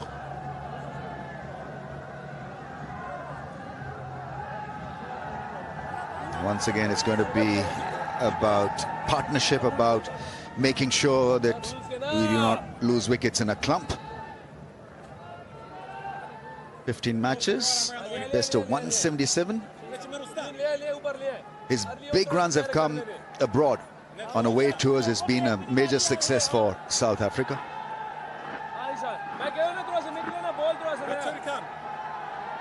Idly to have a left-hander on strike to a off-spinner.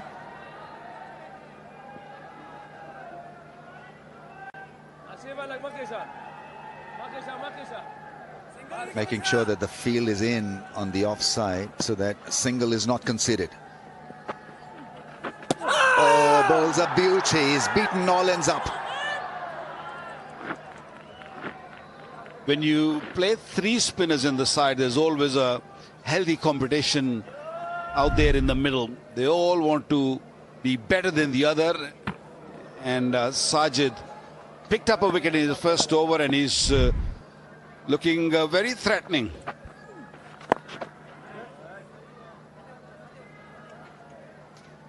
End of the over, a successful one.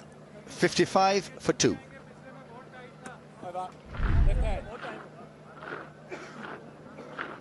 Markram looking to hit it with the spin, the bat twisting in his hand, and found Saud Shakil perfectly placed for that catch. And it was easy catch.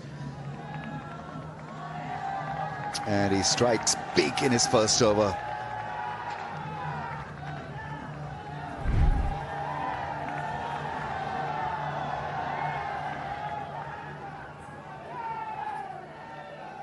Shakil batted well and caught an important catch. Markram was looking good for 32.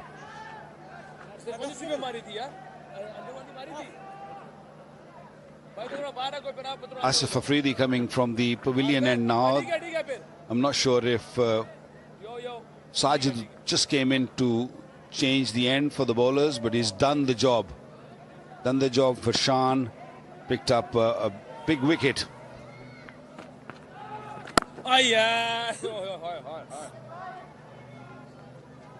Couldn't understand the shot Markram played. He played a rash shot at Lahore in the second inning also, and this was never on, that shot.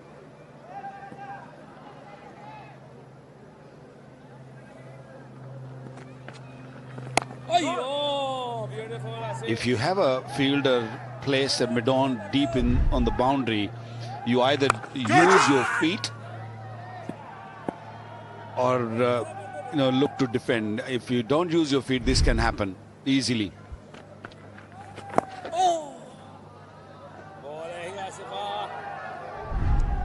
A surface like this, you're taking a lot of risk really to play a shot like that. I mean, he felt that he had the confidence and the strength to beat Saud Shakil. Just didn't catch it properly. And he's done.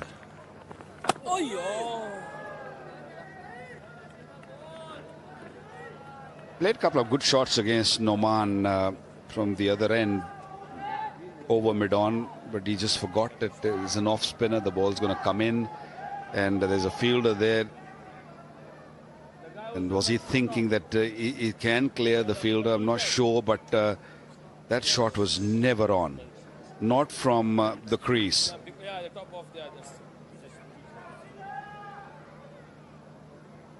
Another partnership required from the South Africans. They've lost 2 wickets for 55.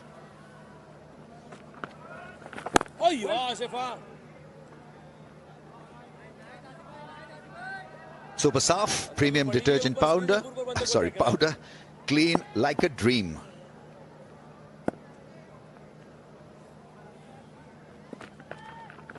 Oh. 2 down for 55.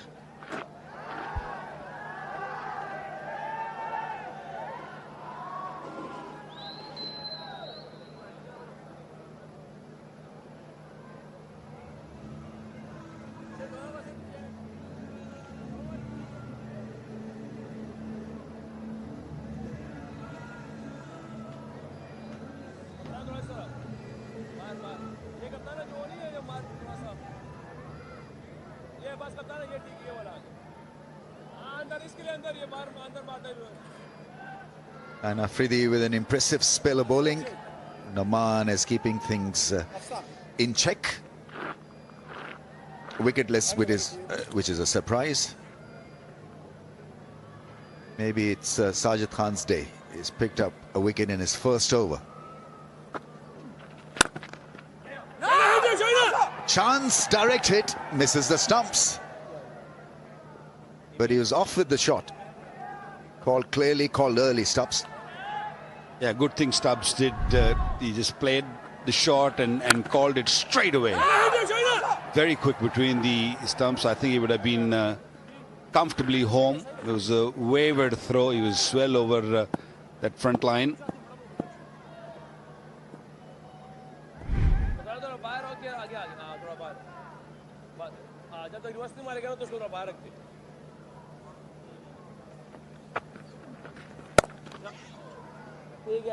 There's a feeler there.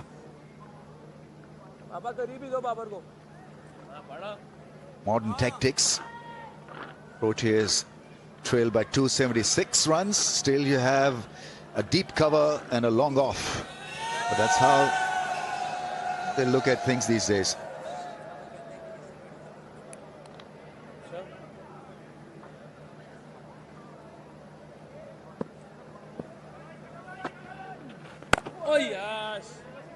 More a bowler where he looks to create that gap between bat and pad. Not an off spinner who looks for those inside edges and look for those bat pads. I think he's more at home, spinning the ball from somewhere there.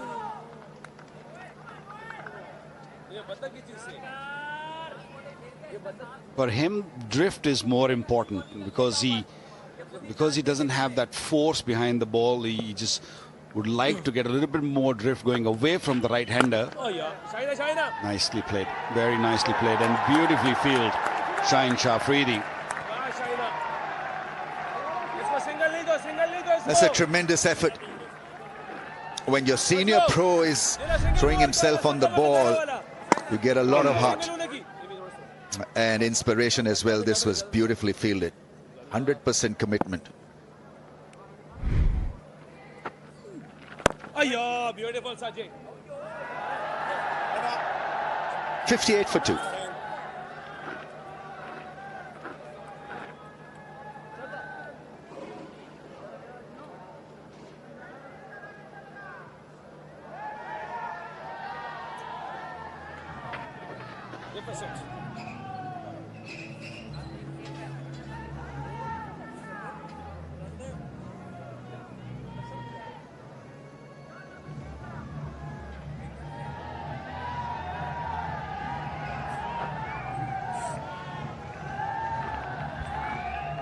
Stubbs has been out there for about an hour. He's got off 42 balls, but in a first-class match in 2024, Stubbs batted for more than 10 hours. 643 minutes, but he scored a triple hundred. Just want to stress the point that he is quite at home batting like this. In longer version of the match or the contest.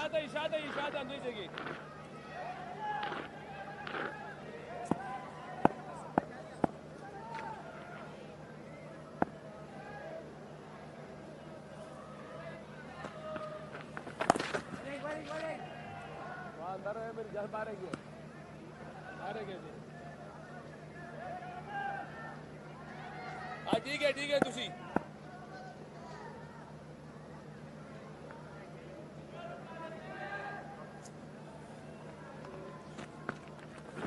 अयो beautiful shot.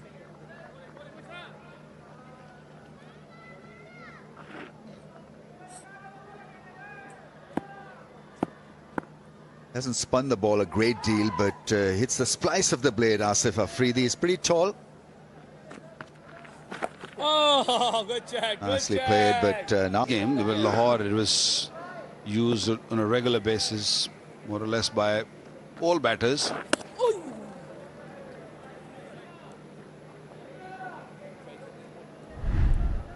Are you a fan of selfies, Wakar? Not Tell sure. mobile moment there. It's a youngster's thing, isn't it? Pretty young, Wakar. I know that. Oh yes. Good looking too. Thank you. 60 for 2.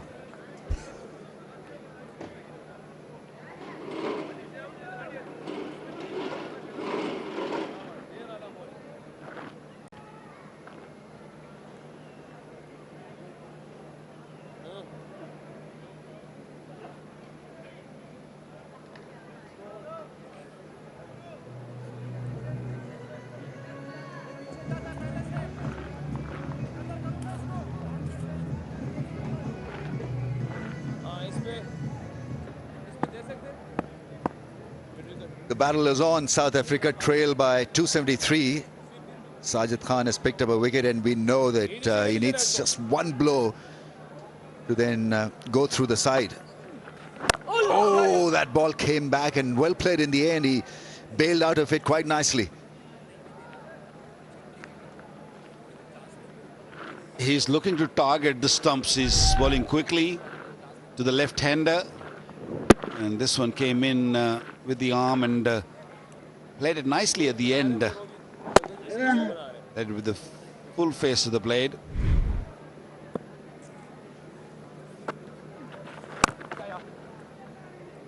ठीक है शाबाश कोई issue नहीं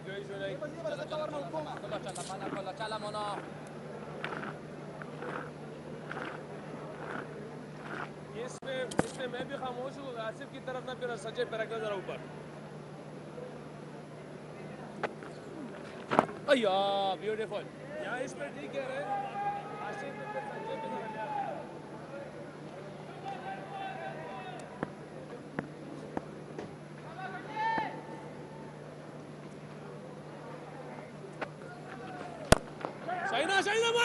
Full toss, doesn't make full use of it. It's a direct hit. Shines Afridi and company feel that they've got the runner here. Was he jumping up in the air? Run out at the bowler's end. Can I see you side on angle, please?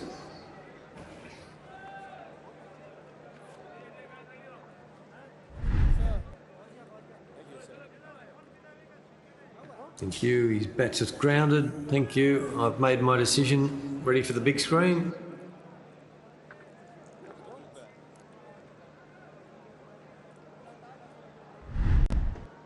Yeah, not out as a call, but good cricket from Pakistan. And good cricket from Zorzi as well, because he grounded his bat. He had to wear off just a little bit to avoid a collision with the bowler. Jumped up in the air, but he was in the crease. Presence of mind, isn't it? Because once the ball is coming at your direction, you, as a runner, you sometimes close your eyes and you just try to turn away. But what we saw here, this will be a good lesson for younger players, that you don't forget to drag your bat. And that's what he did. 64 for 2.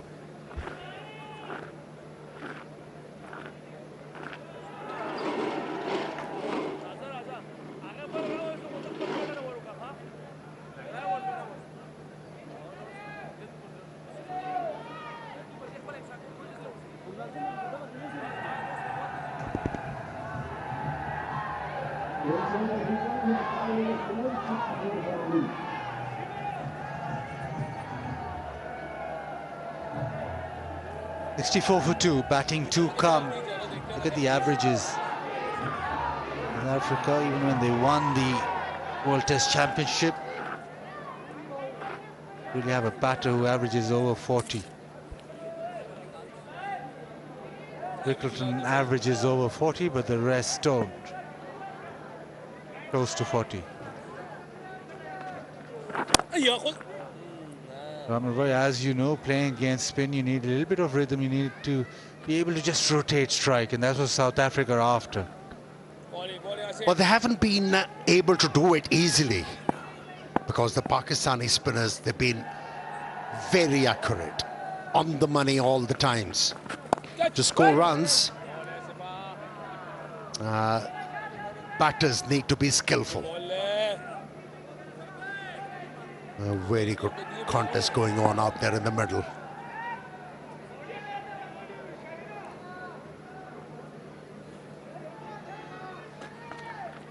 And you'll keep looking at the run rate. This session is just 2.5, and anything under 3, you think that the spinners are really making sure that the batters fight or graft for their runs. And nowadays,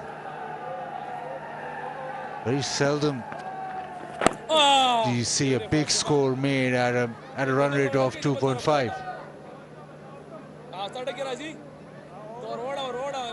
Bazid, on a pitch like this, as a bowler, you need to be consistent with your line length. And you have to add some variations to it. As a bowler, you're reliant on a batsman's mistake rather than... Catch it! Was a bat involved? It was just a query.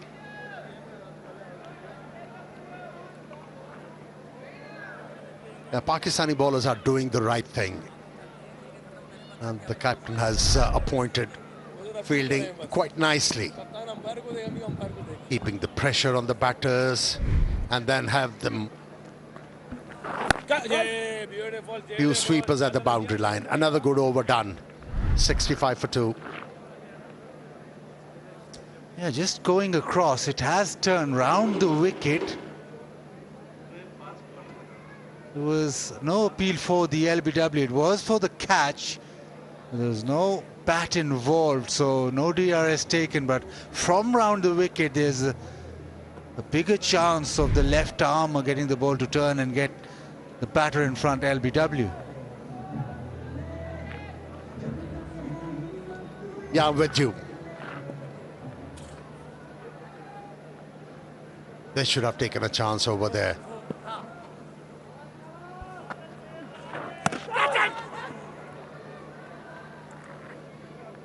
Now, Asif Afridi, previous over, just going round the wicket to change the angle, as you said, just maybe change the angle, but it just brings that LBW into play even further with the left-hander on strike.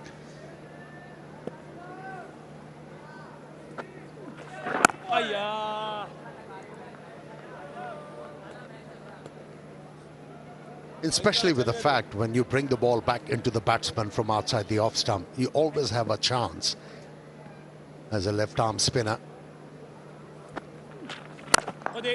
Down the ground, tries to hit it, and suddenly the little chatter as well around the bat. They know that not completely comfortable. Now, a couple of balls ago, it pitches on, maybe, yeah, hitting. The LBW was very close. They were all interested in the catch, but they could have gone up. I think it was the bowler's job to convince the captain that I was aiming to deliver the ball outside the off stump. I'm not a huge turner of the ball. Why not refer it? Oh, there was an opportunity which is missed.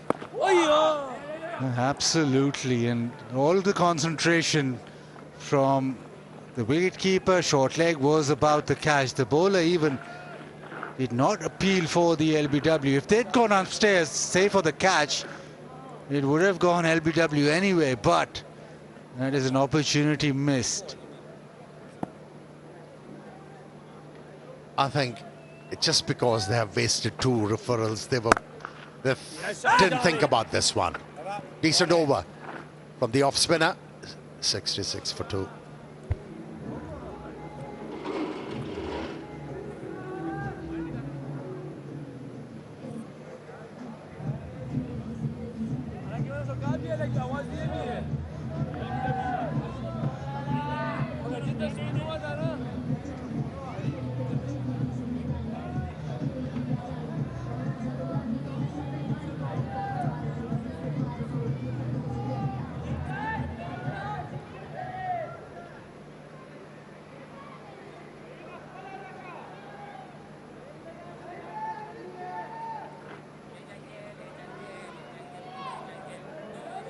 Asif Afridi could have had his maiden test match wicket. Not to be, but he's now round the wicket to Stubbs.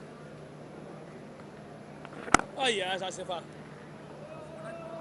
It's been an extended spell bowled by Asif Afridi. He's more of a second innings bowler, and I think captain of the Pakistani team has to think about it. Bring back the premier bowler in Naman Ali. He might go on to pick up a wicket, but at the moment, the right-handed batsman is dealing with his deliveries quite easily.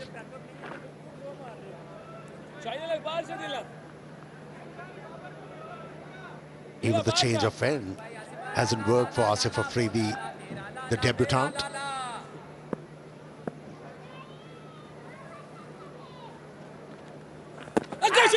Inside edge, nobody on the leg side. A little discussion now. Normally he gets his wickets with that arm delivery, the ball coming back in. Not a big turner off the cricket ball. Very good with the white ball, especially with that one that straightens up into the stumps. Slightly slower.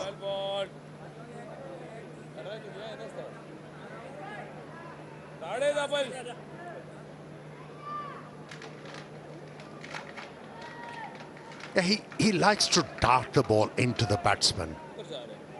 And the demand from this pitch is totally different. Short leg now in place.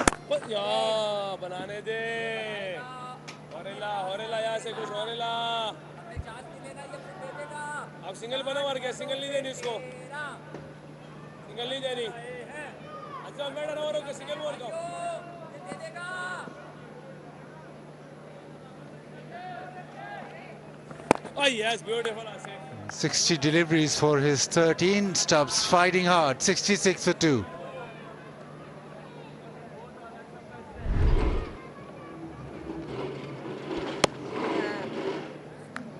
He goes wide of the crease. And he releases the ball a bit late. And that's why he hasn't been able to get a lot of purchase from this surface. In fact, the ball is not deviating off the surface a lot.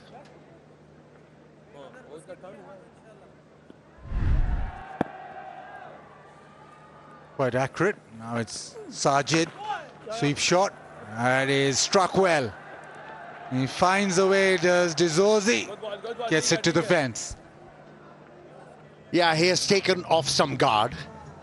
And anything pitched outside the off stump will be encouraging for him to employ that stroke. A sweep, fetching the ball from outside the off stump. Plenty of gap there. And then he forces the bowler to shorten the length.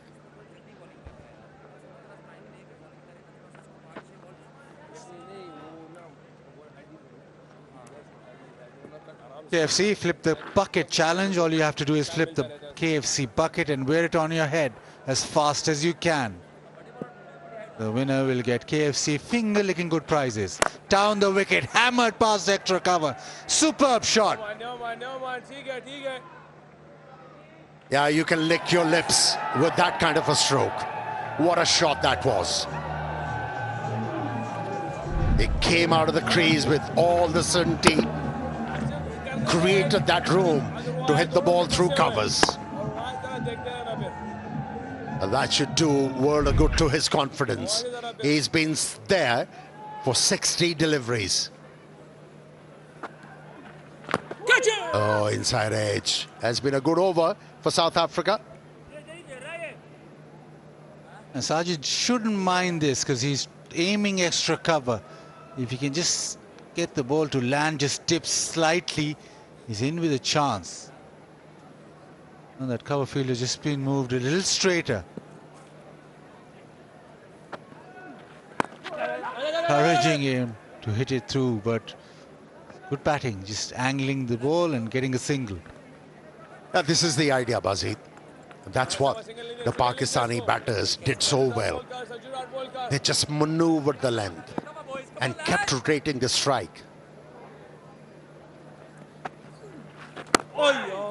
Quicker, flatter, defended. It is 76 for 2.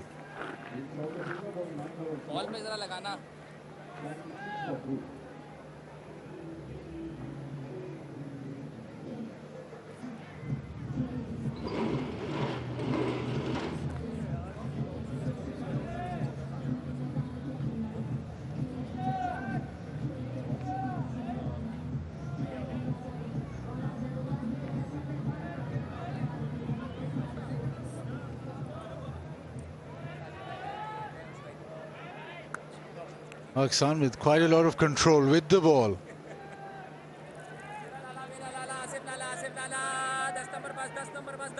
South Africa fighting hard, grinding away.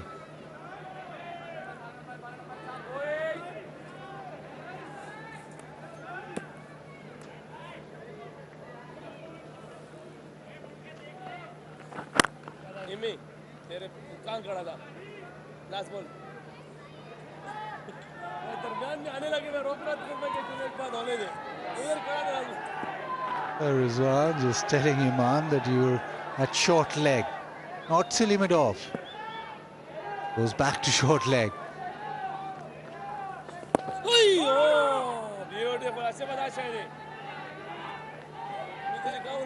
Yeah, South Africa, they are playing this test match with one batsman less. Strengthen their bowling lineup. So a wicket here can be very handy for Pakistan.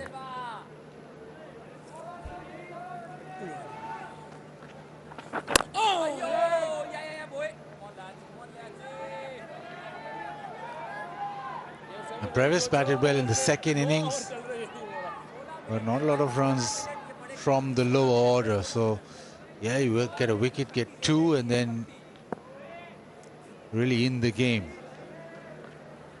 But what Pakistan are doing well is that they're making them really work for their runs. So anytime you get a wicket, they still lead by 257. So that is a big margin. So far in these 29.4 overs, South Africa haven't really eaten into that. It's been slow going. Yeah, to be able to succeed as a batsman in subcontinent, as a batsman, you need to be wristy. We haven't seen much of wrist work from the batters hail from South Africa as yet in this series. Another decent over from Asif Afridi. It's 76 for 2.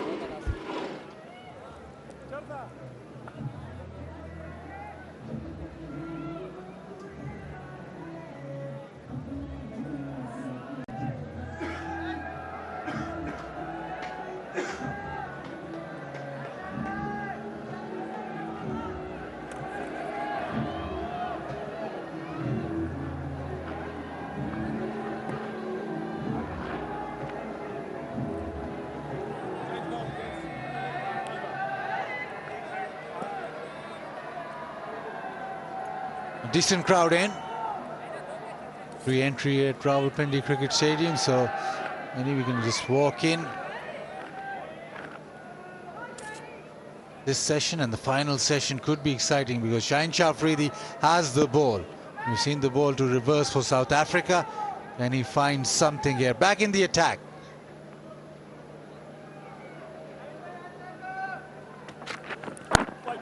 Just look for a little tail. Yeah, and he was the one in the second innings during Lahore Test match, dismissing Zorzi, trapped like before in front of the stumps. And the ball is 30 overs old. With the abrasiveness of this pitch, there might be a hint of reverse swing for Shaheen Shah Afridi, and that's what Pakistani captain is looking to explore.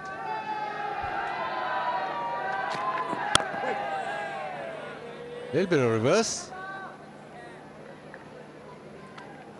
The Fikr Free moment. Download the Fikr Free app now, insurance app, and get insurance on your fingertips.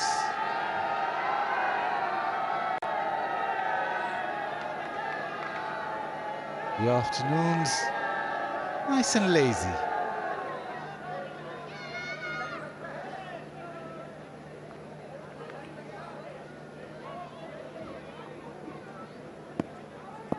A change in field, a man brought in on the drive, just in the Zorzi's eye line.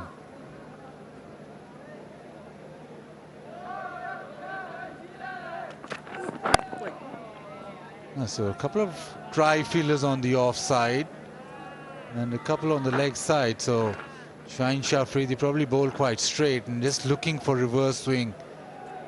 Maybe one that is chipped on the leg side in the air.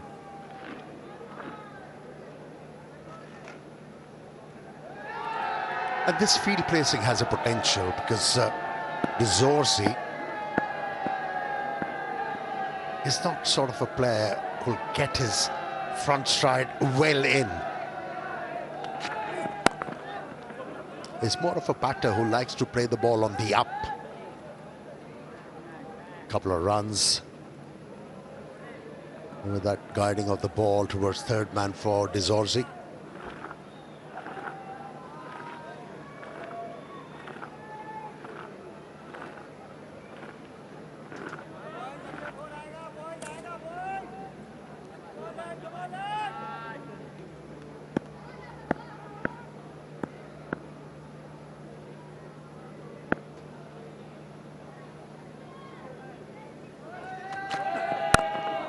That's what he's working at, the ball to drift back in. So far, Zorzi has been very upright. He's not fallen over like he did in Lahore. Shaheen Shah Afridi working with a little bit of drift in the air. Maybe just drag him towards that off stump before getting the ball to swing back in. And also Shaheen Shah Afridi has to adjust his length. Zorzi, he has to bowl back of the length. There, consistently. 78 for 2.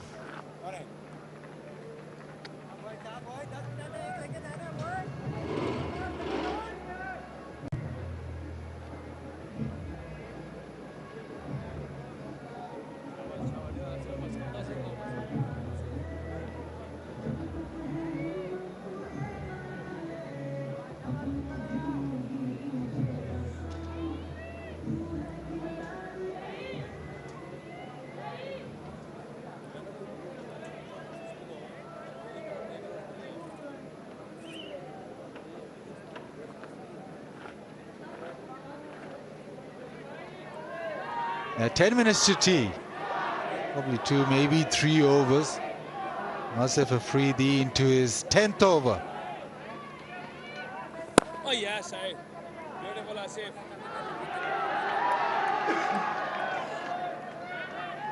Stubbs has been very patient.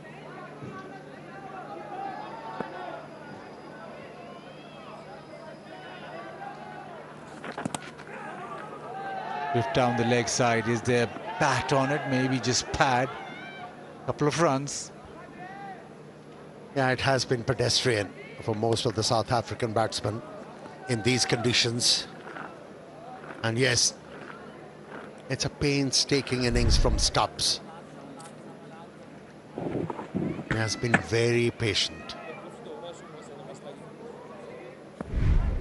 Couple of leg buys. Drifts in, and that's going down leg.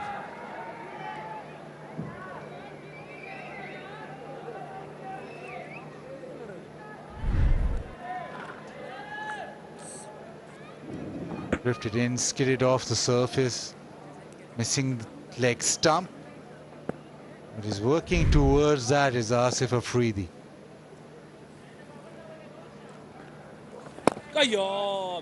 Attacking the inside edge more than the outside.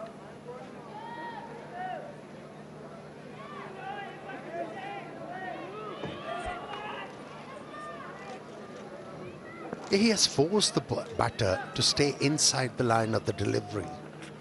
With those arm deliveries sliding on, he has to look to change the line. Try and bowl a leg spinner from off stump line. If there is a deviation, he will have a chance to pick up a wicket. Changes the angle to the right-handed batsman. Decided to come over the stumps.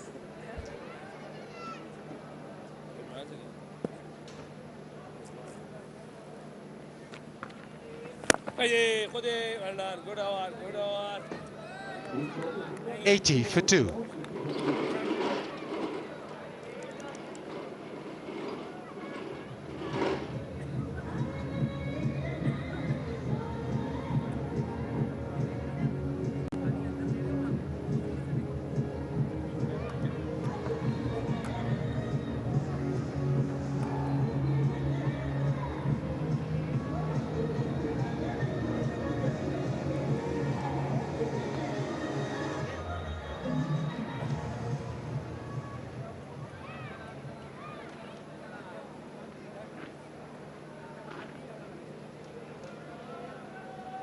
Trail by 253.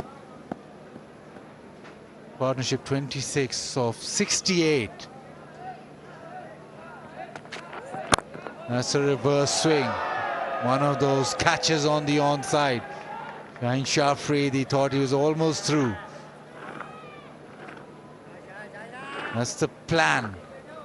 The plan is to strike him on that front pad, even the back pad with the ball drifting back in.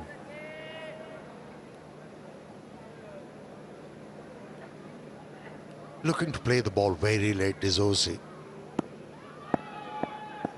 The right approach.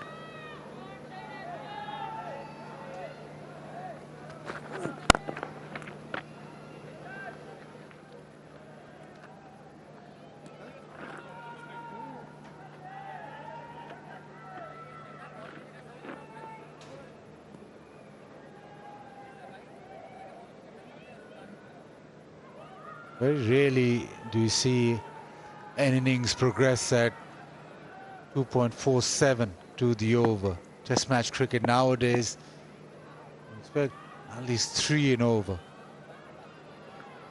There is a game plan to this for South Africa. Stubbs is backing his defense. He wants to back as long as possible. Remember, you need to keep scoring runs with that trail by figure down. And one just drifted into the pads and worked away. Be just a single, he'll get off strike.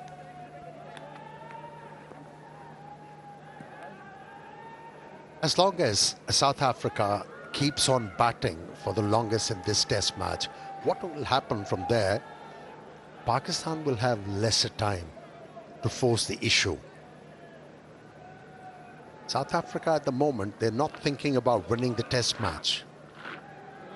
They're looking to delay the obvious, and at the same time, if they walk away with the draw, that'll be a positive result for them. And the way they are batting at the moment, you get the feeling this is the plan. Couple of catches on the drive, leg side. Oh, leaves that. It's quite close to the off stump. Rizwan doesn't like it. It's difficult when the ball bounces towards the keeper.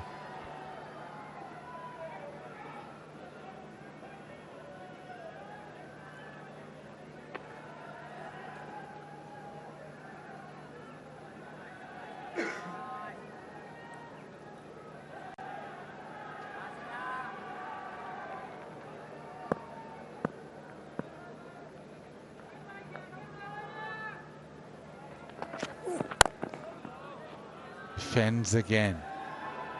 That one just straightened slightly.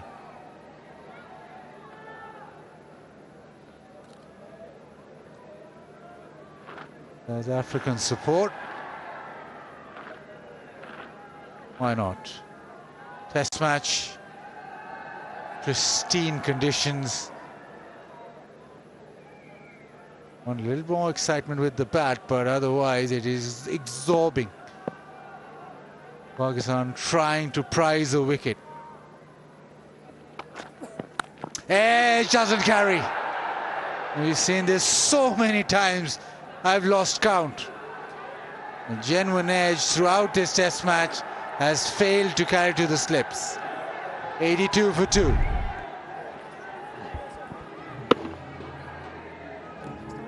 Now that was a rarity in this innings from the youngster Stubbs. Playing the ball way away from his body. Very lucky the ball didn't carry to Salman Ali Agha, who's safe as houses in that particular field placing.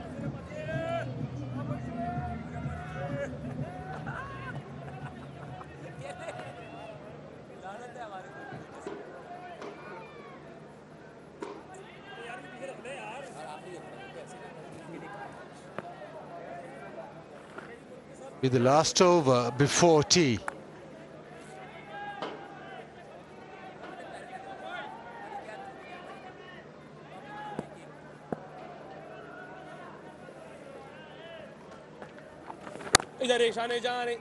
On the back foot goes to cover. Wearing lots of caps. 1, 2, 3. What's it? The keepers and the short legs? He's a batsman. He bowls as well. And captain of T20 team.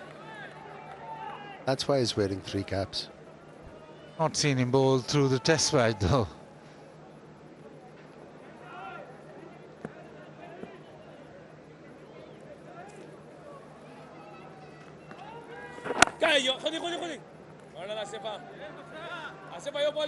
The interesting part about all this is Zorzi, when he was struck on the pad and it didn't go up for the DRS, and after that he hasn't faced a ball from Asif Afridi. It's all been Stubbs. 21 deliveries since that. A sweep shot, and well, Shines Afridi doesn't pick it up, but wouldn't have mattered. Goes to the fence. This is excellent shot from Stubbs. Made sure that he moves up inside the line of that delivery to be able to hit the ball into the gap. Well earned boundary.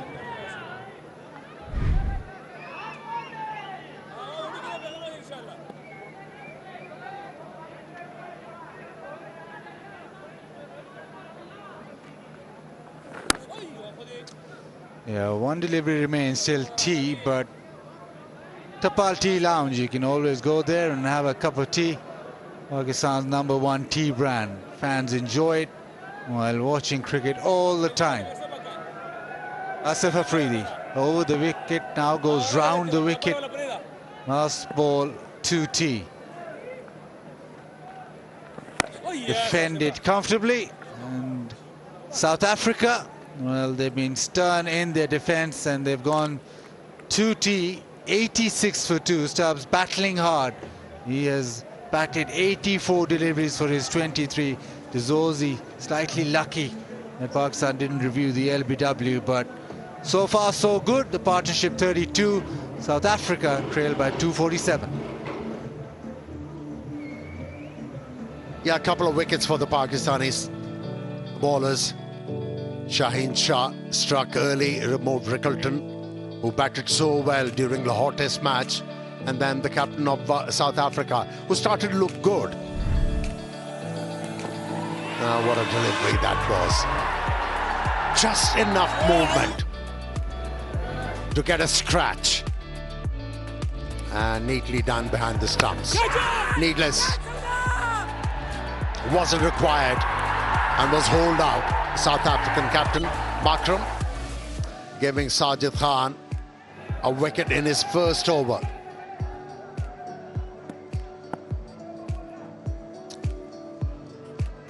A big wicket for Pakistan. They'll be hoping for more. At the moment, as it stands, 333, 7 wickets for Maharaj.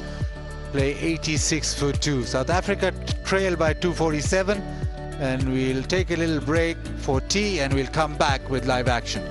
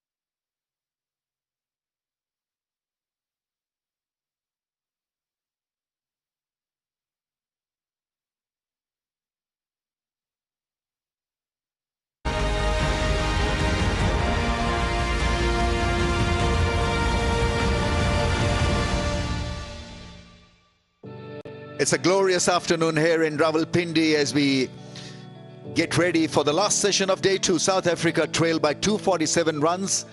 Pakistan feel they've got enough in the kitty to test South Africa in this second test match. 86 for 2. Lost Markram at the wrong time when he was shaping up well. Stubbs with a patient 23. Rickleton, the prized scalp. He went early, 14 from 26. Got a good one from Shine Shah. Zorzi, the Centurion from Lahore, is 13 not out. Shine 1 for 15. Sajid Khan 1 for 19.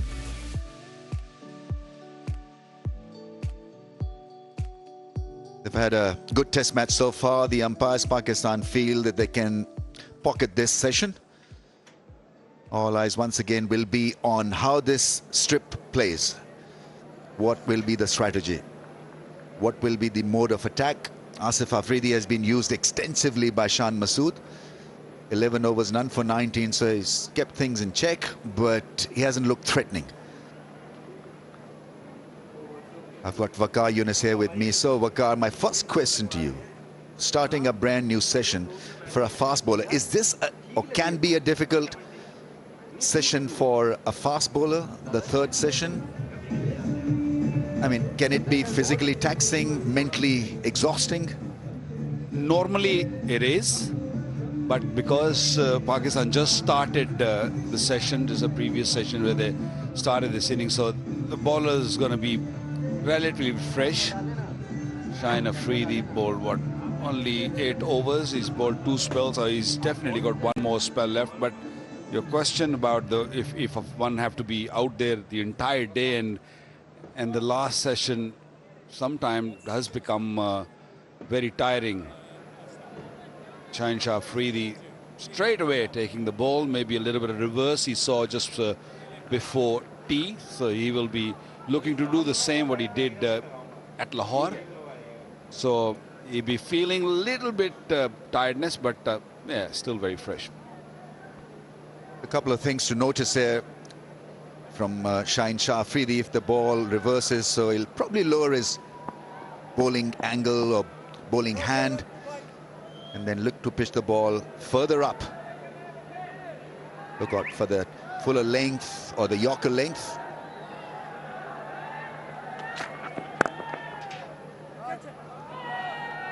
Any particular reason for that kind of field spread, Waqar? You've got 2 men at short mid-wicket, a short cover, no one in the slip cordon except one floater, which is more kind of gully fielder.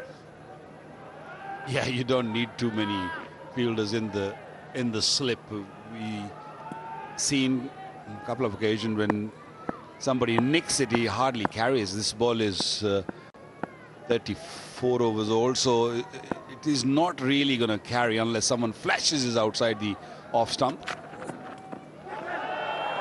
That's good bowling. I think he's got to mix it up. It's a slow surface, so if you bowl a couple of short deliveries and they don't really get up, like that one didn't really rise. So it creates a doubt in batter's mind that, oh, I'd rather play because sooner or later I might get hit. So these are the doubts you put in batter's mind, and then feet becomes a little nimble. They just sort of sit back. He's already inside the crease. So if you can hit the pad after that, after creating that doubt, more chance of LBWs. Remember, you guys, when the ball was reversing, would have a short leg in place, and probably there was an ego issue with you guys as well, because you'd always want a couple of slip fielders. That was the done deal. But these days, you know, you have a look at the field and you feel that the modern day fast bowler thinks a bit differently. Well, we didn't mind a couple of, boundaries being hit to us because we saw opportunity. Modern day, that is not the case. Even the spinners you see from the word go, from the very first delivery, they push their fielders back on the boundaries.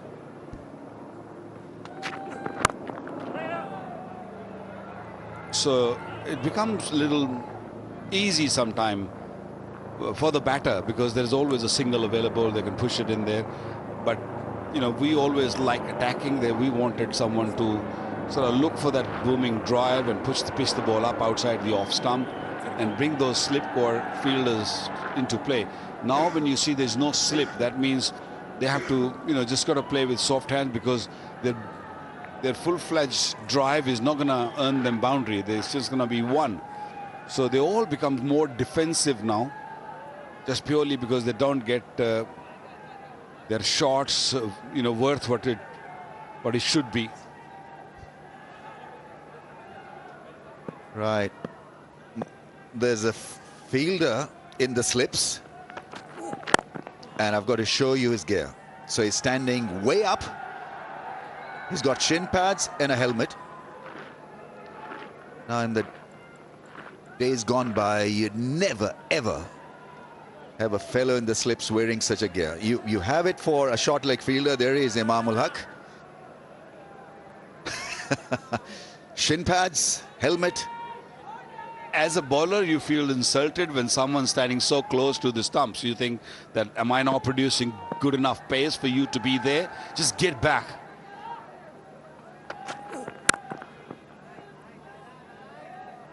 End of the over, 87 for 2.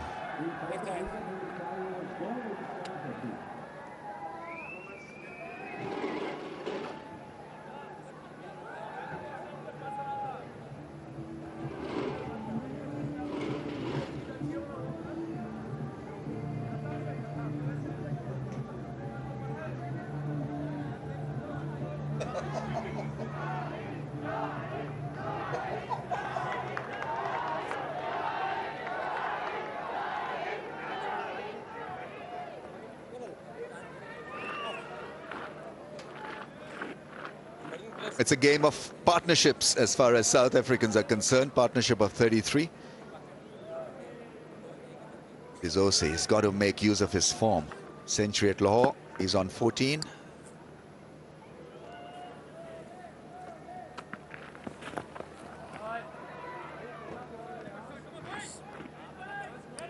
Something to happen out of the rough. I think Pakistan are hoping against hope. It's not the same pitch as we saw one at Lahore. There's less debris, less wear and tear. Ball is not jumping up or staying low, scooting along the surface.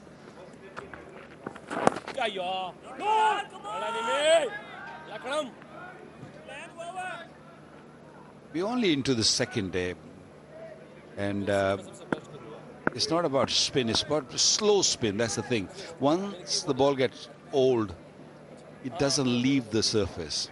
That is the problem. The bowlers are facing that issue more than anything else. Oh, Papa. Somewhere down the line, I think South Africa will have to inject a bit of pace, because they want to make this happen. They are the aggrieved party after the Lahore Test match debacle. I can understand the value of occupying the crease and playing carefully, but at some stage South Africa will have to make haste. They trail by a long way, 245 runs.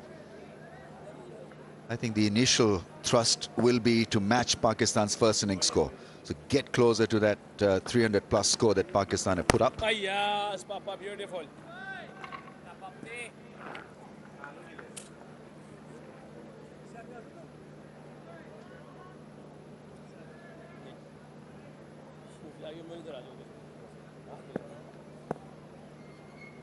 Wait. Towel is down now. Second inning on this sort of surface always become difficult for the batters, and it's important for teams to get lead, and I think Pakistan once again will be hoping and praying and working hard that they get like 100 runs lead. This is going to be difficult for South Africa. Yes, buddy. You've got to seize on an opportunity when the pitch is still playing well. You've got to amp it up a little bit. So he's been out there for a very long time now. 88 ball, 23 Stubbs. So that last ball could have been driven more purposefully. Once again, an opportunity. Once again, he finds the field. End of the over, 88 for 2.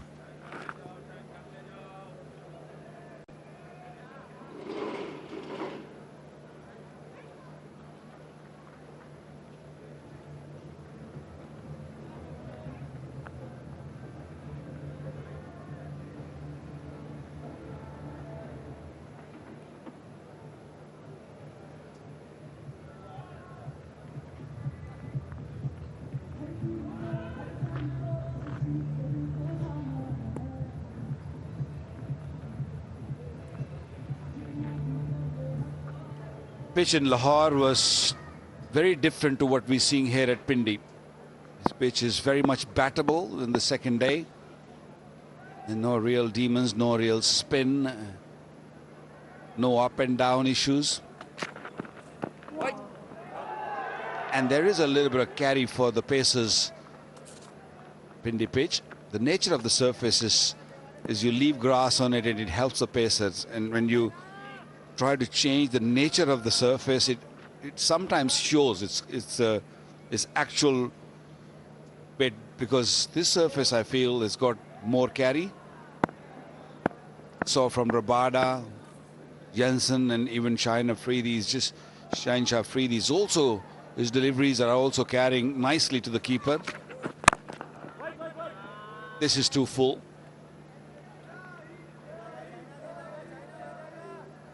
This dead batting is making Pakistan feel that they've got a chance anytime. Still a good batting surface.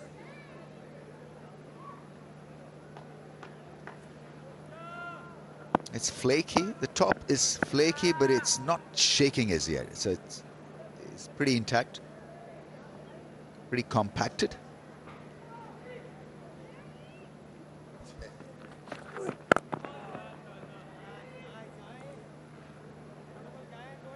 Hello hair shampoo. 100% confidence with dandruff-free hair.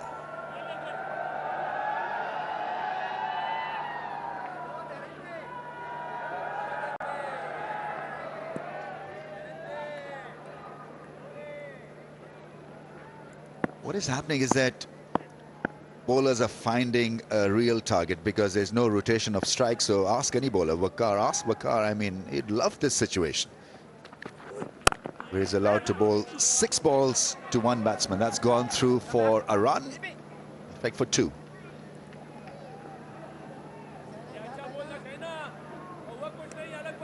Yeah, the strategy from South Africa, I'm struggling to understand, because this is probably the best time to bat, especially when the ball is 36 over old. So spin and not having any impact. I think they've got to really be positive and look to score runs rather than just being out there.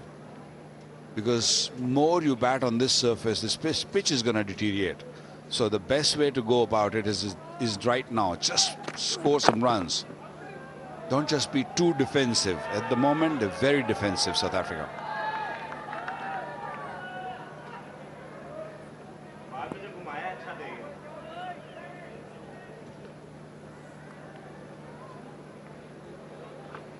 .149 dots so far in the innings for South Africa.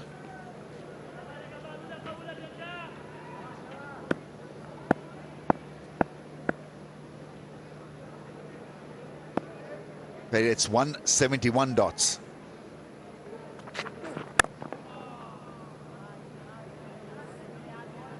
End of the over, 2 down for 90.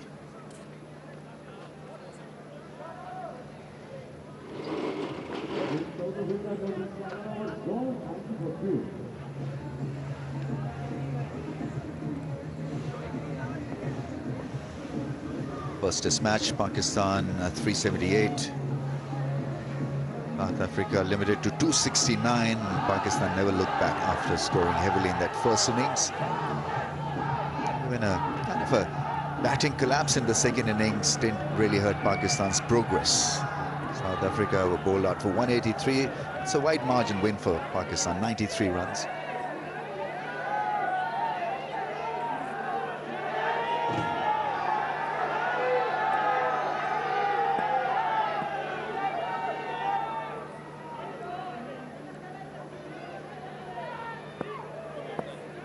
.4 overs of dots from South Africa in this innings. Out of 37 overs.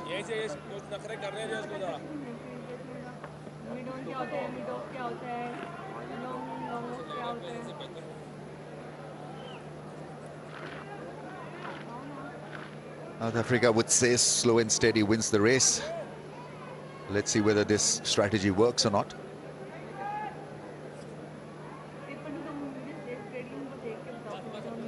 Believing in a marathon rather than sprint, South Africa.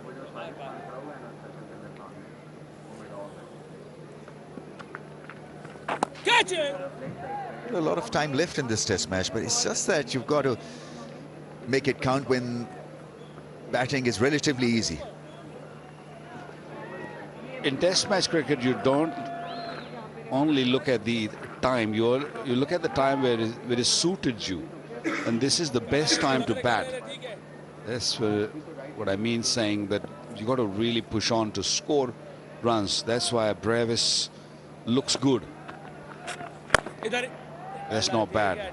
Use your feet. Put the bowler under pressure. Don't go berserk. I'm not saying to just start slogging something, but put bowlers under pressure. He did it in the Lahore Test match, and everybody loved it.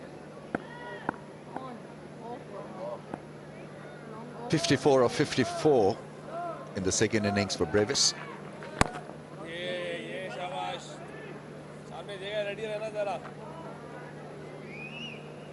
Normally a left-hander batsman to a left-arm bowler, you don't mind using your feet. You just get to the pitch and push it. The mid-on field is back on the boundary. You can easily push that to inside the crease. The runs aren't going to come.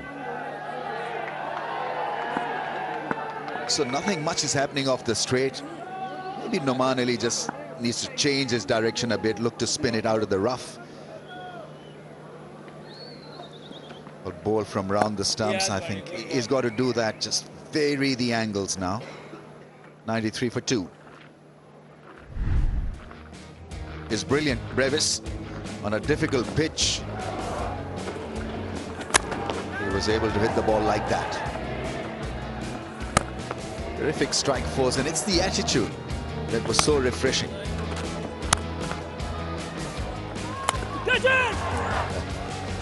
Really exciting to watch. He's a cool player.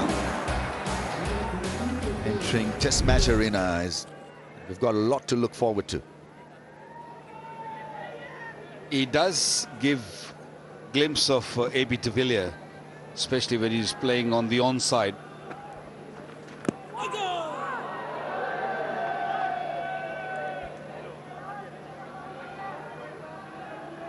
He's naturally there, Sajid Khan, looking to spin the ball from outside the off stump.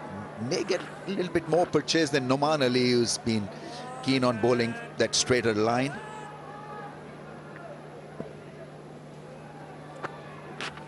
Nicely bowled, beautifully bowled, drawing the batsman out of the crease.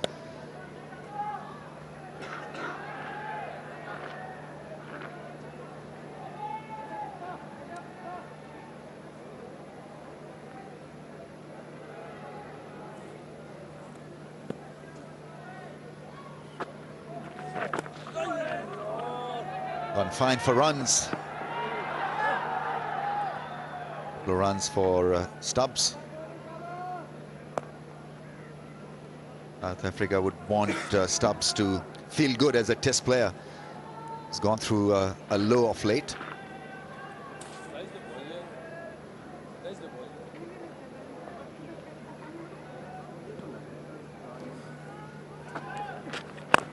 There are different ways of getting back into form. Some will look to attack, hit themselves out of trouble. Some will bat like Stubbs, so occupy the crease and runs will come. Fall back on good defense, not worry about the scoring rate. Yes, buddy. It's important for him now to not throw it away.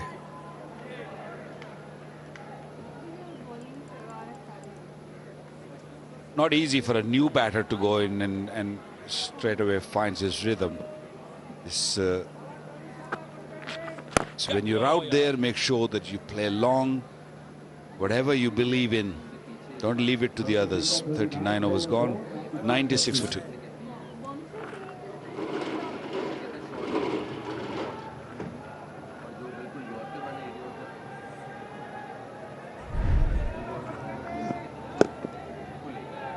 Searching for magic today.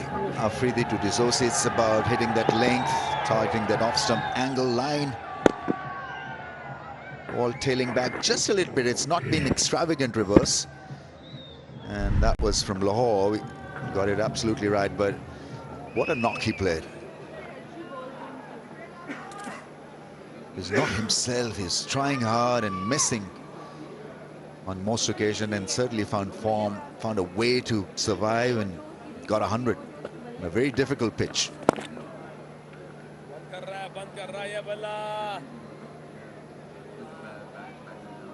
So from that angle, I'm just trying to read what he's trying to do nominally. Maybe go for a cotton bowl, because Stubbs is going hard with hands. So he wants him to play against the spin. Around the stumps, once again, that angle there, it's a beautiful angle. That last delivery was pushed 86 kilometers an hour. Searching for a little bit more spin off the surface, Noman.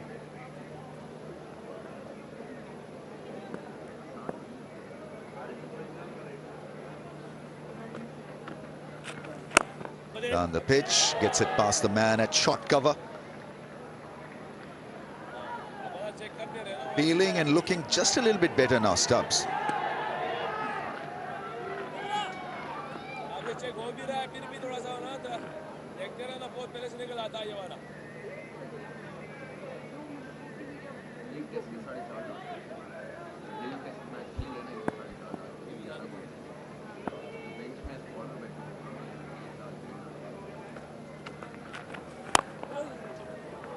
That's a nice shot. Getting the ball away from the rough area, playing against the spin. But good thing about that shot was it's exactly on top of the ball. A super drive from him. Talking of super, we've got Super Asia, Pakistan's leading home appliances brand.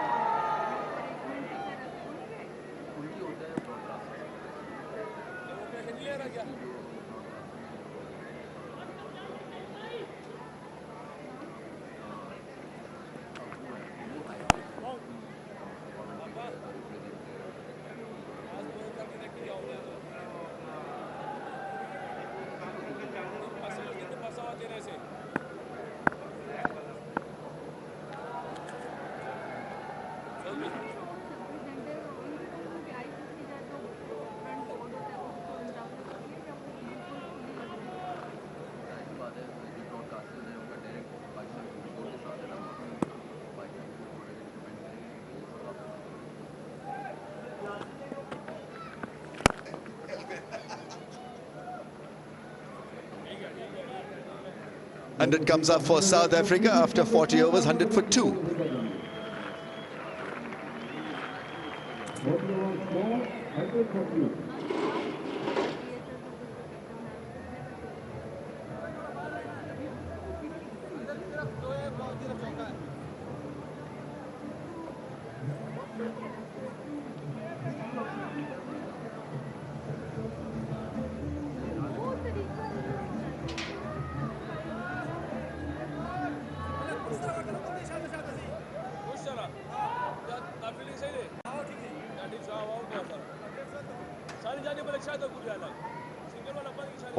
Run effort between Zorzi and Stubbs.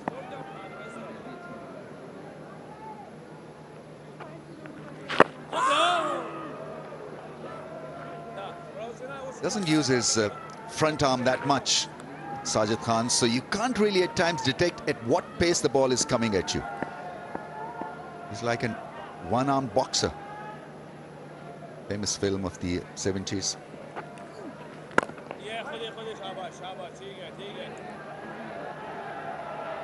And he also likes to bowl with harder ball. He's brought in a little late, and the ball is gone quite soft. That's why the batting is very, very easy. Very lucky, got away with it, Sajid. A little loose from him outside the off stump.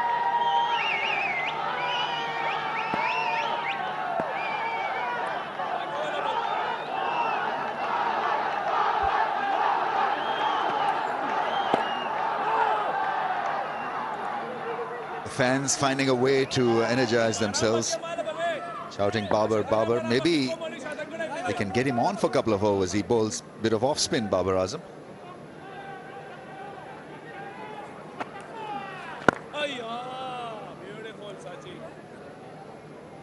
He can bowl off-spin, but I remember under 19 level he was reported for his action.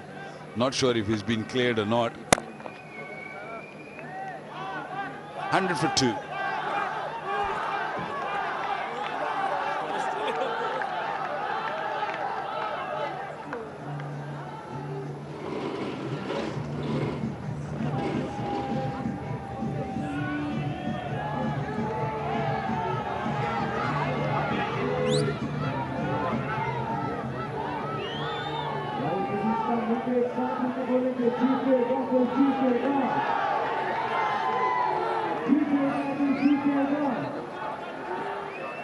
Right then, what next for Pakistan? They've tried their hand at Numan and Sajid Khan. Will they continue? Should they continue with the same pair, or should they get somebody else in? What about South Africa? Are they happy with the pace of this partnership? I think it's about managing a good partnership and taking it from there.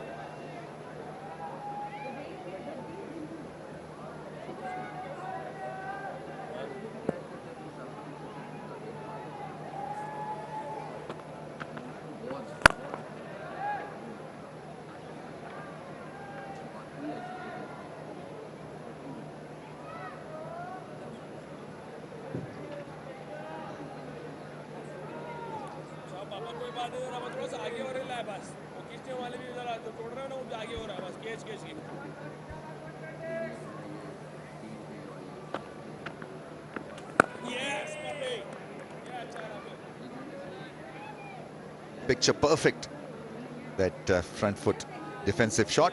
Vigotel mobile selfie moment, crowd selfie moment is always something to look forward to.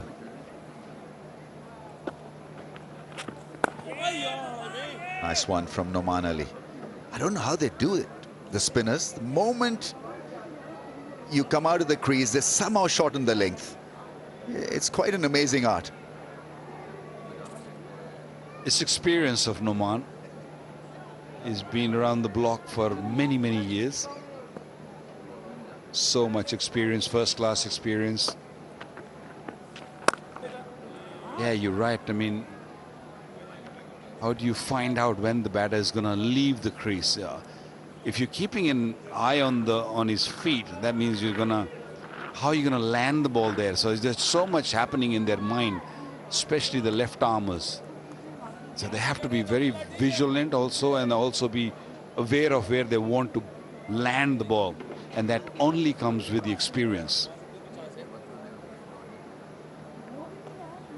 His first class debut was in 2007.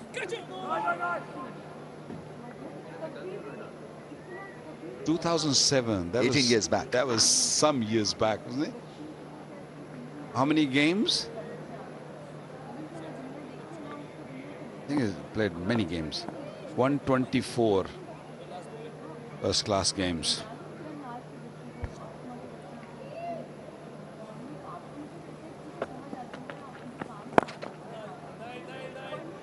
Very measured approach to the innings. Zorzi, once again, impressing one and all with his temperament. 103 for 2.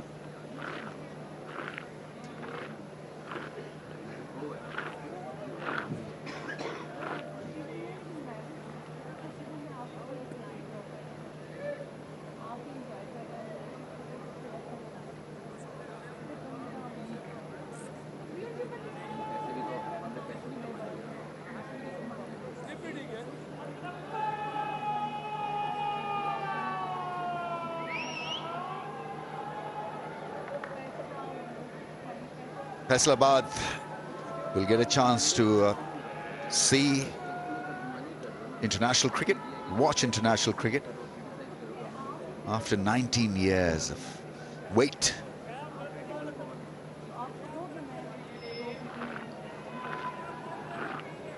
The ground holds a serious history. Faisalabad Cricket Stadium. It was a test ground once upon a time, and flat pitch, hard work for the bowlers. It is where the great Dennis Lilly said, "I want to be buried here."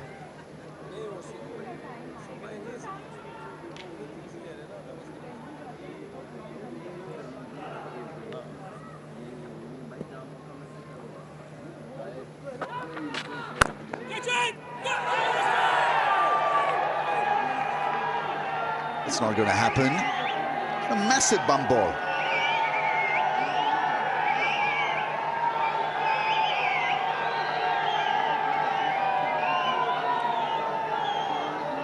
Pakistan are appealing, umpires are conferring, and they want to be absolutely certain regarding to the that. umpire to direct, we have an umpire review for a bump ball. I've checked the feed, it's a fair delivery. Can we go to front on, please?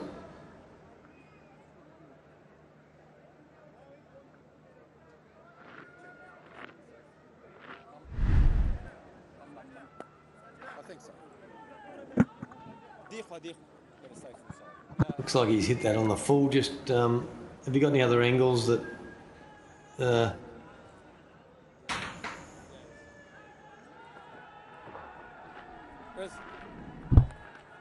Yeah. I'm ready. I'm ready to make my decision for the big screen.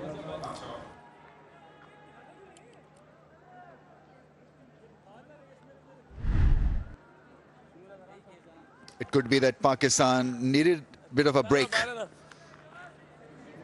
That was never going to be out. Anyway, we continue. Oopsie, oopsie. That's gone and will be an easy 4 for the right-hander. So that's good from Stubbs, because he deserved this full toss. He's battled hard. A rank full toss put away. Yeah, I think he wanted to put more revs on the ball, and because he doesn't use his front arm, sometimes he loses it and can be an easy picking for the batters. 50 runs partnership.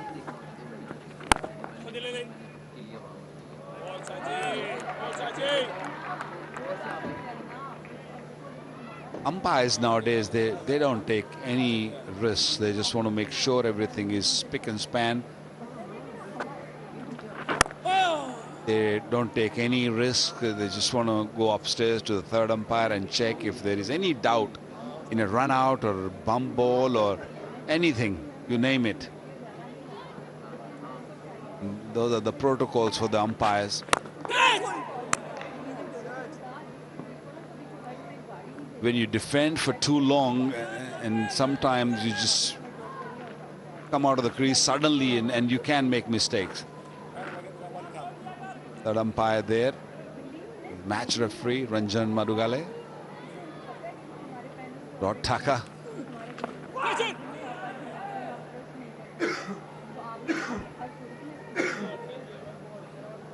Couple of full tosses from Sajid in that over, and it's 109 for 2.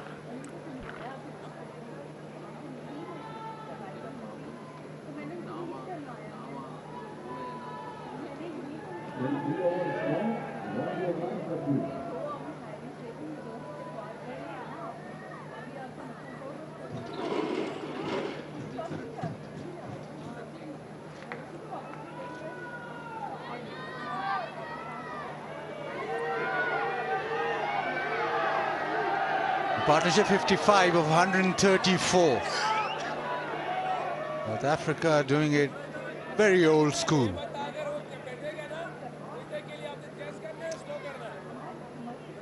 Been able to block and just trust their defense throughout.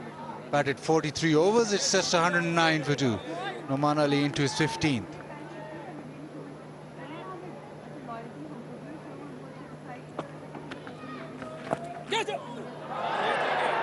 Yeah, it feels like this test match is meandering.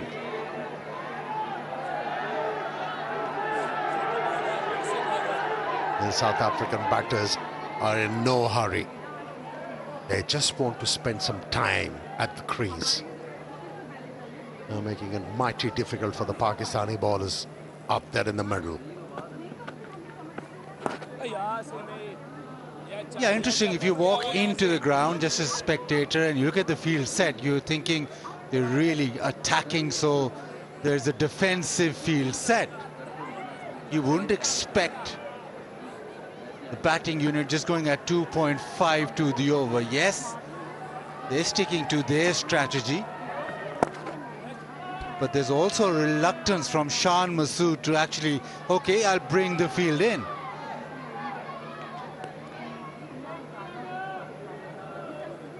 Yeah, you make an interesting point, Buzzy. If the batters, they are not showing any intent, bring the fielder in, entice them into doing something indifferent. At the moment, too many fielders are riding the boundary. Maybe worried about the second innings already? Yeah, you look at the three fielders, three boundary riders. That is mid-off and cover, and there's one out, deep square leg. And we haven't seen a shot in anger. So, yes, maybe you're conservative, but you look at the way that they've batted.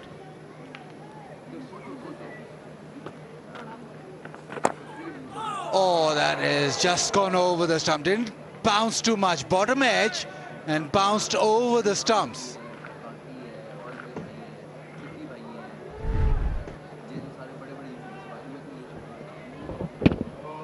Yeah, a rare mistake from Stubbs. He's been concentrating very hard. Very lucky on that occasion. Bounced over the stumps.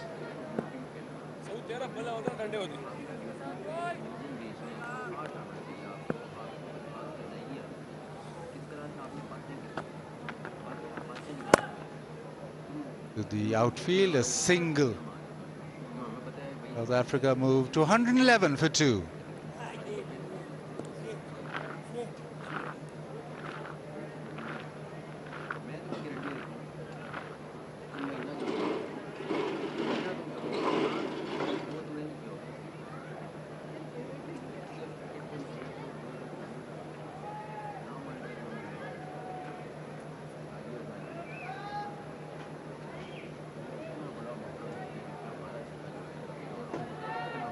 Round-table conference. Shan Masood just having a word. Rizwan in there, Imam. South Africa have managed to just frustrate Pakistan. That is the challenge for the Pakistani captain. How to break the focus and the concentration of these two batters out there in the middle.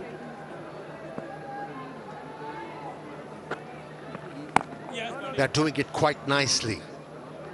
You remember when South African captain played few strokes and he started to feel very easy at the crease, and he played an expensive stroke, he was holed out. Why not bring in the fielder like you suggested and ask the batters to go for it, break their concentration? At the moment, Pakistani captain is going with emotions rather than looking to event something.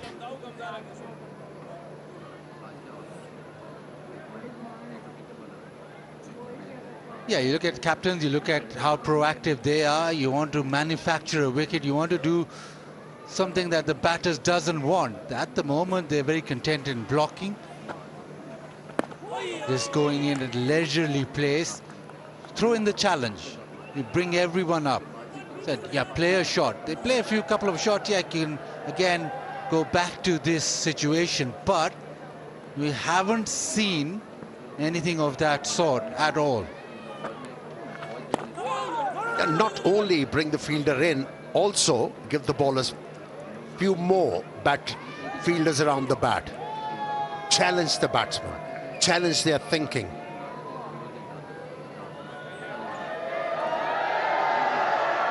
Something might happen. You have to create your own luck in these situations. Nelson's on the board for the loss of 2 wickets.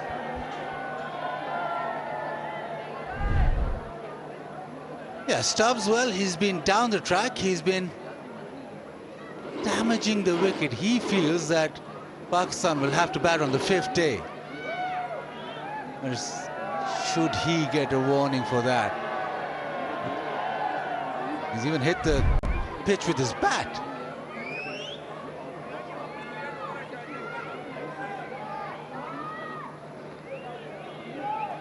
At the rate that South Africa are going, they feel that maybe can the bat for as long as possible, maybe till the 4th day. But you feel that Pakistan, they get a wicket, they're in, but it's just been a session of play where things have just drifted away. Nothing really has happened, nothing from Pakistan to suggest they want something different to happen. Yeah, like the last delivery bowled by Noman. Flighted the ball, asking the batter to go for it, who changed his mind, driving that ball at the last moment. More flight is needed on a pitch like this. If you bowl with a low trajectory, you serving the cause of the batter.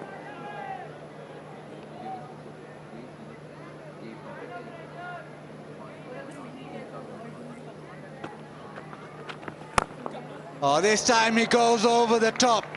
He's had enough and it's caught, but outside the boundary rope. 6. Noman should mind it. Should not mind it at all. At least he had the batsman doing something different with that flighted delivery. Yes, Zorzi was in control. Executed that stroke perfectly. So was the catch taken perfectly by the 4th umpire. Yeah, Rashid Riaz. Very good technique, reverse cup. I shouldn't be surprised. He's a decent first-class cricketer. Enjoyed that. Yeah, very comfortable. Well done. 50 first-class matches, so you expect him to take those.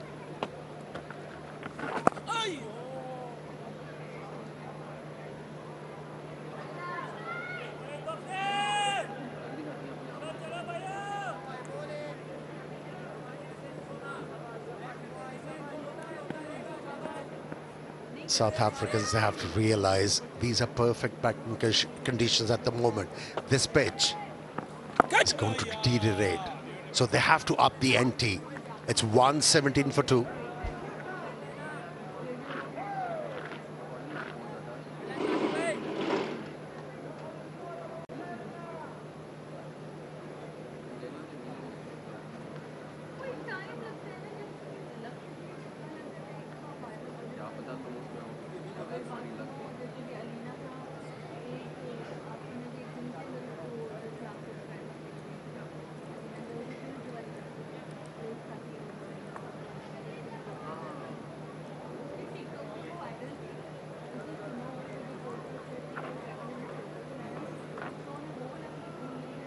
Now 7 wickets today, but these two, 63 of 152.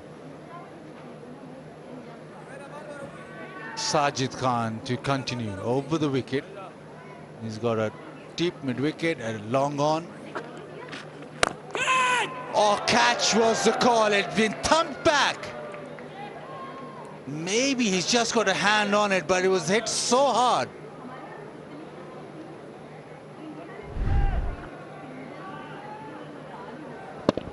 Yeah, you're right. It was hit really hard. Not a lot of time for Sajid Khan to react. For the second time in this test match, we've seen a bowler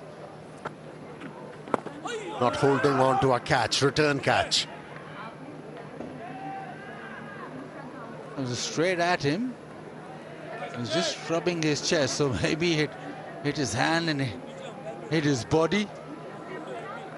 So beaten by pace.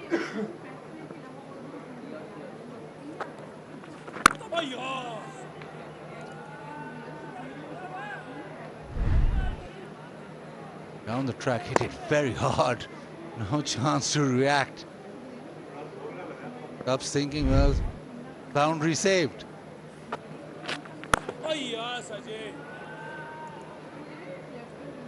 Now this is good from Stubbs. Not afraid to use his feet. Looking to smother the spin if there is any for the off spinner. The right idea, try and get to the pitch of the ball.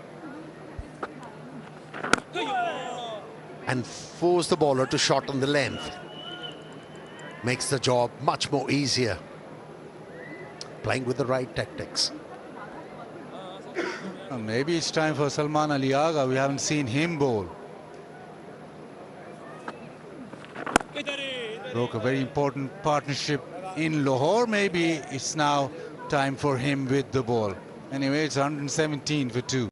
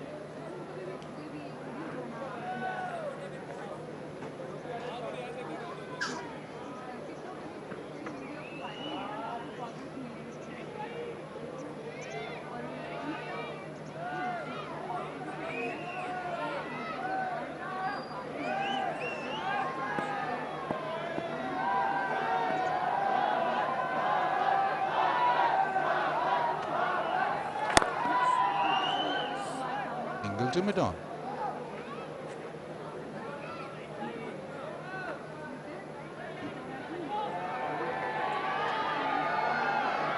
Bank Al-Falah with its 1100 plus branches. Open your current account, nearest branch, enjoy various free services and enjoy Orbit rewards.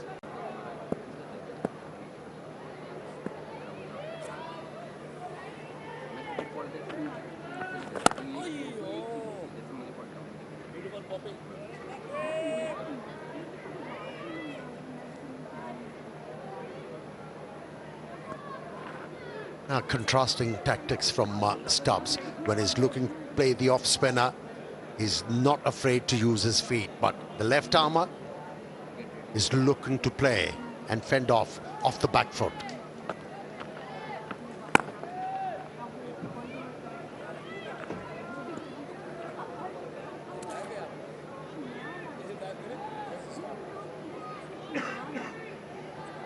I just feel as if Pakistan going through the motions. You've got spinners on, you've got a set pattern, and they're just going on and on. Nothing really different about this. It isn't working. Just waiting for the batter to make a mistake. Maybe a change in bowling, change in tactics, something different, just to break things up. Yeah, we've spoken about to bring the field in, but what Numan can do, he can change the line. Have somebody place a deep cover, try and bowl outside the off stump, flight the ball outside the off stump, do something different to break the focus. At the moment, delivery is pitched within the stumps. Batters are so attuned to defend them. Going so easy for these two.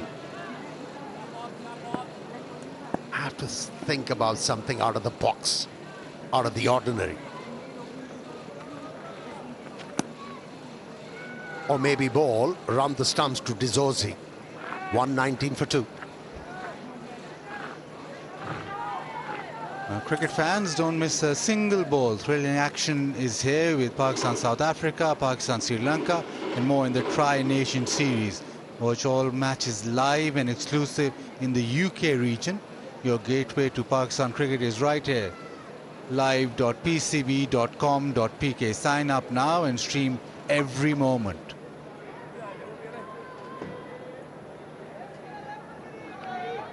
Yep. Now stream everything. You can be part of the action almost wherever you are. UK region.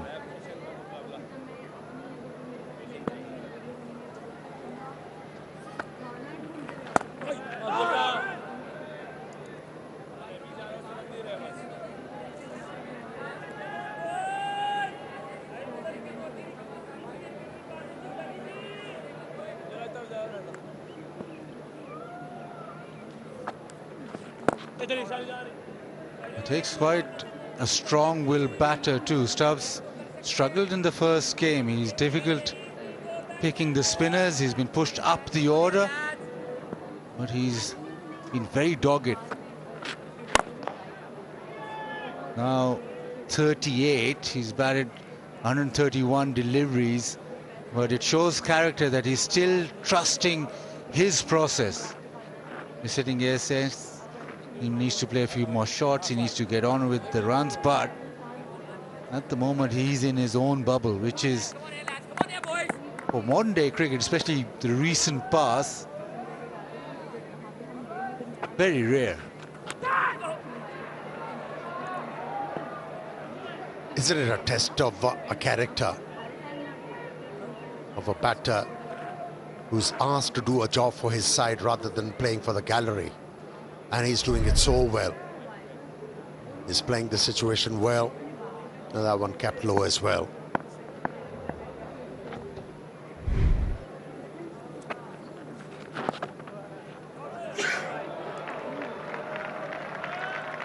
And it's proven to say that if Sajid tries to bowl to the left-hander over the stumps, see how those patches created by Shaheen Shah Afridi outside the leg stump respond to his style of bowling. 120 for 2.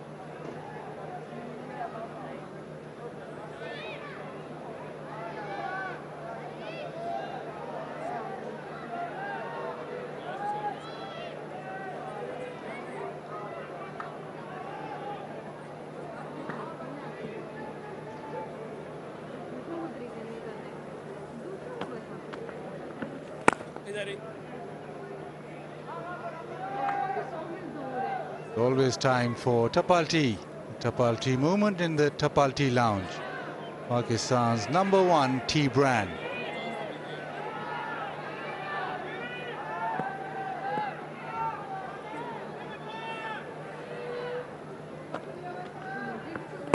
This Rawalpindi Stadium does produce runs. One of my early memories watching a test match here was that great knock from Salim Malik. Followed on, got 237. Pakistan saved the test. But I remember even on the last day, the pitch was good and you could play your shots.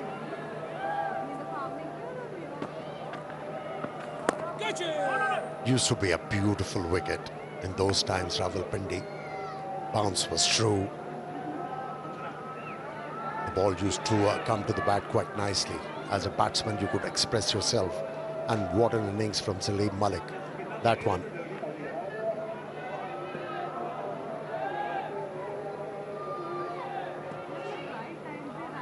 Now for the first time after a long time, Pakistani spinners been challenged here.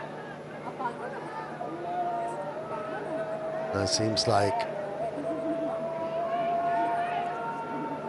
they're failing to find the right ideas at the moment.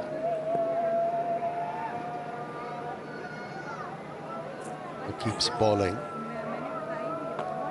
like they're bowling on a rank turner, and that's why things aren't happening. A maiden over, 120 for 2.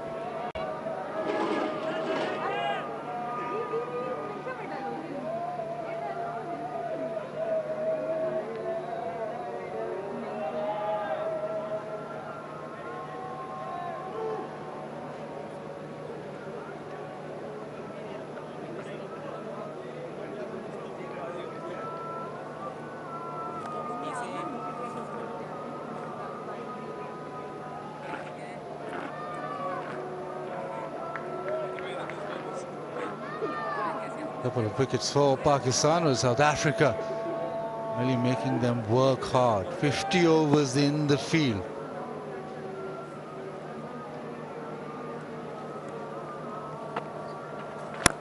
Oh, something.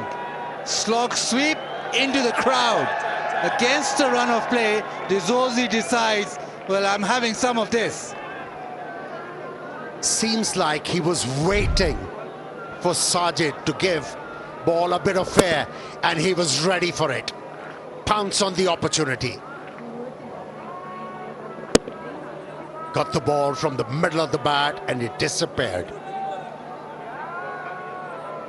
Now that kind of a stroke tells you that the batsman is growing in confidence. Everybody was caught by surprise. Quick single. The throw and an overthrow. This will go to the fence, I reckon. Yes, it does. So the 6 followed by 5.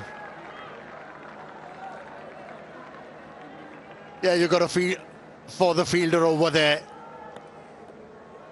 After that throw hit the floor, it kept on changing its path and became very difficult for Babar Azam to stop that one. A good call from Zorzi. Have a look. Odd bounce as well. What's going on? Injection of pace. 11 in 2 balls.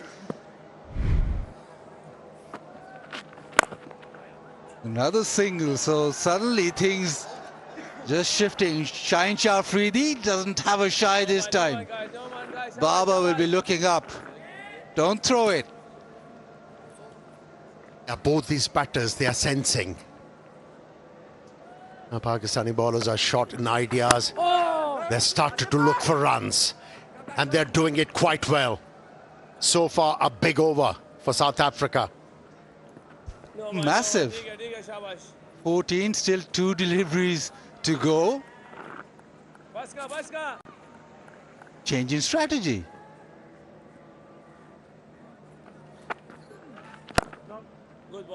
Maybe just for the 4 deliveries.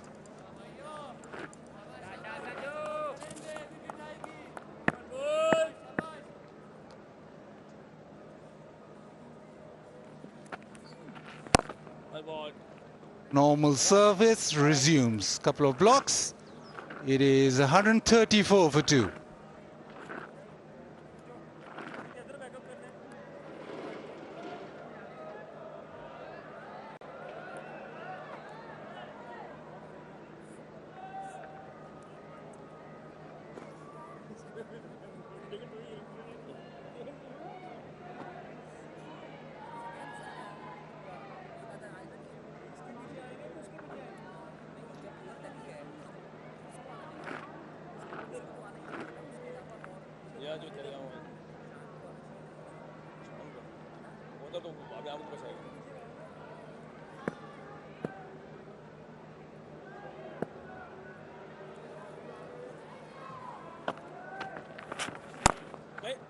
On the ground, punched away for a single. Noman continues. Same tactics, no change from Pakistan. And South Africa carry on.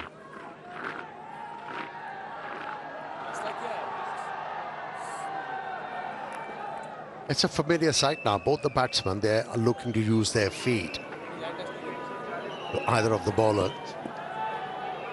Throwing in confidence, showing intent now.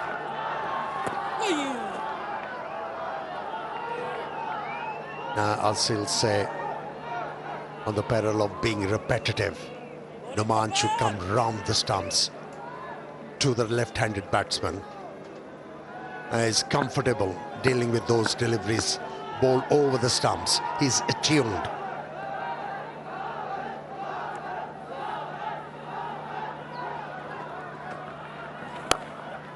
And brings out the sweep shot.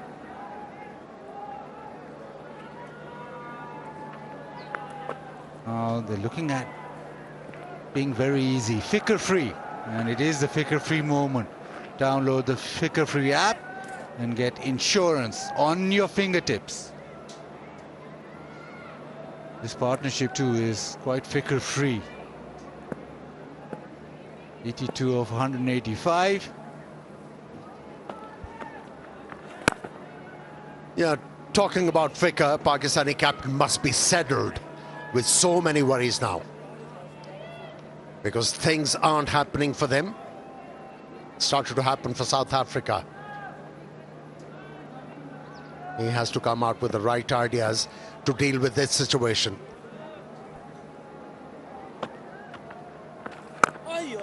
And Sean Pollock just reminds me from the back of the box that the follow-on has been avoided. We missed that. South Africa trailed by 197. Follow-on well and truly avoided. So Ficker-free. Relax. Cuts it away and gets another single. South Africa carrying along. It's 137 for 2. Pakistan especially need a drink, so drinks on the field.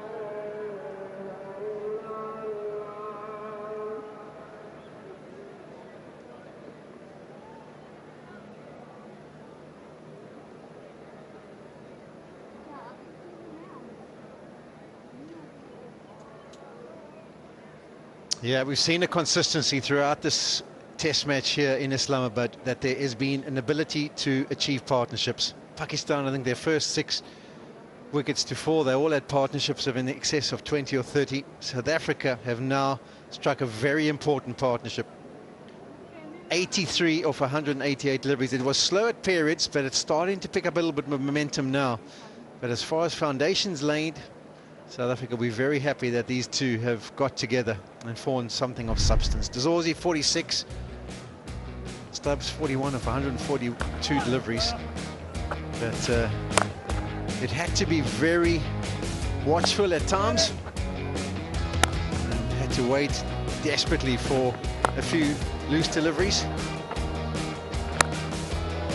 And then was one over in particular where 14 were accumulated off 4 deliveries. And that was the real impetus that South Africa required.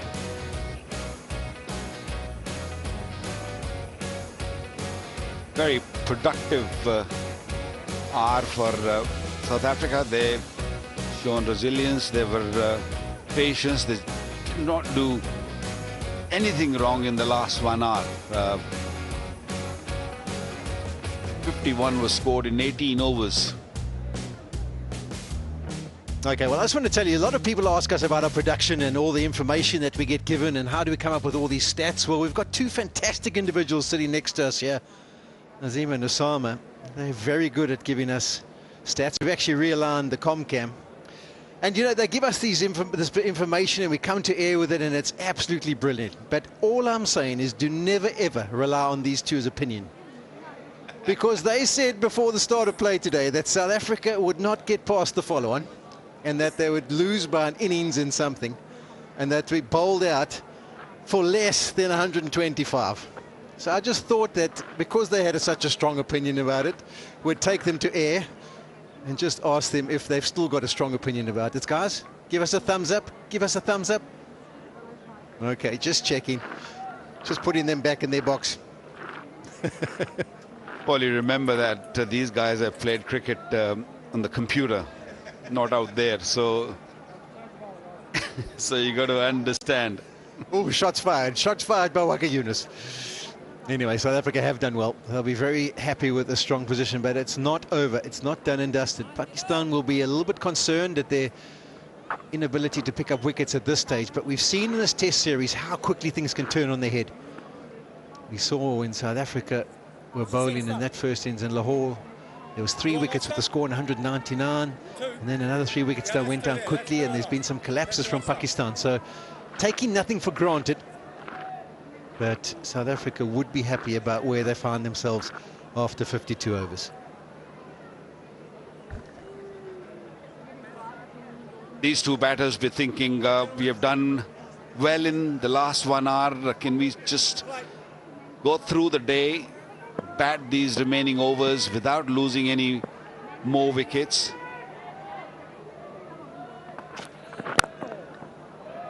And we also saw last night around this time the ball started doing quite a bit.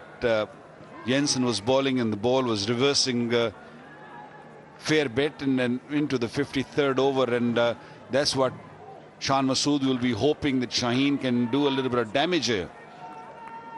Yeah, and he was so effective when it was reversing, wasn't he, in that second innings at Lahore. 1 for 18 in 10 overs. He's been very good so far. That's beautifully played. That's through the gap, and that'll be another boundary.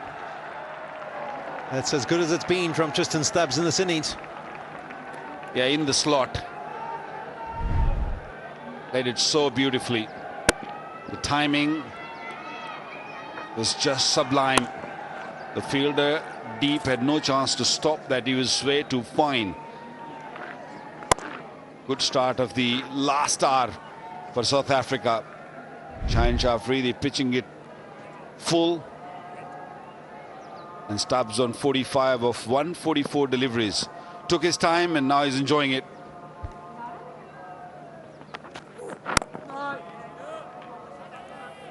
You got the feeling when he walked to the crease that he was maybe a little bit uncertain about how he should play tactically, what he should try and do aggressively. But you feel now, having been at the crease for this period of time, that things obviously are coming easier to him, and his decision making in that brain will be a lot more secure about what he wants to do. Voted to number 3 in this test match, and he's answering that call. The only thing he's got to be careful when you face spinners for too long. Paces, your feet don't move, run out opportunity. Safely home at the end, but a big misunderstanding. Yeah, apology from Tony de Zorzi. It was a single every day of the week, and he decided to turn it down, and then he realized his mistake, made a late call to go through, and actually you get a kind of feeling that maybe it was thrown to the wrong end, because Stubbs wasn't sure. I think de Zorzi was the one who was always going to make his ground. Anyway, it all worked out okay in the end.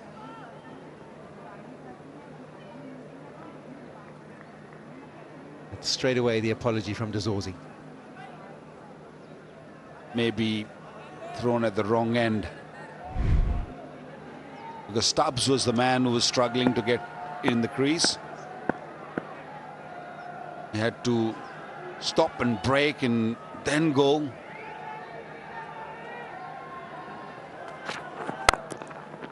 Another good shot. Does that one get through? Yes, it does.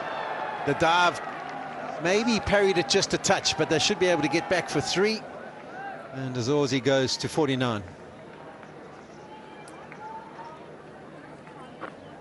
Also, nicely Shine free the previous spell, and his first over, it's been too full. He was looking for a swing, but even if you are looking for a swing, you have to really hit the right length. Full length deliveries become very easy for the batters to put it away.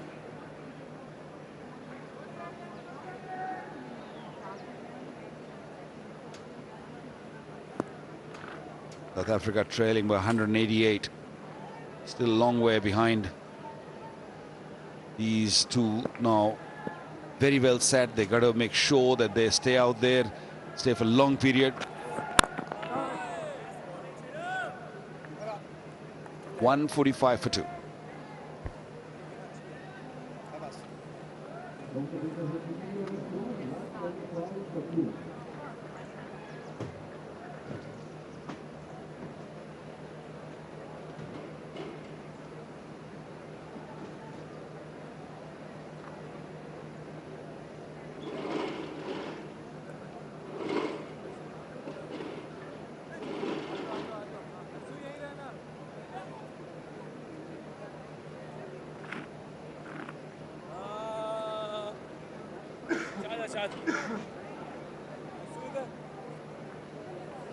But 26 runs in the last 5 overs for South Africa. It's been a talk about investment sessions and then cashing in, and that's what it's been for South Africa. Just an opportunity to pick up runs at will.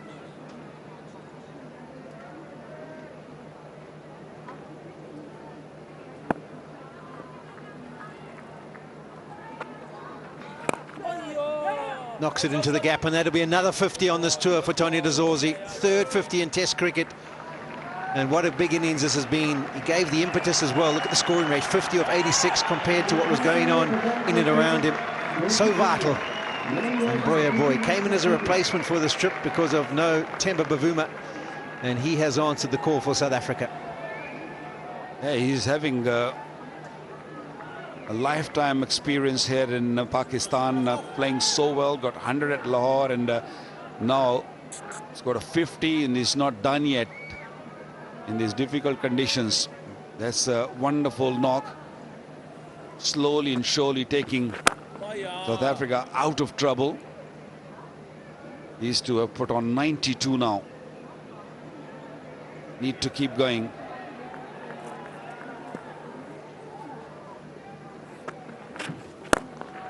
Nice use of the feet, and that'll bring up his 50 as well. The whole distance.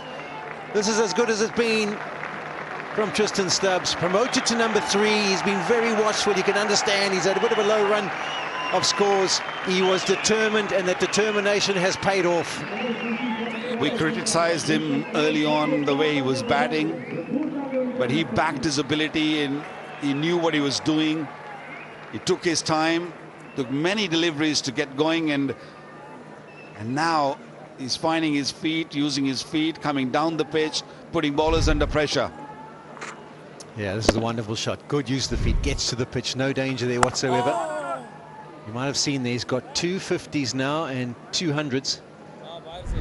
But on the other 2 occasions that he got, so he's been over the 50 mark. This is his 4th time. The other 3, twice he's gone on to get 100. And the other one, he only just got a 50. Also brought up the 150 for South Africa with that shot that he played. And the partnership's now gone to 98, so plenty of milestones for us to talk about over the last 10 minutes. Yeah, the game started moving. It was slow to begin with, but now South Africa has just pushed on. 152 for 2.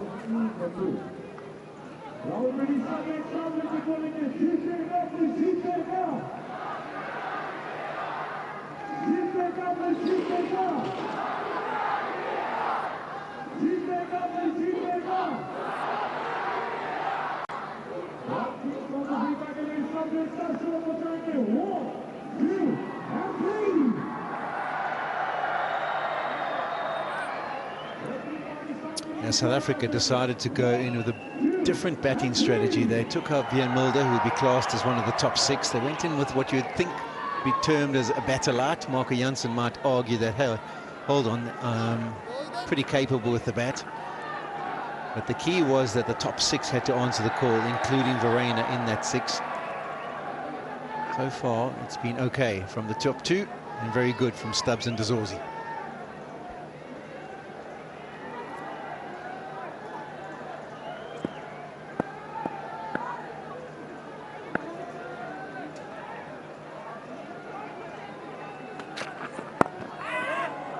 That edge will go away. Will Zorzi come back for the second? No, he decides against it.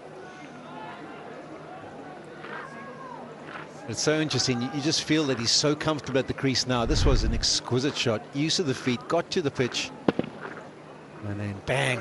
He's played such good T20 cricket in leagues around the world, so we've never doubted his ability. There's Zorzi, who was celebrating his 50. Another one on this trip.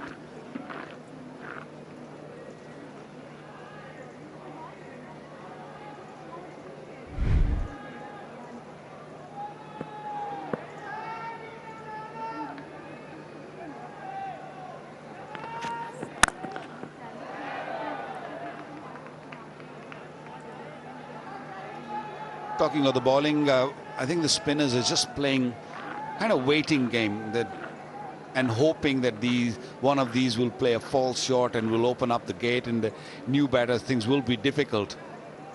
They're not really thinking out of the box. They're not really doing anything different. It's very much the same what they've done throughout the day. That Stubbs is just coming down the pitch, in control of the shot. Very, very fine inning. That's the single that will bring up the 100 partnership. And the South African dressing room were very happy with that. Always talk about how partnerships are key to compile big scores and big innings for the team. And this one eventually has come off 203 deliveries, which is an improvement in the scoring rate as well. Pakistan were just under 3 in 2.96, I think it was. South Africa scoring at 2.83, so pretty similar now that they've got going. Yeah, this was required. This was needed by South Africa. Yeah, the funny thing was, you talk about the spinners, and it just felt, I mean, all of us sitting up here, South Africa were going nowhere. There was the odd one beating the bat, and they were building the pressure, and you thought it was just a matter of time. It was just a matter of time that Pakistan would pick up a wicket.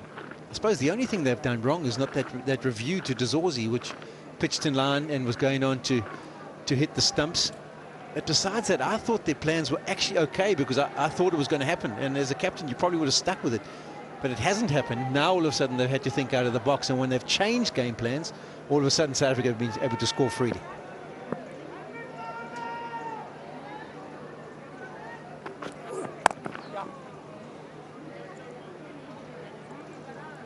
Yeah, you have to think out of the box sometimes, you know, when things are not happening. It's not really spinning. They're still very much battable, this surface. And I think, you know, they were all appealing for the catch, which was taken by a short leg fielder.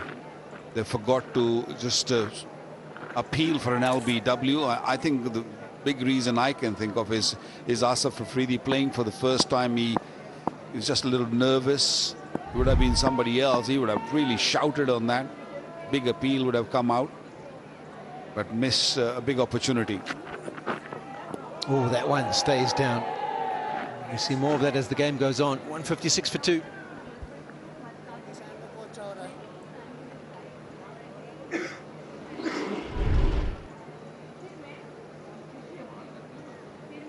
A rare delivery which kept a little low.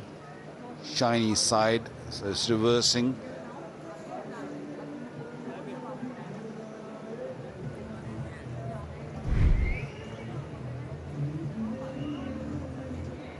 It's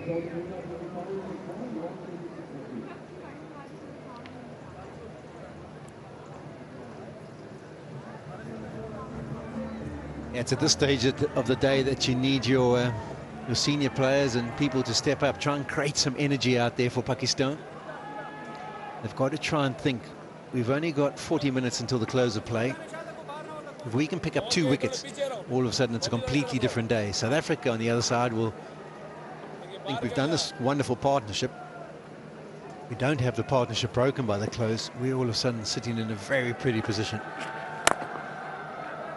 You also see that the field has changed. Not as many tacking fielders in there to take catches. The singles are coming almost at will now for South Africa over the last 10 overs. Normally in this sort of situation you see teams going in a different direction, the opposite direction. Bring the fielders in. You need 1 wicket. You need to break this partnership. And there what Pakistan have done is they've pushed the fielders back in the boundaries and scores started coming quite comfortably, and that's not good. And that was a good sweep shot by the Zorzi.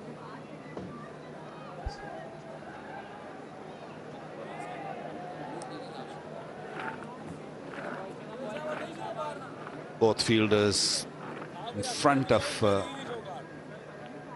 the batter. They're both on the boundary. They've got a deep point, deep mid-wicket.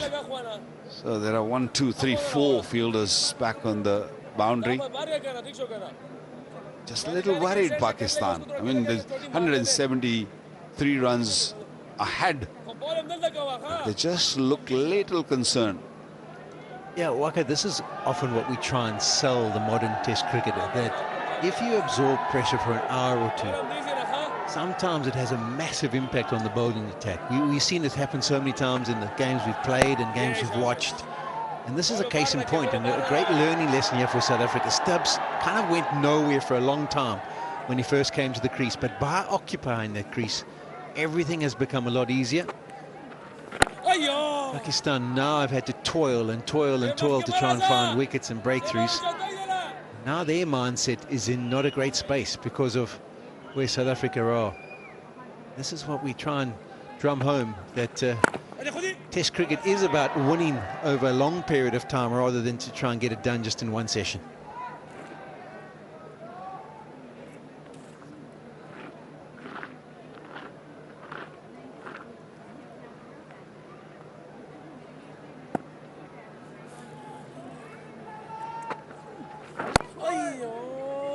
Yeah, end of the 56, 161 for 2. In the last 11 overs, South Africa have scored 50 runs. So that's where they've caught up the scoring rate. And that's where mentally Pakistan are. They kind of had no answers at this stage. There's a bit of a meeting going on at the moment. A couple of the senior players, Rizwan, Baba.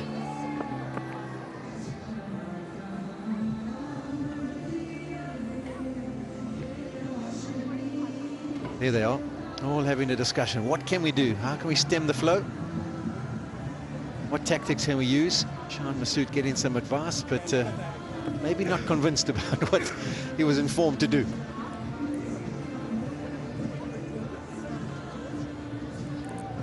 Normally Shan Masood, a kind of character that he likes to take his team along, take his seniors along. That's why he got them together to get more ideas. And you do need your seniors at this stage when you are just kind of getting tired and not really getting any success. I think they've got to go back to just making sure that the runs don't come easy. Don't bowl those half volleys, especially from Shaheen, the only fast bowler Pakistan had played this test match.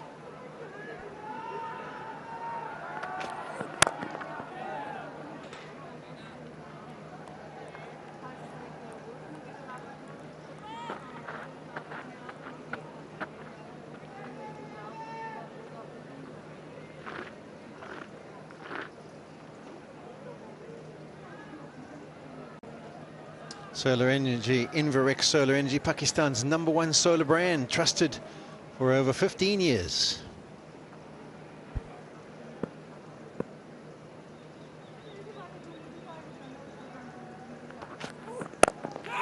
Oh, that was airborne. That's what that field is placed there for. The one that just stops in the pitch.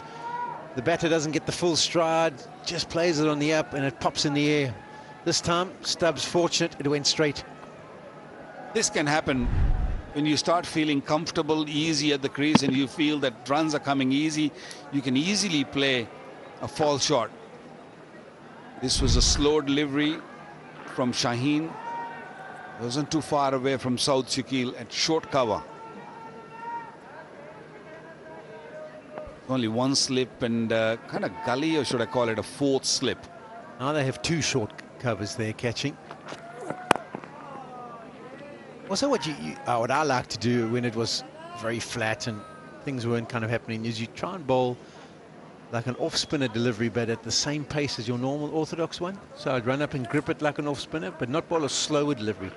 So it would be like a cutter, but as fast as I could do it, because I felt like if it just gripped with it coming out at the same pace, that it would stop, and that was where the guy would get caught. It was kind of something we kind of worked to come up with ideas when you first tour, and that back of a length doesn't seem to be being successful like it is in South Africa. You have to think out the box.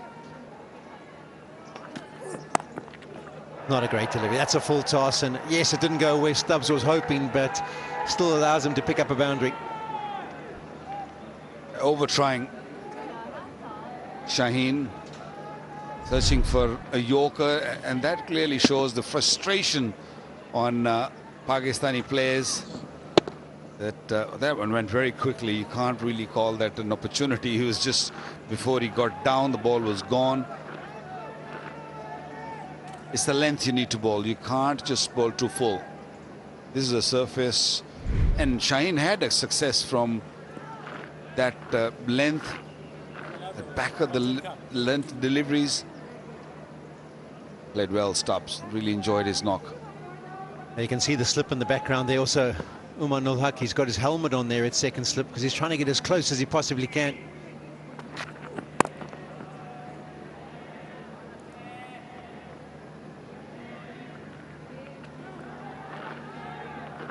So Simon Harmer trying to get in as close as possible. Of course, the ball doesn't carry. I think he's very grateful that that full toss didn't get edge to him, because that would have been going at a rate of knots. It's one thing when it hits the pitch and slows up and comes to you in that position, but a full toss with maximum speed on it might have cleaned him up.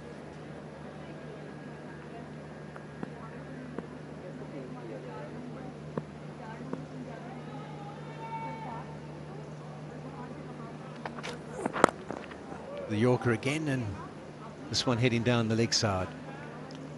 166 for 2.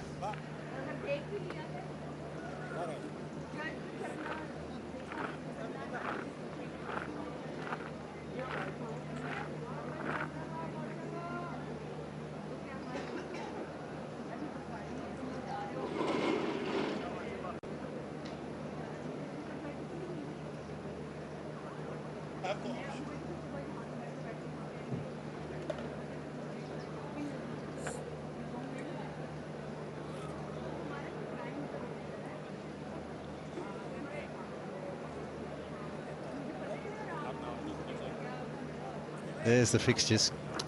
That's where the Sri Lankan tour will transpire. 11th, 13th and 15th against Sri Lanka. That'll be after the South African series. South Africa have got one T20 here, then they head to Lahore, and then 3 one-days in Faisalabad.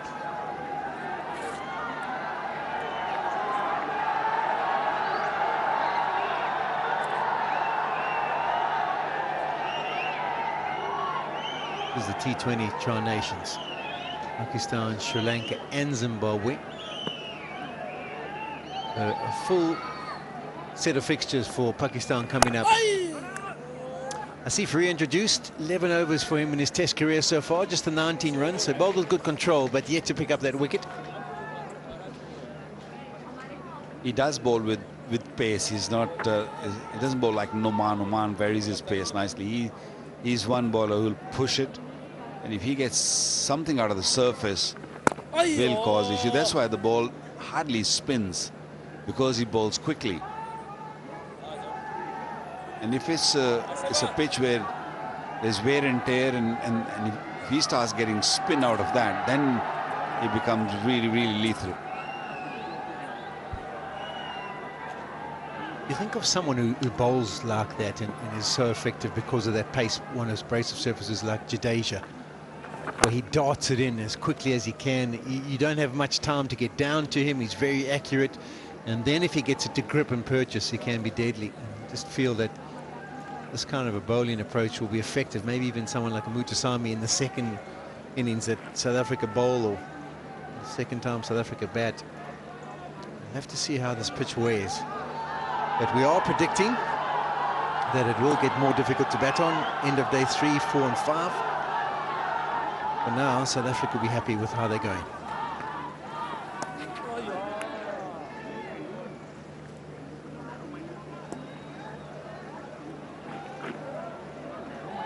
Difference between Indian pitches and Pakistan pitches doesn't matter how spinning they are. Over here, the ball spins slowly. In India, it spins sharply and bounces more. Could be out, could be out, could be out. Umpire unmoved. Get the feeling Zorzi almost looked guilty. Did he get an edge on it? Did he get a scratch on it? They've got one more review, Pakistan. If they mess it up, they don't have any for the rest of the match. Are they sending it up? Going, gone. Yes, they are.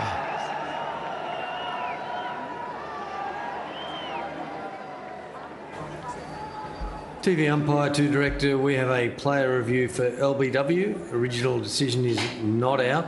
I've checked the feed, it's fair delivery. Can we go to front on, please? Front on coming up now.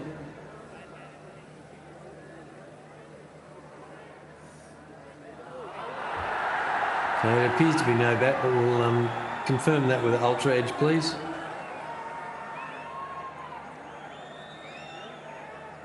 Ultra Edge coming up now. With a flat line as the ball goes past the bat. We've got no bat involved, so we can go to ball tracking when it's ready. Ball tracking coming up now. Zycat. Pitching in line, impact in line, and hitting the wickets. Zycat, you'll be overturning your decision to out. I'll let you know when you're on screen.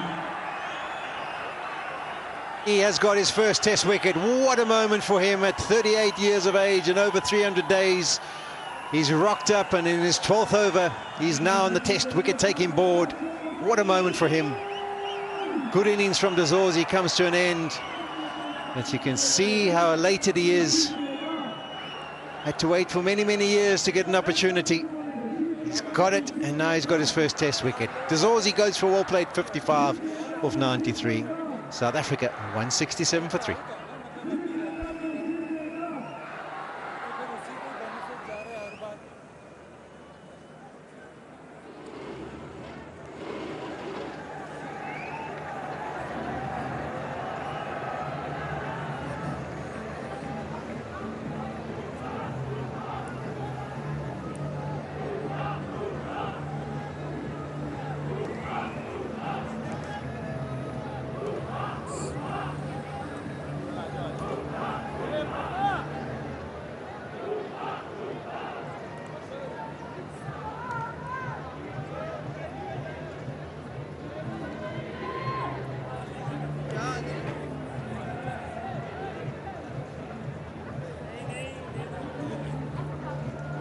So something happening for Pakistan. Devold Brevis is in. 22 years of age, and has got tremendous potential to absolutely light up a lot of stadiums all around the world. Asif Afridi picking up his first, always a special moment. Zorzi got on the crease, got on the back foot, squared up, and he was done. The ball skidded off the surface. It wasn't the spin, but the length and the straightness of the ball that got the better of the left-hander. Now, expecting a lot of action from this young kid. Half an hour left for the draw of stumps. Let's see how he approaches this innings.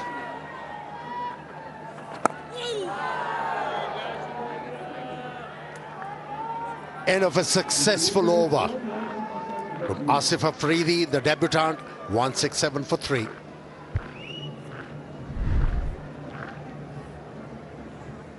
Yeah, this is the danger when you commit yourself as a left-hander from that angle on the back foot. If you miss the ball, you got to go.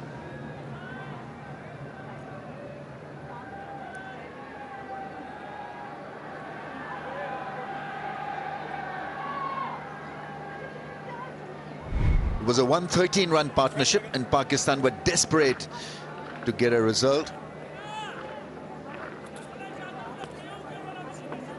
Again, 1 bring 2, 2 bring 3. I think Pakistan will be hoping that they can strike gold in the late part of the session. Yeah, Pakistan was in dire need of this wicket because South Africans, they started to march along relentlessly. Runs started to flow. They were looking to up the ante, and good bowling change worked for Pakistan.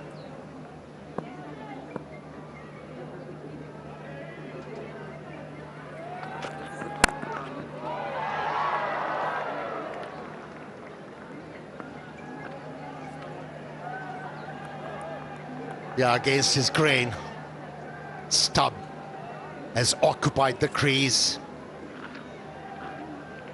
Playing out of character.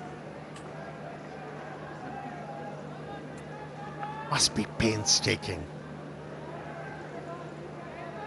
to play with a defensive mindset, but he has done it well. Promoted up the order in this test match, and he has come to the fore.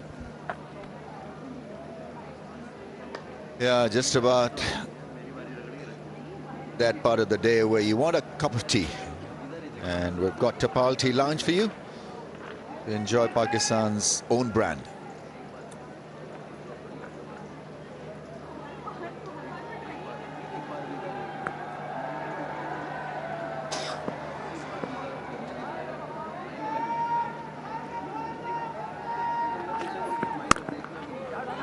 Yeah, it's a nice punch off the back foot. The timing is good one. It's a glorious shot. Really is. To get that kind of pace of a dead surface square through the offside is pretty special from Stubbs. And then the sluggish outfield. To be able to pick up a boundary, timing has to be there. Just a mere push earned him a boundary. He's oozing with confidence now, Stubbs. Now he started to back his ability.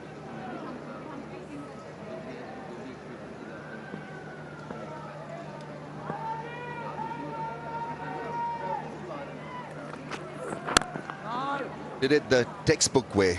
Stubbs, occupy the crease and you'll get runs. Show a bit of resolve and temperament. He had a solid defensive game plan, and it's paying him rich dividends. Now is the time to flourish and expand his range. The first part of his knock clearly belonged for the team, because Zorzi and Stubbs had to set up the show with a partnership, 113-run partnership. Now flowing is Stubbs. Down the leg side, well collected in the end by Rizwan.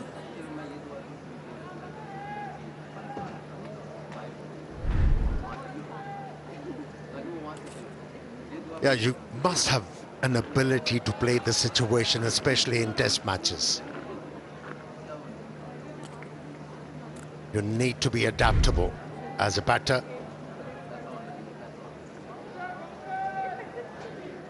And the prerequisite, you've got to have a solid defensive technique.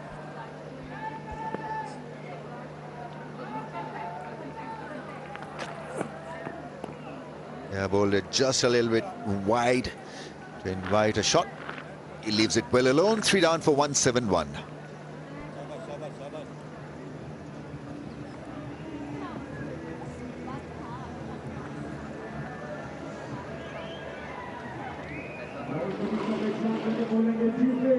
जीतेगा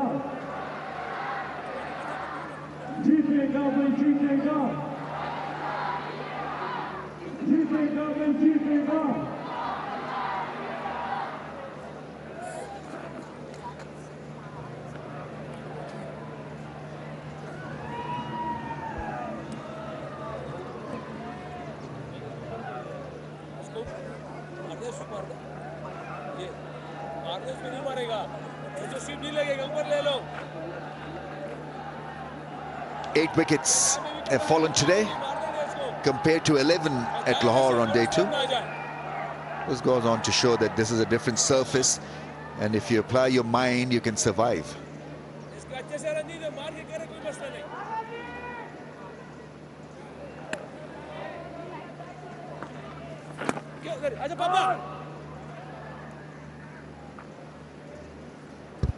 Yeah, Brevis was exceptional during the first test match. Very skillful in the second innings. Took on Pakistani bowlers. Hit some delightful strokes. Muddling the ball.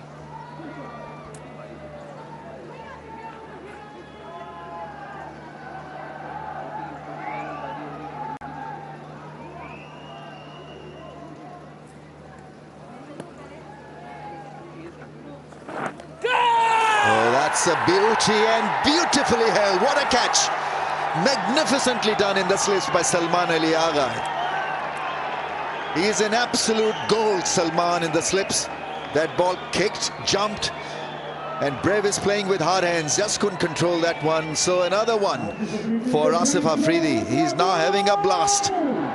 Yeah, it was expected that this pitch will start to offer something to the spinners. For the second time, with that pace, Asif Afridi was able to spin the ball, and spin the ball viciously. And once again, a very good catch in slips. Salman goes without scoring. Pakistan back on track, 171 for 4.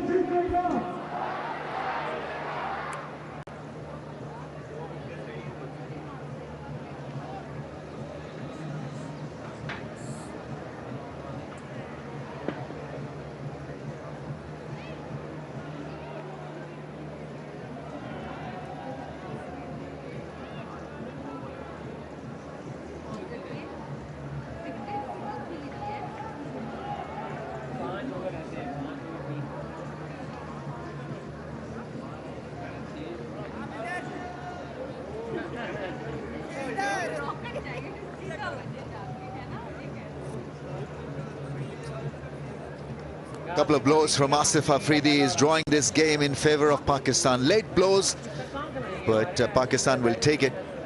Virayana is there. Keeper batsman, 29 matches, got a bit of experience and skill.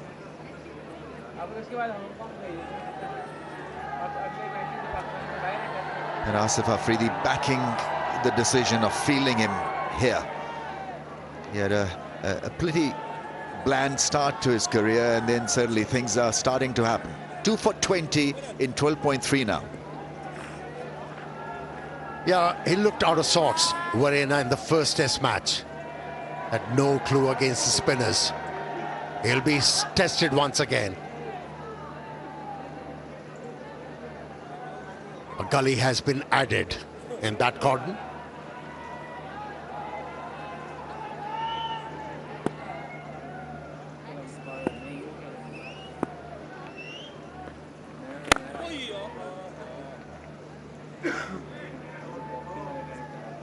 Gets off the mark with a straight drive.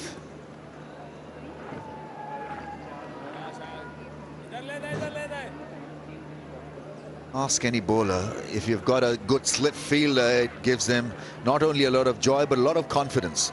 And Salman Ali Agha's progress as a slip catcher for spinners is just phenomenal. 6 catches so far in this test series. Overall, he's picked up 31 catches in a handful of test matches. And especially in these conditions where you're not sure about the bounce, to be able to catch everything coming your way You've got to be an exceptional fielder. Anticipation always there. And that too late in the evening in the last session, to be absolutely awake to the situation. Reflects his word. The movement was beautiful, synchronized, and pocketed it well in the end. So it's 4 down now for South Africa, 172 on the board.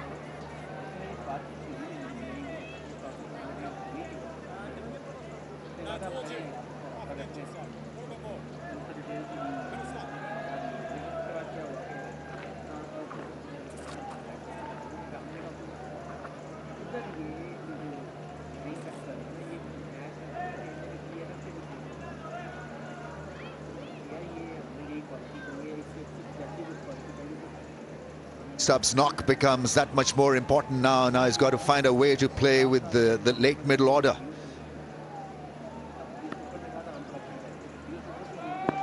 Best time for Pakistan to attack the newcomer. Played away nicely into the gap for a run. It'll probably come back for 2. Yeah, with those 2 wickets, scale tipped in favor of Pakistan. And Pakistani bowlers, they have to make sure they get a lead of at least 100 runs. And that's how the Pakistanis were able to come back into this game. 2 quick wickets through Asif Afridi, their debutant. You'll always get a good bounce in the slips when Asif Afridi is bowling. He's tall, gets the ball to bounce a bit more than Noman Ali. So some were querying the idea of playing 2 left-arm spinners, but they're both different. Pick a free moment, not for Pakistan, but maybe for South Africa.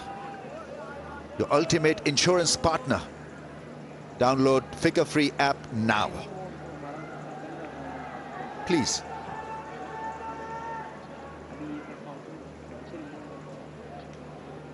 Need a partnership here, South Africa. They're playing 1 batsman less, remember, in this test match.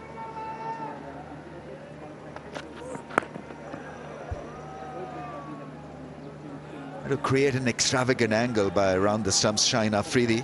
The idea is to hit the pads.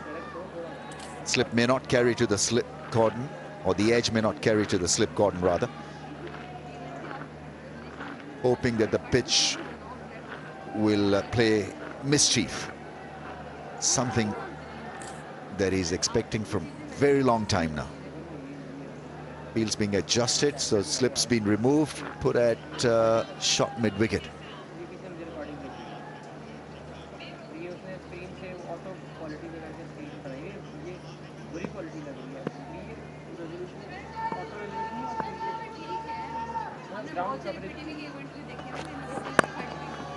Slower in pace, just to use that fielder possibly.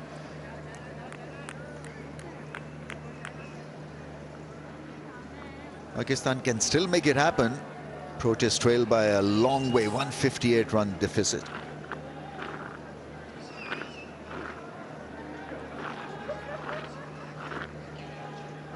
This is now the longest innings in this series in terms of ball faced. 177 by Stubbs. 177 balls for a 66.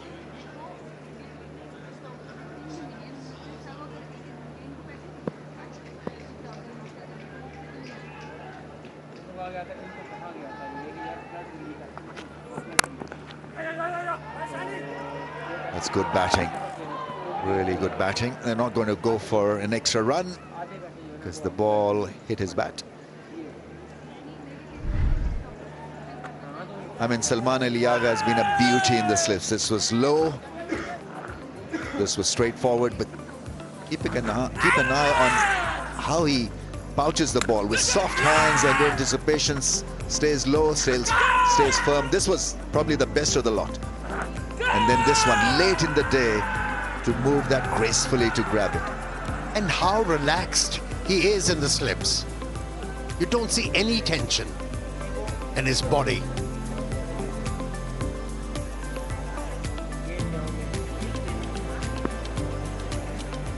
So that, by the way, was the award. If you've had a good day in the field, Majid is the fielding coach for Pakistan. End of the over, 176 for 4.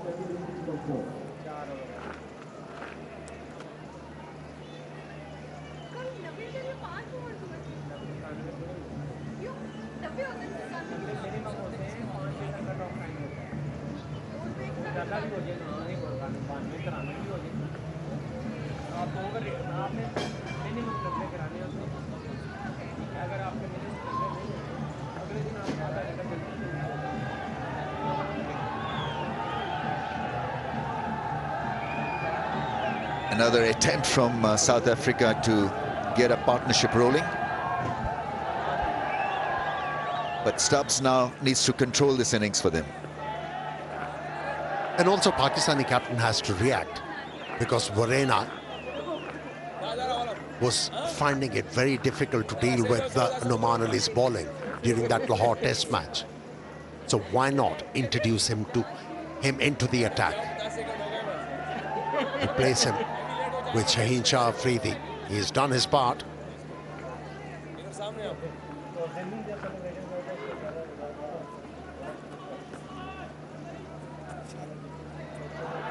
Well, they're trying to figure out which fielders to place where. So short leg, sitting mid off, slip.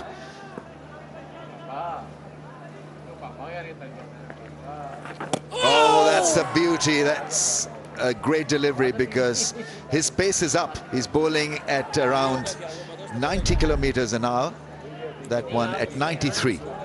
And then you go wide of the crease, bowl with a low arm and get the ball to turn. Nightmarish. This pitch is now puffing up, and you'll see it to offer more assistance to spin. And consistently. What we have seen in the last couple of overs from Asif Afridi, every time he has bowled, the pitch has responded to him. Have a look. Puff of dust, extra bounce and turn. Ominous signs for the batters now. Yes, buddy.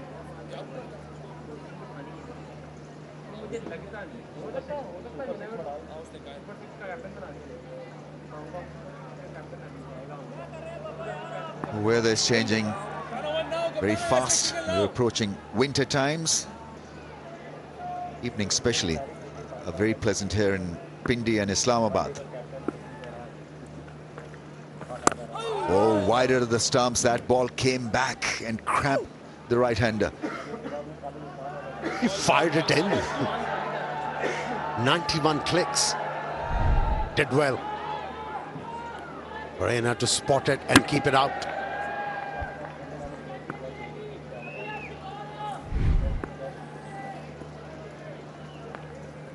Well done, well done. Selection is good in a way that they got him in when he's been in good form, Asif Afridi. So making use of his form at the domestic level, being introduced here. Oh, how close was that? If that bat hadn't hit the ball, it would have been all over for Varane. Once again, quick through the air. Menacing over comes to an end, 178 for 4.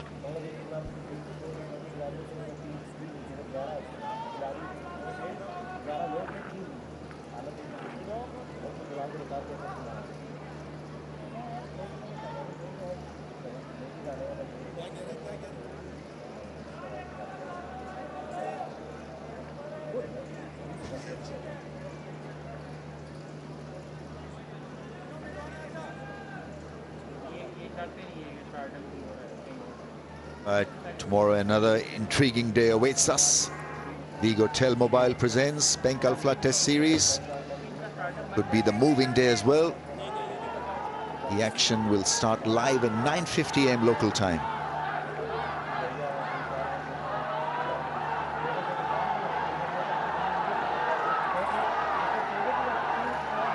(6:50 AM South Africa time, 9:50 AM here. It's a cliche, isn't it? The third day of a test match is a moving day. The reason why you think that the pitch is going to peak and then start to deteriorate. But when you play on these surfaces, don't you think the second day is the moving day? I'm moved by your observation. Are you really? I hope you're not touched. Well, the way the pitches have been prepared, you know, you can even call the first day to be a moving day. Yes, Papa. But there's been a marked difference from session number 1 to where we are here, deep in session 3. There's a lot more assistance now for the spinners.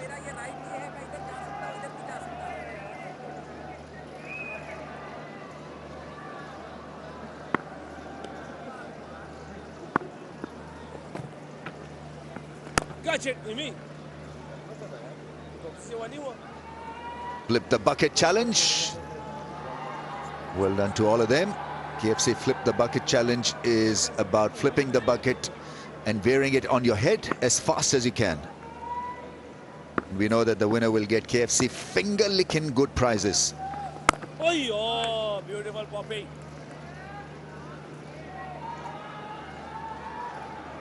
I think they've played Noman Ali especially well to keep him at arm's length. He hasn't picked up a wicket yet. He was almost unplayable at times at Lahore. None for 56 in 19.3. Not entirely there, but he gets away with it. Verana picks up a single.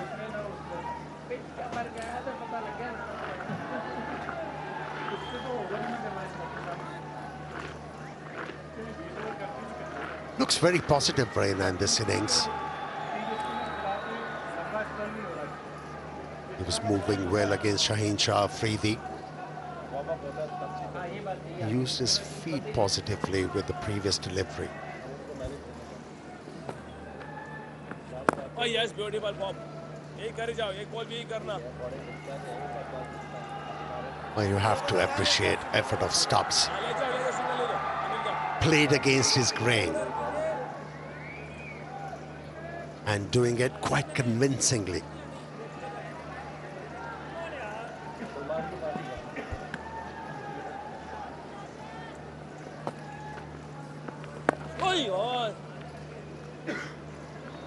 Four down for 180.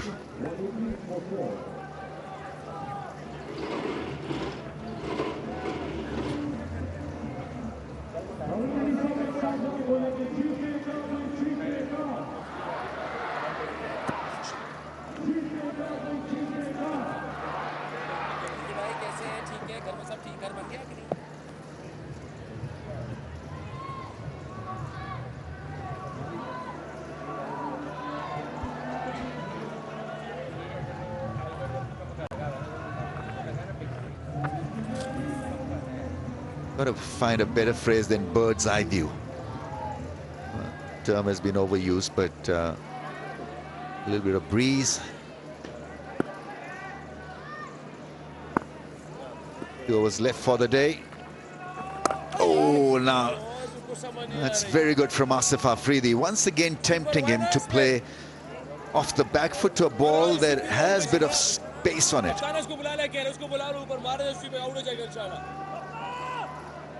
Yeah, got to be careful playing these deliveries off the back foot. The extra bounce on that occasion saved a batter on that occasion.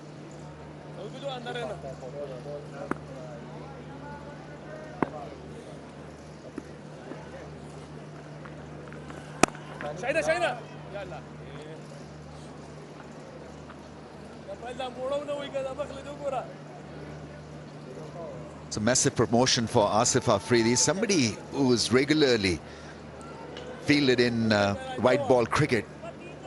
to then be considered for test match cricket is pretty special. It's a memorable selection. Making his test match debut at 38 or 39. We don't want to rub it in. Still adds a lot of value to Pakistan's spin attack. Very close to the outside edge. Beautifully bowled. You've got to have a bowler in your lineup, especially in a test match, who could give you control of the game as a captain. And from the other end, you could easily attack. And he's that kind of a bowler. Bowls accurately and on a turning track.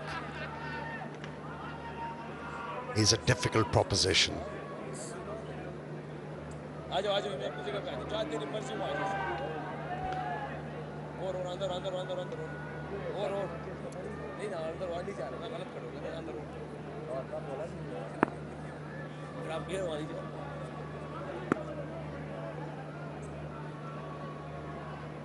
Fielder at mid-off's been adjusted now, almost at that long off position. There's the sweep shot, there's a fielder there, it's blocked.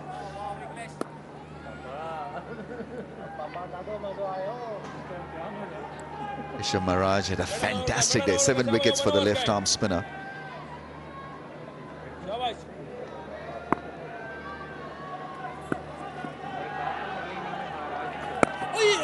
Oh, the arm ball, the straighter ball gets an inside edge from the batsman, picks up a run. Rana, he'll have the strike as well. 181 for the loss of 4.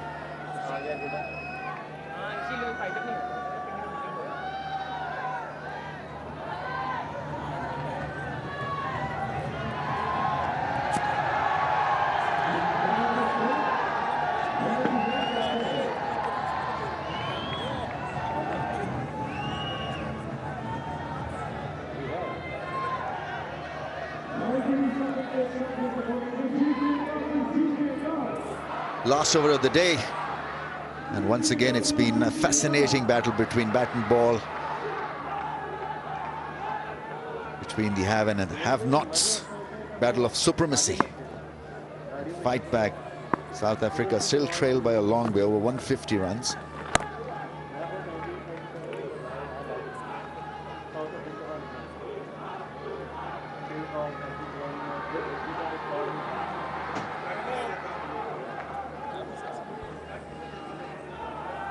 And once again, a no ball being bowled by Noman Ali. With quite a few during the Lahore Test match. Varina's job is to keep Stubbs away from the strike. It's the last over. Pushing for 2. Get them easily.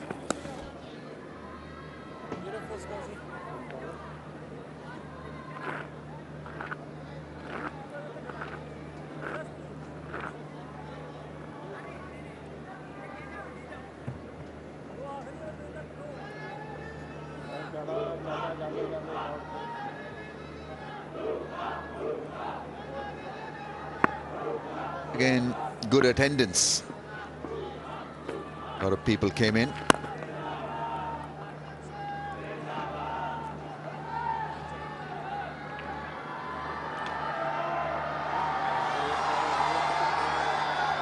Always can tell when they're on the big screen, get a reaction from them.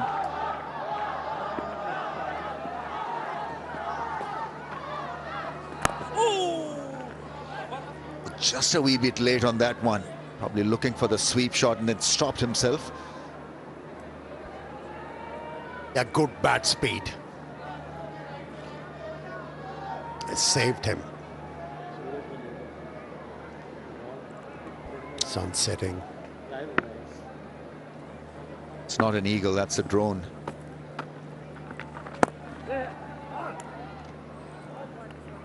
You have the bird's eye view and then you have the drone's eye view. Quite amazing how machines are taking over our lives. Computer asks us at times whether we are human. And say yes if you're a human. Do you find it insulting? Kind of. I mean, machine made by man, and still you've got to prove your identity that you're a human being. Anyway, well, this really has been Herculean effort from Stubbs.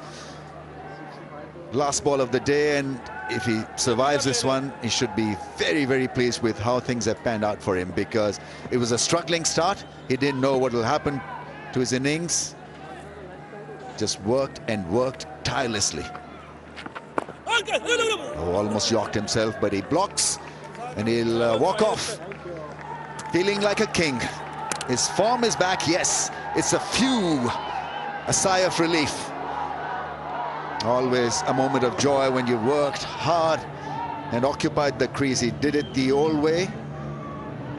And Pakistan, on the other hand, had a good last little half an hour, 45 minutes that have allowed them a peek into this test match once again. South Africa trail by 148 runs. They'll have to work extremely hard once again.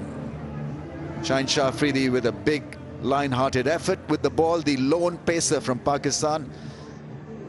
And Pakistan, well, they'll walk back thinking that they can challenge South Africa on day 3. So some highs and lows for South Africa. Maharaj, a big, massive high. 7 wickets for a left-arm spinner.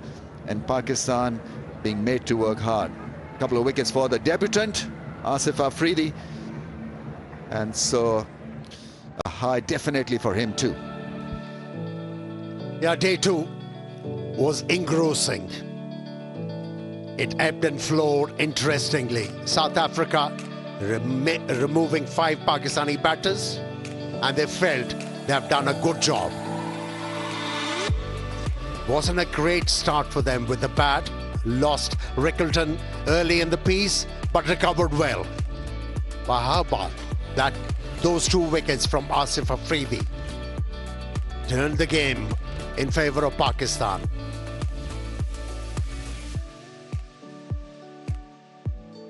Just to recap what happened, Zorzi and Stubbs were involved in an effort for 113. This is day 2, 3rd session, last session. What was outstanding from South Africa was how well they played Noman Ali. A very, very hard hit, a hard chance to Sajid Khan. Yeah, he likes playing that shot, the slot sweep over mid-wicket. Pushing that one into the gap, raising his bat. Another 50, another good innings from Zorzi. In the meantime, Stubbs then started to flow.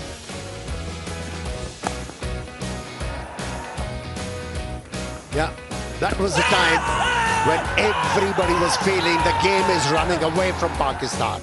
And then Asif Afridi was introduced into the attack, and what a wicket that was. A big one for Pakistan and big one for Asif Afridi, the first one in Test match cricket. That's a beautiful shot off the back foot, finding the fence, finding the timing, and beautiful catch. Nice pair of hands. Salman Ali Agha pouches it with soft hands. Early exit for Brevis, for Knott. And South Africa at the end of day 2, session 3, 185 for the loss of 4. That is how the game is placed, possibly in favor of Pakistan, because the bottom line is a clear one and an important one. South Africa trail by 148 runs. Right. A lot of cricket left in this test match. We are entering day 3 tomorrow. The live action starts at 9:50 a.m. local time from Rawalpindi Cricket Stadium. Should be a lot of fun. Hope you can join us.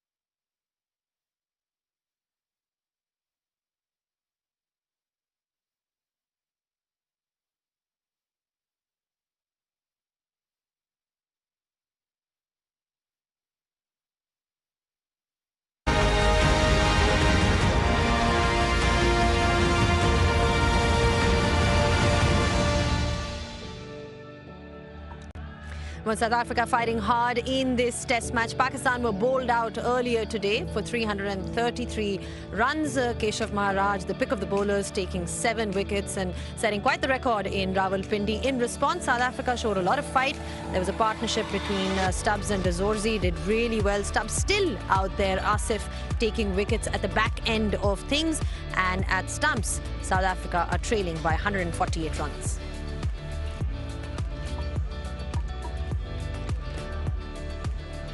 Well, great to be back on pitch side. This match is very evenly poised. Perhaps the momentum shifted towards Pakistan right at the end, but you've got to say that South Africa did really well at the top to take all those wickets, and then that partnership really setting the tone for them. I've got with me a very, very special guest here with me, Keshav Maharaj, and alongside him we've got Sean Pollack. Keshav, many congratulations. You've set quite the record in Pindi, taking all those 7 wickets. Tell us a little about your game plan. You're coming back after an injury. How is it for you out there? Yeah, it was really nice to be back in national colours. Yeah, the Pindi wicket starting off didn't turn as much as one expected. So, you know, good old-fashioned test cricket, try to bowl as many dot balls and keep the stump-to-stump line, you know, just to make the batters feel uncomfortable, and now and then through the odd wide one. And we saw the sort of deterioration, so I tried to use the footmarks, especially to the left-handers. But yeah, it's a wonderful 2 days that it has been for us. I think yesterday we were probably even poised and we did really well this morning. And yeah, I suppose at the back end losing those 2 wickets weren't ideal, but still some good runs on the board. And you know, we've got a batter in at the moment, so hopefully he can capitalize on that. How difficult is it coming back from an injury and then coming straight to Pakistan and bowling out there? Just in terms of building your rhythm, what's the challenge there? Yeah, luckily enough, I had to play a domestic game before coming here, so I got 49 overs in 1 innings under the belt, so it was a nice sort of reintroduction to the longer format of the game, and then got to Pakistan, sort of acclimatized to the heat. Only bowled once before this because I had to manage myself and workloads, but it was nice to get a long ball. I feel like spinners, the longer the ball, the more sort of the better feel you get with the ball. So luckily enough, I got that, and I had a captain that supported me. Just talk to us about your pace that you used. We saw like probably the ideal pace on the last service was 85 plus, but we saw a lot of your deliveries come like under 80 kilometers per hour. Was that something you were conscious of doing? Yeah, very much so. I think, you know, Lahore is a very different surface. I started off bowling a little bit quicker than normal, and I felt like it wasn't biting, so I tried to use the loop and sort of trajectories in the air, so hence changing the pace and sort of lowered my arm here and there to create a little bit of angle, and you know, found a little bit of turn at times with the slower pace. So yeah, I was just trying to be a deceptive through the air with a wicket that, you know, will spin as the game goes on, but for the first innings you have to rely on trajectory. Talk us about that lower arm one, because I've always thought it was the lower arm one to almost get it to slide on, but it actually was the one that was gripping. Yeah, look, I think the challenge that I have sometimes is bowling with a square seam. You know, I've gone to the sub previously and sort of struggled to do that. So I found that it helps me get a sort of squarer seam, which sort of reacts on these types of wickets, but also developing the one that's being able to skid on. I look at Rangana Hirat, who has the ability to have do that, and, you know, sort of try to take a few pointers from him. So the lower trajectory and the arm action sort of helps from now and then on these type of pitches. Talking about the conditions then, you know, obviously you bowl in South Africa, coming here, you said there wasn't a lot of turn at offer. I mean, but what are the main changes that you're thinking in terms of adjustment when you are bowling out there? Pace is one of the things that we were discussing. Anything else that you specifically sort of think through? Yeah, I think the one thing apart from the pace is the consistency. I rely heavily on my consistency because I believe that on a wicket that's not giving me much, I have to be consistent, otherwise the batters find it easy to score. And I think good field sets. I think I do a lot of analysis work when I go back, so identifying areas where the batter scores, and, you know, with the consistency and identifying that, I'm able to do what I want to do during the game situation. You got the all-important wicket of Babar Azam as well. You know, you're talking about having certain plans. I mean, was there a specific plan against him? Because he's always a big wicket. Yeah, look, we know Babar's very proactive against the spin. I was fortunate enough to watch the whole of the previous test match and saw how he went about his business on a really difficult wicket for batters. So we have formulated a couple of plans. I think the last time I bowled to Babar, I got him out LBW, but, you know, he's obviously amended his game plan to me. Look, we don't bowl for silly point catches, but, you know, maybe the trajectory in the air forced that. Well, listen, we've got you getting on an age, okay? You're getting a little bit older and more experienced, but you must be inspired by someone who can make his test debut at 38 years of age and 300 days, so basically 300 or 39 years of age. So what have we got, 5, 10? How many more years left in Keshe, Maharaj? Well, you'll have to ask Shooks that. Yeah, look, I think I'm taking one day at a time. I've always said that I'd like to play for as long as I can. We'll see how the body holds up. And, you know, if Shooks still wants me around, he did make a funny joke earlier, but we'll keep that off air. But yeah, I'd like to go for as long as I can. I'm still driven and motivated. I think the day that I wake up in the morning and I don't want to bowl and I lose that passion, I'll have to be true to the game and walk away. But for now, I love bowling overs and still have that passion. Okay, last question from me. What about the batting performance when you get out there? I mean, I think it's been good for now. What is your game plan? Can you give us any insight into how you're going to play? And secondly, will your pace change in the second innings? Yeah, look, from a batting perspective, I'll have to assess the conditions and see who I'm batting with and then play accordingly. But, you know, from a pace perspective, I think it is starting to get a little bit quicker. So, you know, I might have to still rely on the trajectories, but maybe a couple of Ks quicker. I'll have to assess when the ball comes. It's very different bowling with an older ball and newer ball here, which I found, you know, the second new ball yesterday at night started to grip a little bit more, and I still bowl at slower pace. So, you know, I'll have to assess and see. And, you know, it's a wonderful opportunity to watch the Pakistani spinners tomorrow to see how they go and then make an assessment accordingly. Cool. Well, thank you so much for your time. We're going to let you go now. Those tired legs, you've come from South Africa. I'm not talking about the age here. You're only as old as you feel, they say, Mr. Pollock. Always the legs feel. Well done, Well, thank you so much once again for your thoughts. And that was Keshav Maharaj for you. Just talking about his spell and just generally what they can look forward to in tomorrow's game. So plenty to talk about and closer look at what happened today. All of that after this short break with Waqar Younis and Sean Pollock.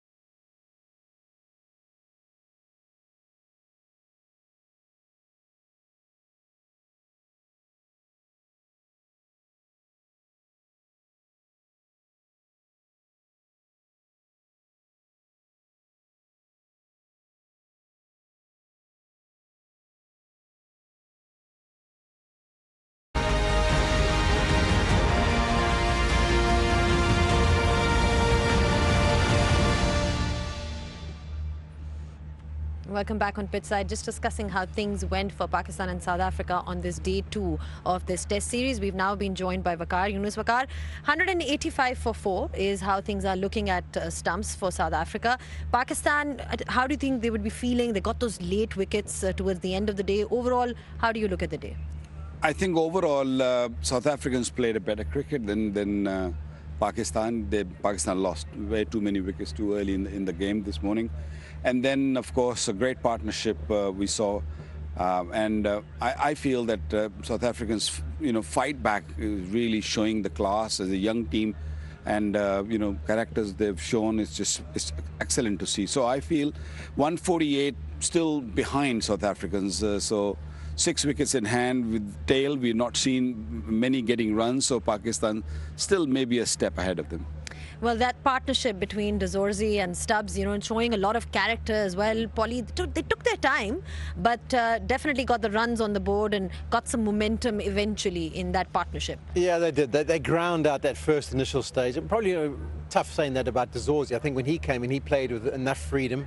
It was a bit of old-fashioned Test cricket, and sometimes you think the more time you spend out, you kind of break down the mindset of the bowlers that are operating against you. But to get a 100 partnership, eventually these are the shots, these are the positive ones. It doesn't paint the full picture because we saw a lot of defence and sound defence at times. I think the big thing for South Africa is that partnership has showed that it can be accomplished, so they walk away thinking, okay, come on, let's strive to achieve a few more partnerships going forward. The other thing that they're going to look at is that there's 15 overs to go into that second new ball. So that needs to be negotiated properly and maybe really rotating the strike, picking up as many runs. Because I think once that second new ball's taken, we saw how effective Keshav Maharaj was, particularly against the tail. So if they've got a hard ball against the tail enders that'll come, I think this innings could be wrapped up quickly for South Africa. And they don't want to fall into that same scenario as what we saw from Pakistan. So this partnership will be key. Marco Jansen, he plays well. Sen Mutasamy, he'll obviously want to be contributing. But as it goes down, they need to fight and eke out every single possible run, also giving that time for that surface to break up even more. Asif Afridi then, making his debut, missed out on one review, which was then shown later on that it was actually out. But just in terms of how he bowled, we saw him take 2 wickets at the end, really changed the match for Pakistan, at least today. Yeah, his experience, came to play, and he bowled beautifully. He bowled that pace which is not easy to handle.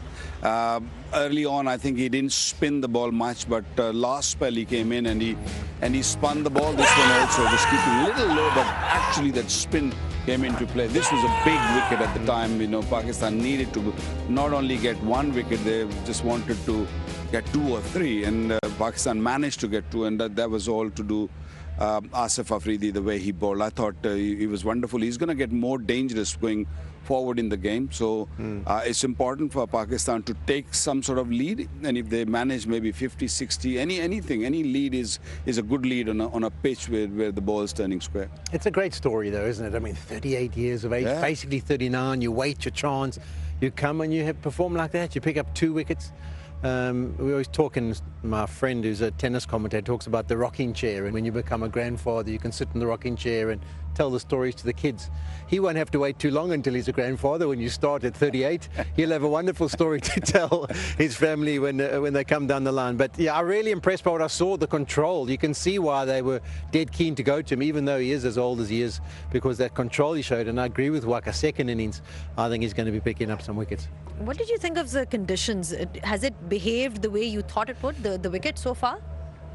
I don't think all of us were thinking that it's going to turn square from the word go. But the pitch played really, really well. I thought it was very, very good pitch to bat on even today.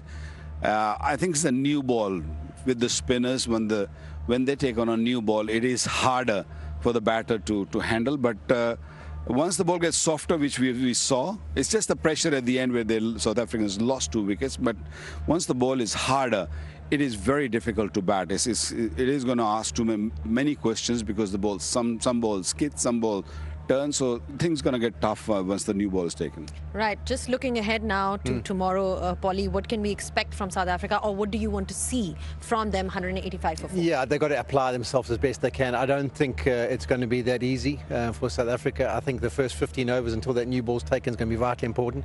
But I think even if South Africa go really, really well, I can't see them getting a massive first innings lead, you know, if things went really, really well for them. So I think it's going to be pretty even Stevens after the first innings. I think we're going to have a second innings shootout in this test match.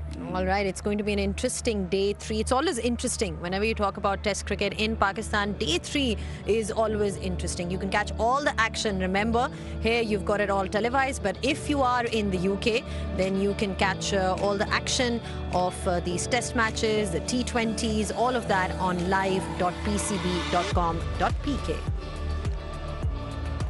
Moving ahead, what we have got lined up for you just in terms of tomorrow. Remember, the action continues. It's going to be a significant day in deciding the fate of this test match. It's the Vigotel Mobile presents Bank Al Falah Test Series, and we join you once again at 9:30 a.m. Thank you, gentlemen, once again. It has been a great day of Test cricket, something that we always look forward to. And tomorrow is going to be yet another interesting day. Until then, it's goodbye from all of us.